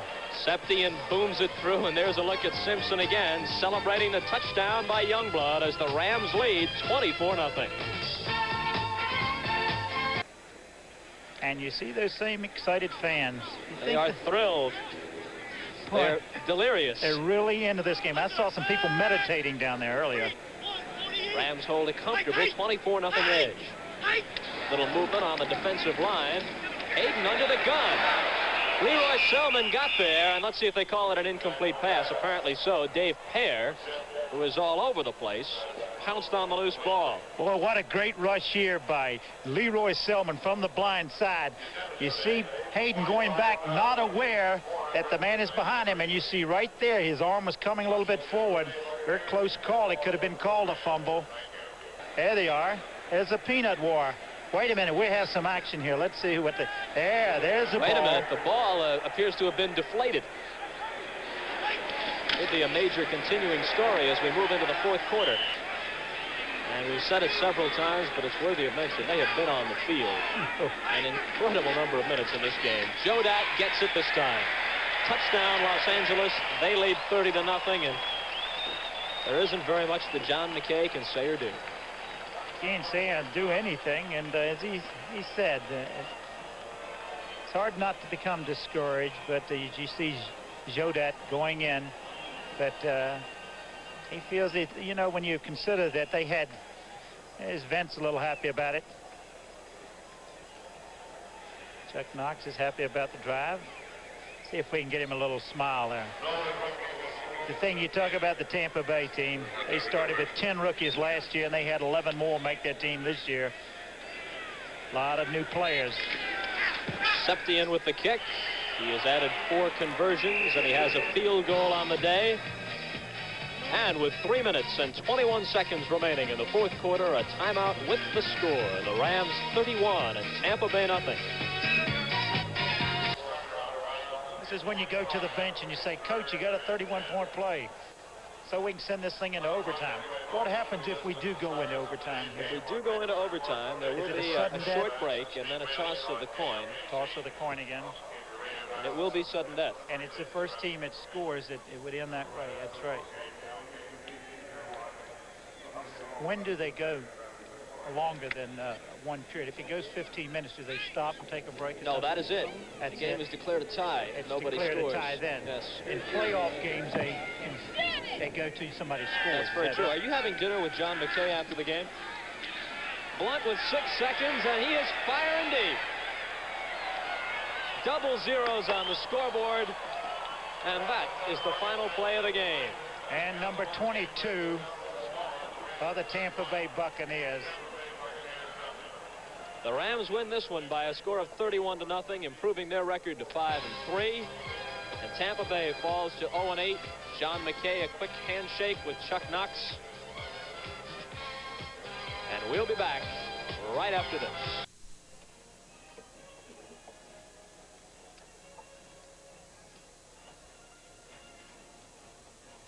Back at the Coliseum in Los Angeles, Bob Costas with Sonny Jurgensen, and Tampa Bay really hung in pretty well during the first half. It was only 10-0 until the last minute. of the first half. And then a pass from Pat Hayden to Lawrence McCutcheon brought about the second touchdown, made it 17-0. And then in the first minute of quarter number 3, a Jeb Blunt pass was picked off by Jim Youngblood. He ran it in for a touchdown, and at that point, it was no longer a ball game, 24-0. And then, while running out the clock under the direction of Vince Ferragamo, the Rams got another touchdown late, 31-0. The score, touchdown pass of 51 yards from Pat Hayden to Harold Jackson. A 31-yard Raphael Septien field goal was good for a score. The toss from Hayden to McCutcheon that we mentioned, the Youngblood interception, and a short run by Jim Jodat for the scores by the Rams today as they beat Tampa Bay 31-0.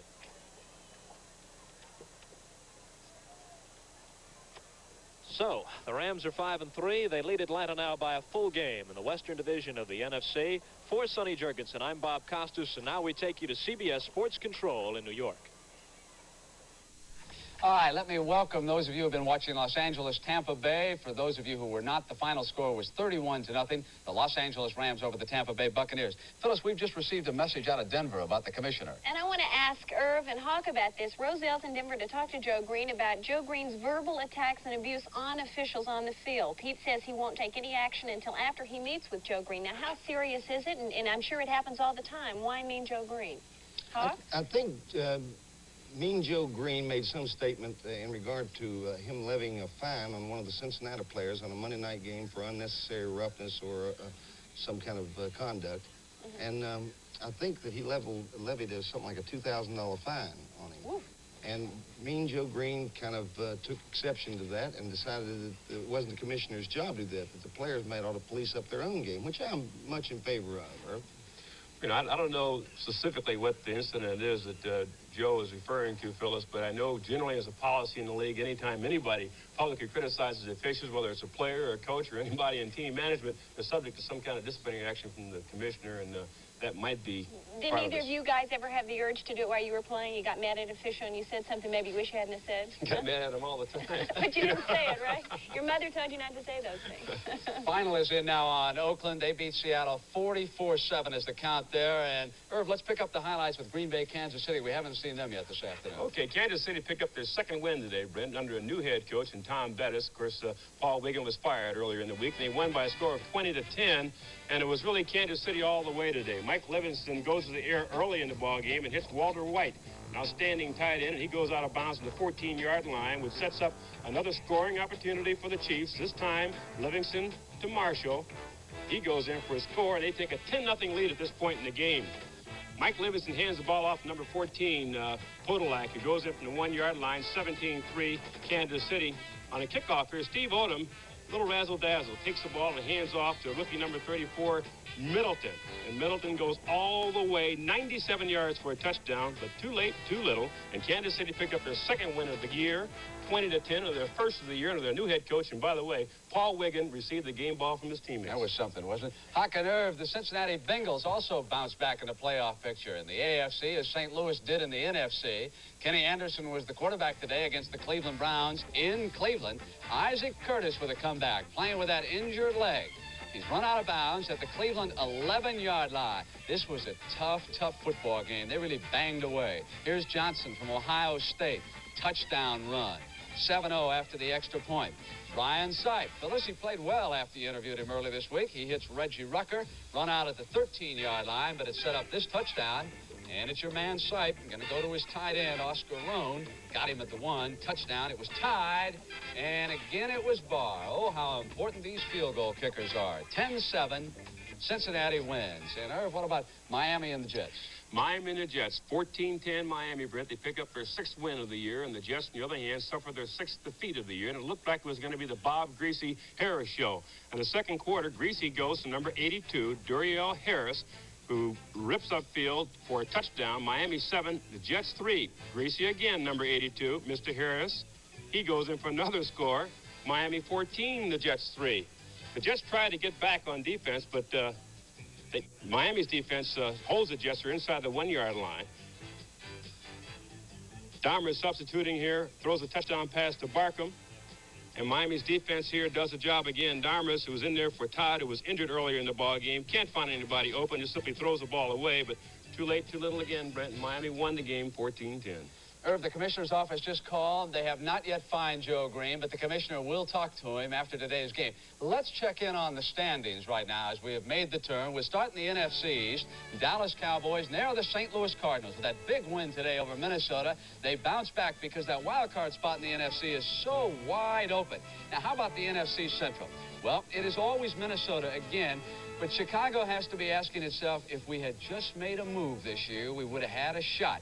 Detroit now beat San Diego today, so at 500, they're not out of the wild card picture. And I'll tell you, Minnesota, the way they played today, they'll have to be much stronger just to hold on to that lead. And in the West, as we've got some fine races brewing, the Rams with a one-game lead on the Atlanta Falcons, 500. Who would have thought that? And one of these days, Tampa Bay has got to bust loose. San Francisco on the rebound. Over now in the AFC, Baltimore and Miami. And, of course, the story there is Baltimore plays Washington tomorrow night.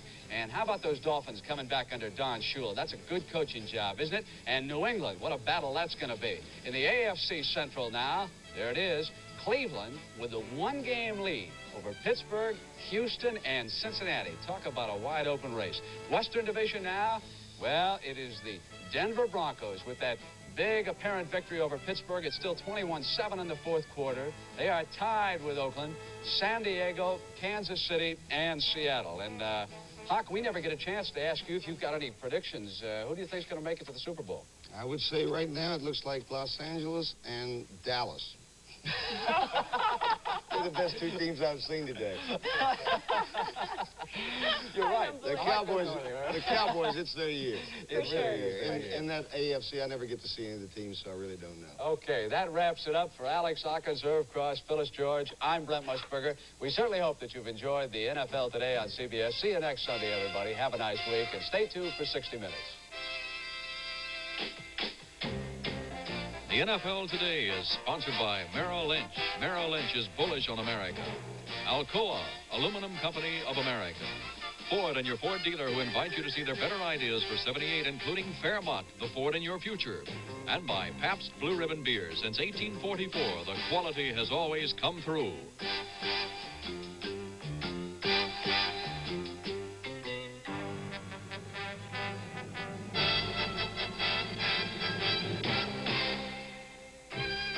The NFL Today is a presentation of CBS Sports.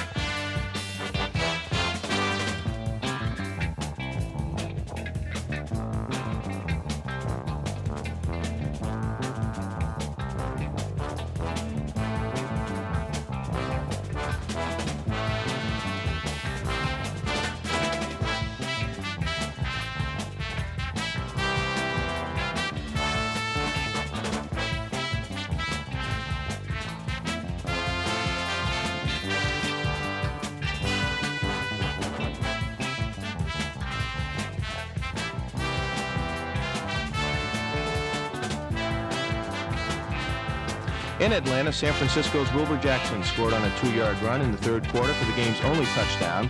Later, the 49ers added a field goal and held on for a 10-3 upset win over the Falcons. The Cincinnati Bengals moved back into contention in the AFC Central Division with a 10-7 upset win over the Browns. Pete Johnson scored on an 11-yard run, and Chris Barr kicked the winning field goal midway through the fourth quarter. Billy White Shoes Johnson almost single-handedly destroyed the Chicago Bears. He scored 2 TDs, one on a 61-yard end around, and the other on this 75-yard punt return. Ken Burrows also scored twice. He caught touchdown passes of 85 and 43 yards as the Oilers romped 47-0. Jim Hart passed for 2 touchdowns. Wayne Morris and Terry Metcalf each scored twice as the Cardinals had an easy time in beating the Vikings 27-7 in Minnesota. And the Dallas Cowboys remain the only unbeaten team in the NFL following their 24-10 win over the Giants. A 5-yard touchdown pass from Roger Staubach to Billy Joe Dupree.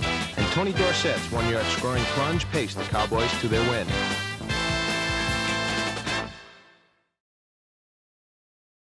Wes Chandler showed his versatility this afternoon in the Gator Bowl, scoring 3 touchdowns, 1 on a 12-yard pass from Terry LeCount and 2 rushing in the second half.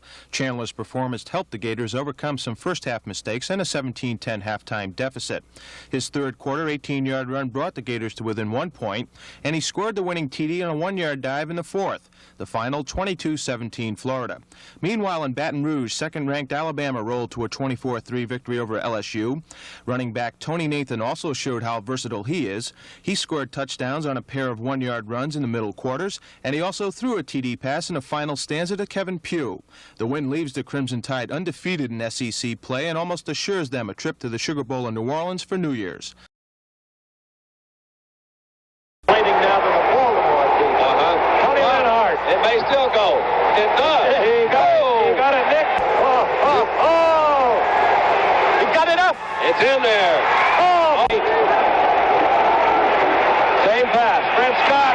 Got it. Oh! Touch there as he completed already 2 years of medical school, University of Cincinnati. And he's playing football tonight. Puts the Baltimore Colts out in front, breaking a 3.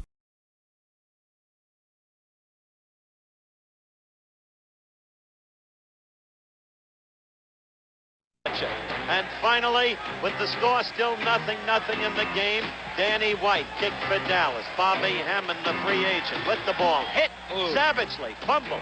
The ball picked up by Ernie Joins. Hit savagely. Fumble.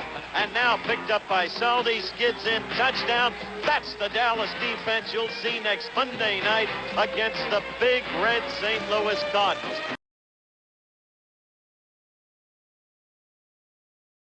In Denver, Pittsburgh, big game. Are the Bronx for real? Well, they proved they were, and they proved it early. Right here, late in the first quarter. Denver leading 7-0. Rick Upchurch taking Walden's punt and going right up the middle. Beautiful wedge hole, and Rick Upchurch goes 87 yards. Touchdown, that made it 14-0. Look at his stats on the day. The best special team player in football. And Craig Morton had himself a fine day with this pass and great catch by Haven Moses. So the Bronx are an authentic powerhouse. They beat the Steelers 21-7. Silverdome, and this play a tip-off on the surprising events of the day. Charlie Weaver, number 59, sacking quarterback James Harris of the Chargers. He was sacked 3 times on the day. Net loss 31 yards. The team struggled at 0-0 until rookie Rick Kane of San Jose State poured in the third quarter for a touchdown. That made it 7-0 Detroit. Detroit went on to win it 20-0 upset. First NFC victory over an AFC team this year. Tom Bettis, the new head coach of the Kansas City Chiefs. Paul Wiggin out. Going against Green Bay. At this point, fourth quarter action. Kansas City winning 17-3. Stenerud kicking off to the little speedster 84, Stevie Odom. Watch closely. Odom veering to his right. Handing off to the rookie Turdell Middleton of Memphis State. Now watch this youngster go. He is gifted with great speed to the left sideline and then down it all alone. He goes 96 yards for a touchdown. Best thing that happened to Green Bay all day. The only good thing, they were trailing 17-10 at that point, but reflecting the early going, we go back to the first quarter. Kansas City leading 3-0. Mike Livingston back to pass. Looking for number 89. And it's no longer Otis Taylor. In the current scheme of things, it's Henry Marshall. At that point, it was 10-0. Kansas City won the ball game 20-10, gave the game ball to the departed coach, Paul Wiggin. Buffaloes lost the juice. That at Schaefer Stadium, Foxborough, Massachusetts. But what happened to New England shouldn't happen to a dog. This reflecting their futility on the day. Grogan deep to the usually impeccable Darryl Stingley, 84. But all alone, he drops the pass. And then during New England's first possession miss, Russ Francis, the huge tight end, being helped off the field. 3 cracked ribs out indefinitely. And Buffalo leading 7-0 in the first quarter with this. Roland Hooks, the second-year man from North Carolina State, gained 155 yards on the day, more than any AFC back this year. Here you see him going 66 yards to the 4-yard line. 2 plays later, Jim Braxton poured it in. That made it 14-0 Buffalo. And then, with the crowd in stunning disbelief, Parson Long kicked off. The ball taken in by the #1 draft choice, Raymond Claiborne, who himself has extraordinary speed and balance. And he's proving it right here as he returns the kickoff 93 yards for a touchdown. That made it 14-7. Claiborne just looking back, holding the ball aloft. The personal triumph. That's all it was to be for New England. Claiborne's personal triumph, because in the third quarter, with Buffalo leading 17-7, Grogan, who couldn't get on track, throws. Doug Jones, 24, picks it up, gets up, and he jaunts in. Nobody near him. Touchdown. Buffalo won the game. Stunning upset, 24-14.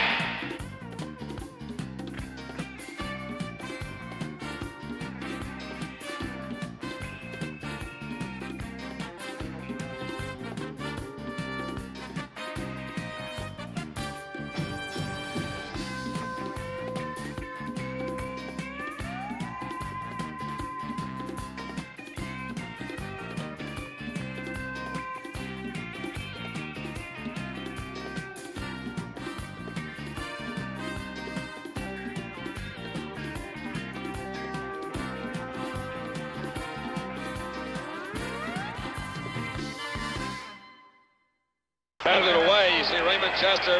He's trying to hit Lydell Mitchell over the middle. There's Dusick. He comes in, taps it away, and Raymond Chester is right there, picks it up, makes a big game. Jones was hit very hard that time. Mike Curtis. Crossing pattern, they're trying to get Carr deep. Ball was underthrown. As you can see, Kenny Houston was laying back in there, as he's done so often. His headache is cleared up. And he may have it back again. And there's Jake Scott, number 13. They're going to call him clipping on that one. No question about that. They gave up 5. Hangs it high. Their special team gets down under it quickly. Whoops. Not a good kick. Whoops. But nevertheless, no return. Baltimore will take over at the 37 with no return. 26-yard net on that kick for Mike Bragg. He's upset. He doesn't like it. Mike Curtis, who comes in from the blitz the other side. You'll see right here from the back. There's Curtis. But that ball is right on the money over that. That's the McClinton, the middle linebacker, right there. Eddie Marchibocci looking on. Good play. No leaks, and he loses a yard and a half. Mike Curtis again. Right, again it was Mike Curtis along with Bill Brundage, 77. Well, they have to be wondering what's got into Mike Curtis. He was third down. And 8. Same pass. Fred Scott. Got it. Oh, touchdown, yes, Freddie Scott. What a great catch. That's the lad from Amherst. Working on Gerard Williams once again. But I don't know how you can defend against it. Gerard Williams was close. The ball was perfectly thrown.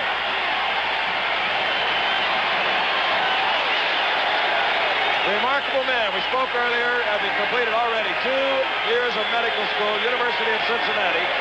But he's playing football tonight. Puts the Baltimore Colts out in front, breaking a 3-3 tie that has existed since midway in the second quarter. Tony Leonard for the conversion. Offsides, Baltimore. Offsides.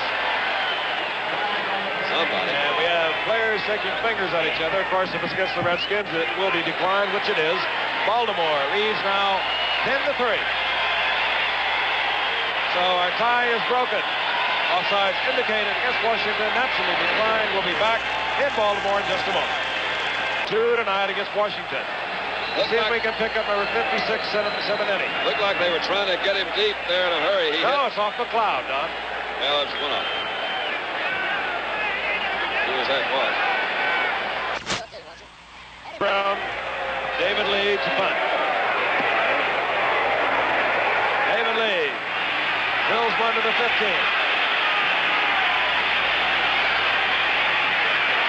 Eddie Brown coughs it up, but the Redskins are right there to recover. Situation at the moment. No timeouts for Washington. They stop it with 2 seconds, but they will not get a playoff, I don't believe. Well, let's see. But they'll start it again. He started, Heisman is directed traffic, and the clock ran out. It's over. It is over. Theismann did not hear the gun, I'm sure. Forget it. The gun had sounded. It's over. And Baltimore defeats the Washington Redskins 10-3. Gutsy little performance tonight. Joe Theismann. Sterling performance by the Baltimore defense. Different kind of game than I was looking for, Frank. With a pregame look at the Cowboys and the National Football League with your host, Channel. Thanks for joining us again on our weekly talk with Tex Schramm. Well, Tex, again, the feeling was, or at least the feeling I had coming out of New York, was that you escaped with a win, but nonetheless, you did escape, and you're 8-0 at this point. So what more can you say? Well, when you're playing these kind of games, that's about what you want to do, is escape. Obviously, you want to play well, but you're just not going to play well every week, and your tendency is not to play well against a team that you're a 14-point favorite over. And in this case, I think that we didn't play really as poorly as we did maybe against Philadelphia. We played pretty good football, but we made an awful lot of errors. All of the penalties hurt us tremendously, and those penalties are the result of not being real mentally alert, not being sharp. And when that happens, then you can't put together sustained drives. But we're still making the big plays. And, you know, some teams just openly admit they live on big plays. And it's not a crime. The team we're going to play next tomorrow night does that. The Cardinals, they make it on big plays, and that's their mode. So we won, and we're 8-0 and very happy. Well, you're talking about the big plays, leads us right into Jay Salty and his special teams unit, which came through again, and we have that on tape. Let's take a look. Well, they've been doing great, the special teams, and on this first one, this is where Benny Barnes hits the receiver, and then D.D. Lewis hits him, and then Jay Salty takes it in and goes in on his back. Salty is the captain of the special teams group, and he's a great leader, and he's usually involved because in another one that you're going to show, he makes a block on a punt, and that plays a leading part in our win up in our first game against the Cardinals. Those guys are really hitting on that special teams coverage. Now, this is funny. This is where Jay goes down. You see it in slow motion. You see him actually go like a crab into the end zone with his feet pushing him. It's perfectly legal, too. Right. Oh, yes. 1, push. 2, 3, and there he is. Now he suddenly gets a burst of energy right there. After he's into the end zone. That was a very key play, of course, in that game because we weren't doing a heck of a lot, and that got us up on the scoreboard. And to set up this next one, Tex, it comes in Philadelphia, where Jay blocks the punt and ends up leading to one of the touchdowns. Well, they should watch real quick because Jay comes right up the center, and Blyer, there he is. And this is where Charlie Waters just picks the ball up and runs in. Charlie's a great special team man. He's the one that we'll just see in a minute that gets us the block punt against the Cardinals in our first game with them. You see these same guys almost every week come up with a big play. Well, they're the good athletes, and that's why they're on the team. Here comes Charlie, and bang, he gets it. He had that one beat a mile. We didn't get a touchdown out of this one, but we got the ball and eventually got a field goal. Okay, and that brings us back to more on the game from last week, and you mentioned this earlier, alluded to the penalties, a team record 14. Was there some special reason for that? Well, as I think I said earlier, when you're playing the way we were playing, when you're not alert, you're going to be going offside, you're going to be lining up offside, you're going to be just creating various little things. You're going to be caught for holding, you're going to be caught for clipping, because you're not getting yourself in the position to make the blocks properly. And when you see the man get away from you, then you have a little tendency to reach out and grab or do whatever you're going to do. I think that in looking at the films, we felt that most of the penalties were correct. And so, but you can't keep anything going when you've got 14 penalties going on. I think some pictures that we have here, if you watch Thomas Henderson, now he's just lining up off sides. He just moves up, and he did it twice in a row. Watch closely on this next one. You'll see him very clearly lined up offside, and that's just kind of being a little careless. See, he's lined up offside.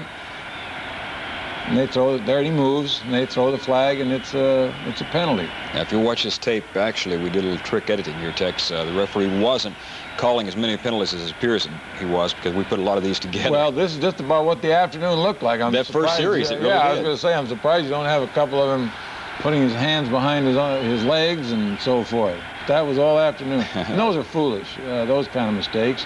But those are mistakes a team makes. And when you can overcome, as I say, we got away with a win, and that was the important thing. New York had more 1 and 5s, first down and 5s, than they've had all year, I'm sure, in that game, or most any team. That brings us to another point I wanted to talk about. We didn't have time to last week. The officiating has really been under fire this year. Bum Phillips has really been down on them. Joe Green on Friday was fined $1,000 for some remarks he'd said. Many of the coaches have come down hard on him. Do you think that it's justified? Is there any difference this year and other years? No, I don't think it's justified. I think the officials basically are doing the best job that they can do, and I think they're also totally honest and devoted to the job that they're supposed to do. I think that some officials, obviously, are more qualified. That's human nature. Some people can make quicker decisions and can make decisions under stress better than other people can. Some people might have a little bit better judgment. And I think that our answer lies more in paying more attention, doing more towards the supervising of the officials, the grading of the officials, and the hiring and the firing of the officials. I think that we have to learn which officials don't have the capabilities that we're totally looking for, and continually try to move them out and move fresh men in so that we have a flow coming. I think right now we might have a case of where 80% of officials are doing an excellent job, but they're getting a bad rap for 20% of officials that just aren't capable of doing better. Not that they're not trying, they're just not capable. A couple of other points I want to explore on that in just a moment, but right now we got to pause for this break, and we'll be right back. And in the meantime, what, the fans, everybody going to be sitting there like waiting for a horse race for the photo to come down or something? I just think that it would destroy the pace of our game, and it wouldn't accomplish, in the long run, it wouldn't accomplish what we're trying to do. The other point was about full-time officials. Do you think that would be a good prospect? I think the problem with full-time officials, and when you talk about full-time officials, you have to talk in the nature of 80 to 100 officials, because it takes that many to officiate our games. And I think that you would have a hard time getting the caliber of person who wants to make officiating football games a total career, because they would only really be participating in the actual officiating, say, 20 times a year outside of playoff games. One of the best officials that we ever had, I believe, was a referee by the name of Tommy Bell, and the fans usually remember him. Well, he was a successful attorney, and if we'd have required full-time officials, we never could have had a Tommy Bell, and we have the same thing now. We have a lot of people that are in very interesting and lucrative careers in other fields, but they're intelligent and they're top quality. And I don't think we'd be able to get those kind of people if we required that it be a full-time profession. Okay, before we move on to the Cardinals, let's go back to a little bit more of last week's game and take a look at some of your defensive efforts against the pass, which were extremely good again. Well, that's good. Benny Barnes almost gets a interception there. That quarterback is pretty happy right now. Now, in this game, they gave up only 1/10 of a yard per pass attempt. And that's some what was it?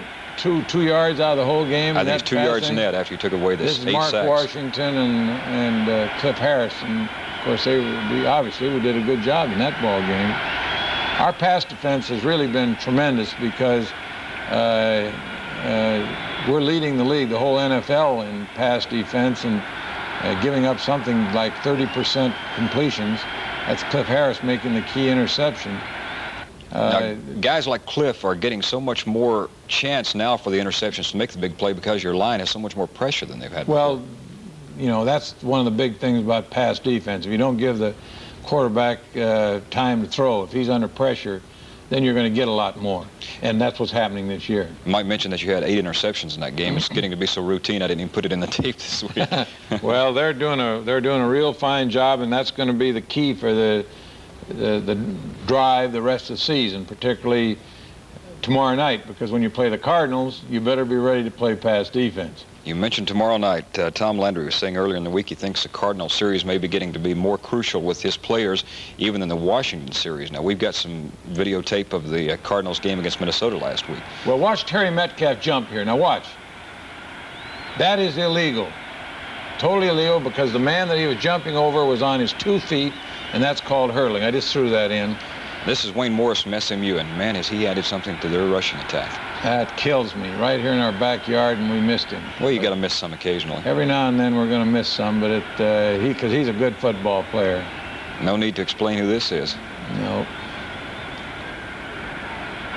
Mike mentioned that last week. Here's that little Mel Gray, the guy. Boy, I tell you, he gives you fits. They rushed for 316 yards last week. Well, this is what's making their passing so dangerous now, is because they're throwing. And now they're playing defense. Yeah, that's amazing. They've never played defense. No, they're not supposed to play defense.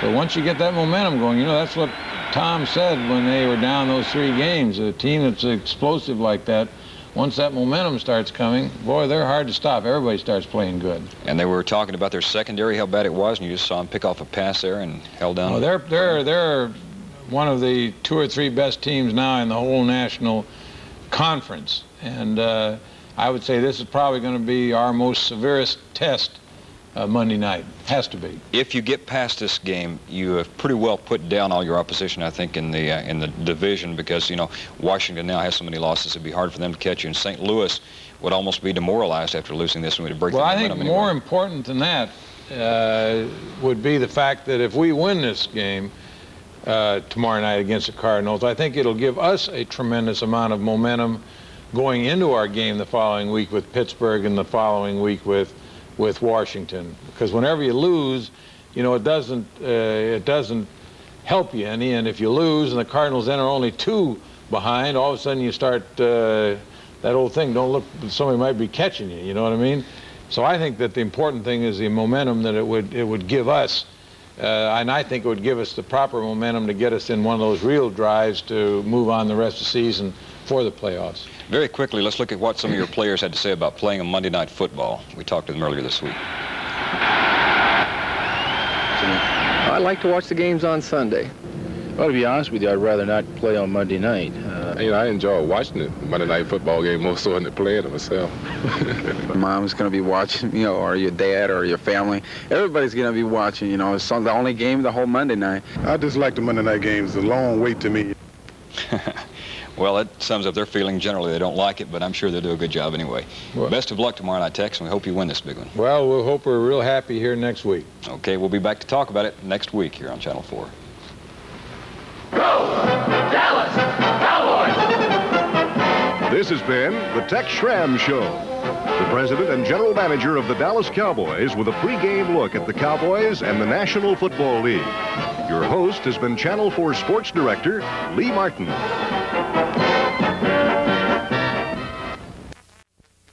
With the head coach of the Dallas Cowboys and sportscaster Frank Gleber.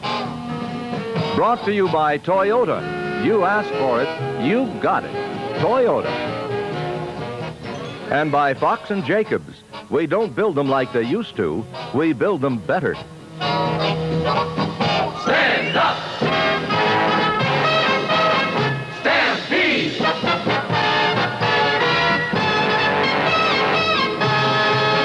Dallas Cowboys stampede down the field. See the defense reel and watch them fall. Hi, everybody, and welcome once again to the Tom Landry Show. Well, it's that type of unusual weekend for the Cowboys, and that you get to stay home like everybody else and watch football on Sunday. It's going to be a really delightful time, too. I'm looking forward to it. You don't think so much about that Monday night game that you can't enjoy the games on Sunday? No, it doesn't bother me at all. I'm going to enjoy the Sunday games. This is a stretch of the season that we've talked about a long time. You've got St. Louis coming up, followed by Pittsburgh and Washington, but no one would believe in his wildest dreams, I guess, that you'd be 8-0 at this point.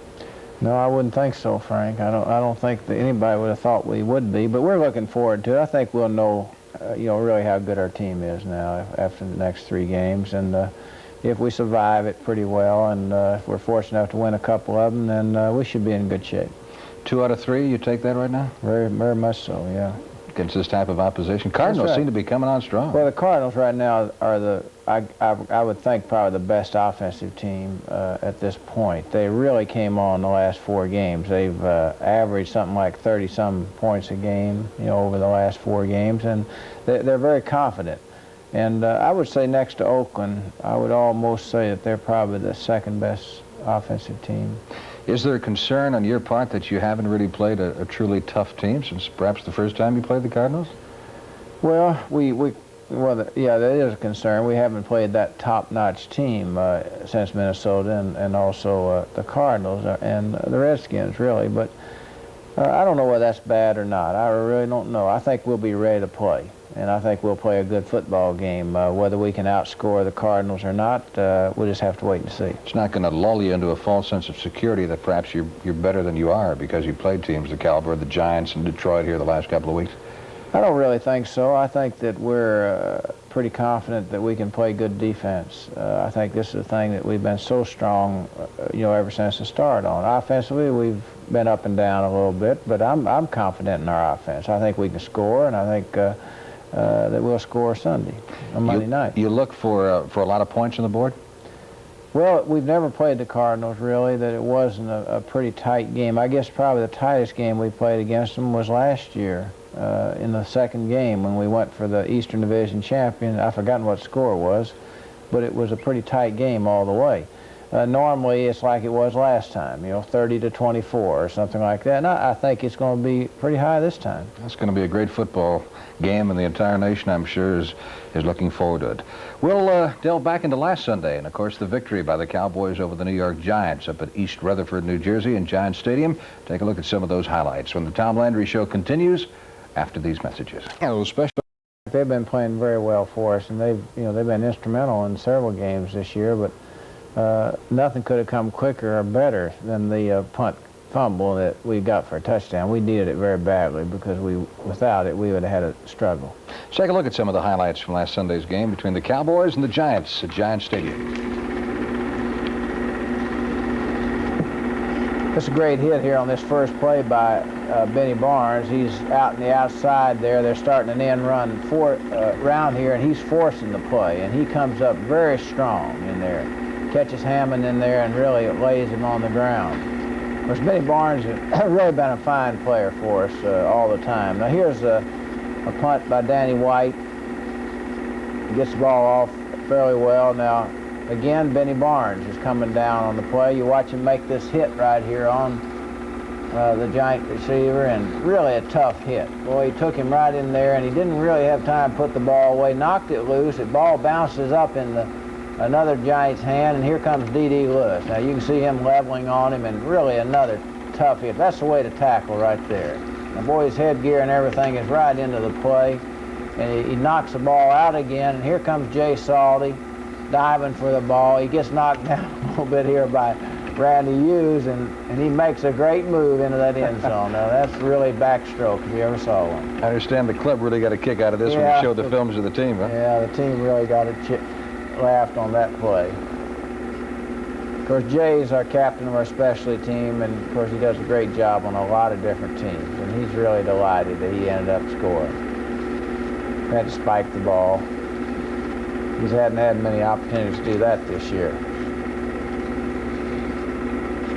We really put the pressure on the quarterback. Here's Randy Hughes blitzing from the outside there on the play, and really that quarterback really took a tough beating in the ball game.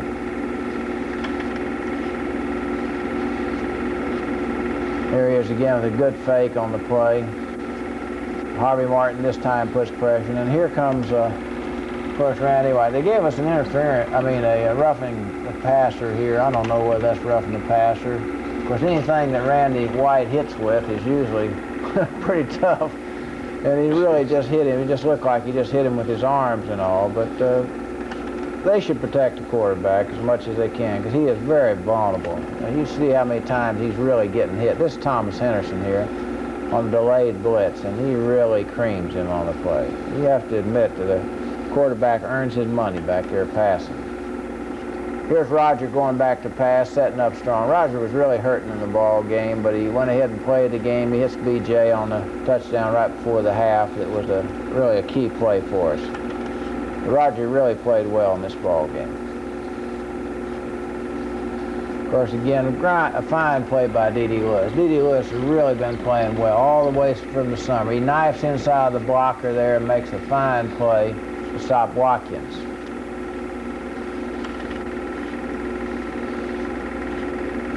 So here's a good fake on the play and puts the ball up in the air, but Cliff Harris came across and made an excellent interception. Cliff's leading the league along with Worley for St. Louis with 5 interceptions as of at this point. And he's having a fine year. He got the game ball in this for the defensive team, and he really deserved it. He made 4 or 5 key tackles in the ball game and made an interception. But here's Roger back again, setting up.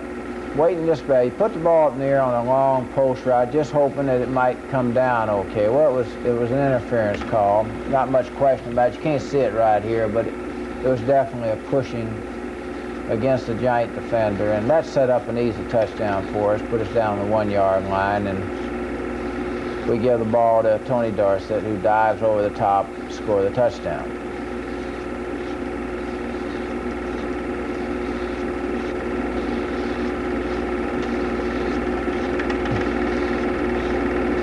Of course, the Giants are down here. They got this on a punt return and split the middle with a trap play. We were in a gap defense right here, and they did a fine job of trapping. They got right through and picked off our linebacker who was supposed to fill the hole and went in standing up. Of course, the Giants didn't have much offense going for them. We controlled their passing game completely. I think they ended up with a 1 or 2 yard plus. Here's a fine play. We caught them in a blitz on the play. This is what we call a quick screen here. We try to let our linemen go very quick on the play. We fake everybody going this way, and everybody's going the wrong way. And Drew picks up a couple blocks here, one from Neely out there, and Donovan, and he almost goes all the way here. Actually, he steps out of bounds, and I don't know why. I guess he just didn't know where the boundary was when he was going down, because he really wasn't forced out. He almost puts it down in for a touchdown, but we had to move back to around the, I think it was 30, 35-yard line. But it did set up 3 points for us with that particular play. Again, here comes that man, Harvey. The only unbeaten team in the NFL. How about the decision to... Frank, the doctors say that he'll play, and he couldn't do anything that would hurt him any worse other than just being sore again. Then we'll go. We have to do that in our business, and I wasn't really concerned. I thought that if he could get through the game without getting hurt, he'd be okay for this game in St. Louis, and I think it proved that way because he was much better in the middle of the week. He was throwing well, even with the bruised finger, and so he should be ready to go. You couldn't tell by him, though, could you? Because he's always going to tell you he's ready. In most cases he will, Frank, but last week on Thursday he had a sinking spell, and he told us that he didn't think he'd be ready then. And that's the first time, that I've ever heard him say that he wouldn't be ready. So I knew he was hurting pretty bad. But then on Friday and Saturday we spent a lot of time with him, and he got better. And by game time he said he could go. Speaking of the Cowboy quarterback, Roger Staubach is our special guest on this edition of the Tom Landry Show, and we'll be back with our chat with him right after these messages. In this edition of the Tom Landry Show is Cowboy quarterback Roger Staubach. I don't know why we waited 8 games deep into the season to bring you on, because just reading a statistical rundown which indicates you're having your best year ever. You feel like it? Well, it's it's been a good year. Our team, of course, is 8-0. Offensively, we've played well in most games, a little bit inconsistent at times, but I feel good. Experience is a factor, and hopefully I'm staying away from mistakes. Last year was good through most of the season, but again at the end of the year with some physical problems, we didn't end up like we should. So offensively, it's important for us to stay strong the entire season. I imagine you're very proud of that interception record so far this year. Just 1 interception, and you're about 30 passes away from setting a new record. Well, thanks for jinxing me, Frank, for bringing it up. But No, it's you have a little lucky, of course, and experience, and how you throw the football, of course, has a lot to do with it. But luck is there. There's a few that have been dropped. That happens all the time. Usually, when you stay away from interceptions, it's a combination of a lot of factors, and it's good though. Turnovers are a key thing for your football team. Our defense is creating turnovers, and our offense in that area has been pretty good. Your health is of, once again, great concern to the Cowboys and their fans, and I'm sure to yourself going into this St. Louis game. How do you feel? I'm getting to the point where I'm almost completely well. I've got an ache in my hip, but the swelling and all the discoloration, most of it's gone, and my thumb is good. The swelling's out of there, so I'm looking forward to having a good, solid, strong football game against St. Louis. Coach Landry indicated he was a little bit more concerned really about the thumb than anything else earlier this week. But you have been able to throw. Well, on Monday, the thumb was swollen, and of course, that's a key part of your index finger and your thumb, of course, how you throw the football. So it's better. The swelling is gone, and I don't anticipate any problem there at all. There's a young man by the name of Lee Nelson, plays cornerback for the Cardinals, who they say is still in case of shell shock after all the passes you threw at him the first game. You think he can expect a few more Monday night? Well, he's on the left side, which is our right side, and you sometimes have a tendency with your formation to throw more over there. He's also a good cornerback. The other side's got an all-pro in Roger Worley, so the circumstances put a lot of pressure on him. We'll, I'm sure, be throwing more at him than Worley, but we'll probably spread a little bit more and take advantage of some of the things that Sensabaugh does, Reeves, and depending on what type of defenses they use. But Nelson should be ready to get a few passes in his area again. Obviously, you're in a very commanding position in the division race right now, and this could be the coup de grace, I guess, as far as the Cardinals are concerned, if you can beat them this time. Well, we've been a team that's not resting on any laurels. We don't always understand where we are right now, and people try to tell you, but that's it's important just to play good football and play the next team is your most important game, and we've got the ability to do that. And if things aren't going as well as they should in the game, we've got the confidence and the ability to come back. Our defense is playing strong, and the offense can come up with some things now and then. Our specialty teams have played well at times, so we're looking at one game, the old cliche, one game at a time, and this, is very important. You start figuring out where you stand or what the other teams are doing, and you're in trouble. I think the important thing for us is to get to be a real fine football team down the stretch, even if we have trouble in a game or two, to get ready for a very strong position in the playoffs. I think one of your big problems is you got the fans spoiled in Dallas. They accept nothing less than a Super Bowl now. Well, that was true last year. We had a good team last year, and we should have done more than we did at the end of the year, and we were 11-3, and everybody was very disappointed. So they expect a lot of us, and rightly so. They've got a good team here in Dallas, and we ought to, play better than we did at the end of the season last year. So this year is another season, and hopefully we can do better. One final question. With your peers watching on Monday night, as is the case in Monday Night Football, does it pump you up more than normal? A lot of guys told me because everybody else in the league is watching, it gets them a little more up. That's probably a factor.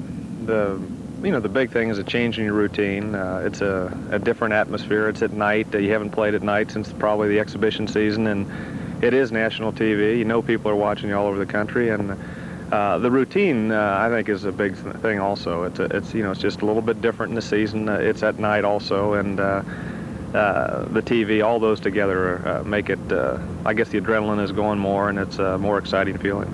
Cowboy quarterback Roger Staubach, simply a sensational year for the Cowboys and leading them to an 8-0 mark at this juncture of the season. We'll be back with more of the Tom Landry Show in just a moment. Weekly scouting report with John Gross, Cowboys special assistant coach Ermal Allen. The Cowboys defeated the Cardinals 30-24, the fourth game of the season, and many people were counting the Cardinals out at that time, but they've really come alive on offense, Ermal. They have. They were 1-3 then, and they've won 4 games since then, and they've scored 104 points in the last 3 games, so they've really come alive. And the running back from SMU is doing a good job, Wayne Morris. He's doing an excellent job. He really started playing about the time we started. Wayman Morris will play fullback. He's right here. Of course, this is Metcalf over here, number 21. And they had been starting Otis, and they started him in our game, but after one series, then they came in with the other running back, so Morris is doing a heck of a job. He gained 182 yards last week, and they beat Minnesota rather handily. Of course, they scored 49 points on New Orleans. and they beat the Giants 27-0. So they're really moving the ball. Offensively, through and through, they've got as good as personnel as anyone in the league. Of course, Hart is a great quarterback. They have one of the best offensive lines in pro football. They've only been trapped 7 times in 8 ball games. Of course, Metcalf is a real threat. There's no doubt about that. And Gray, the wide receiver, who has about a 9.3 speed, he can get deep on you. J.V. King, the tight end's a great receiver, and Ike Harris, the split end's a great receiver. Offensively, they can really move the ball, and they do. They use multiple formations. They'll give you different looks. And I think Dan Coryell is a great innovator on offense. He's a lot like Tom Landry. They'll try new things to take advantage of a defense that they're playing, and he's a great person for this. They really take advantage of you. They're known for the big play. They can sure make the big play, and the funny thing, they spread it out. He's caught 24 passes this year coming out of the backfield. Metcalf's caught 23. He's caught 22, and he's caught 19. So you see, they really spread it out. And, of course, Morris, the way he's running, he's doing the bulk of the running because they have a great offensive team. What will the Cardinals have to look out for defensively?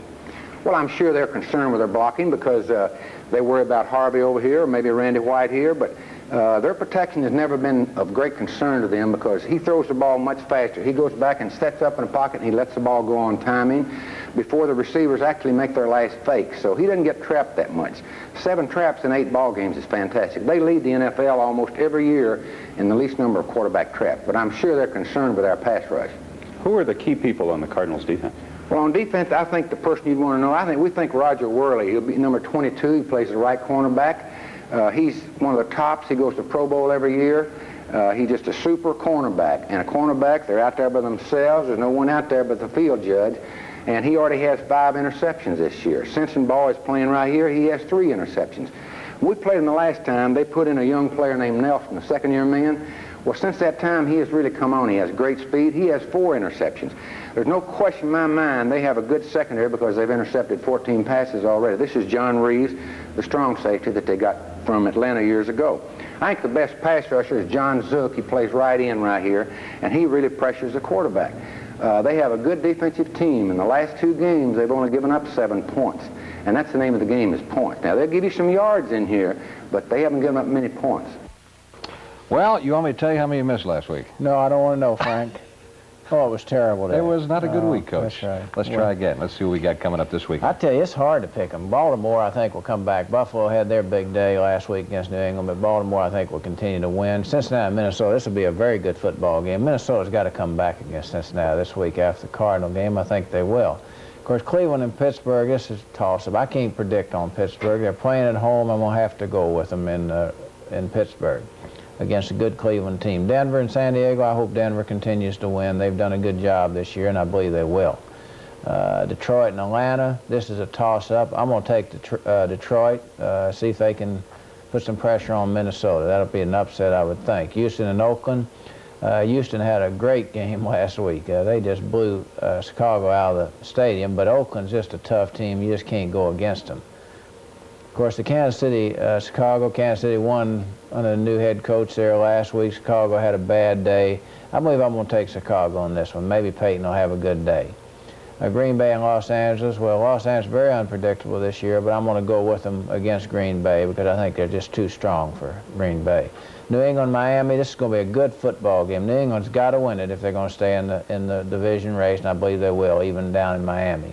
New York Giants, Tampa Bay. Well, I don't know when Tampa Bay is going to win it. I'm going to have to go with the Giants in this one.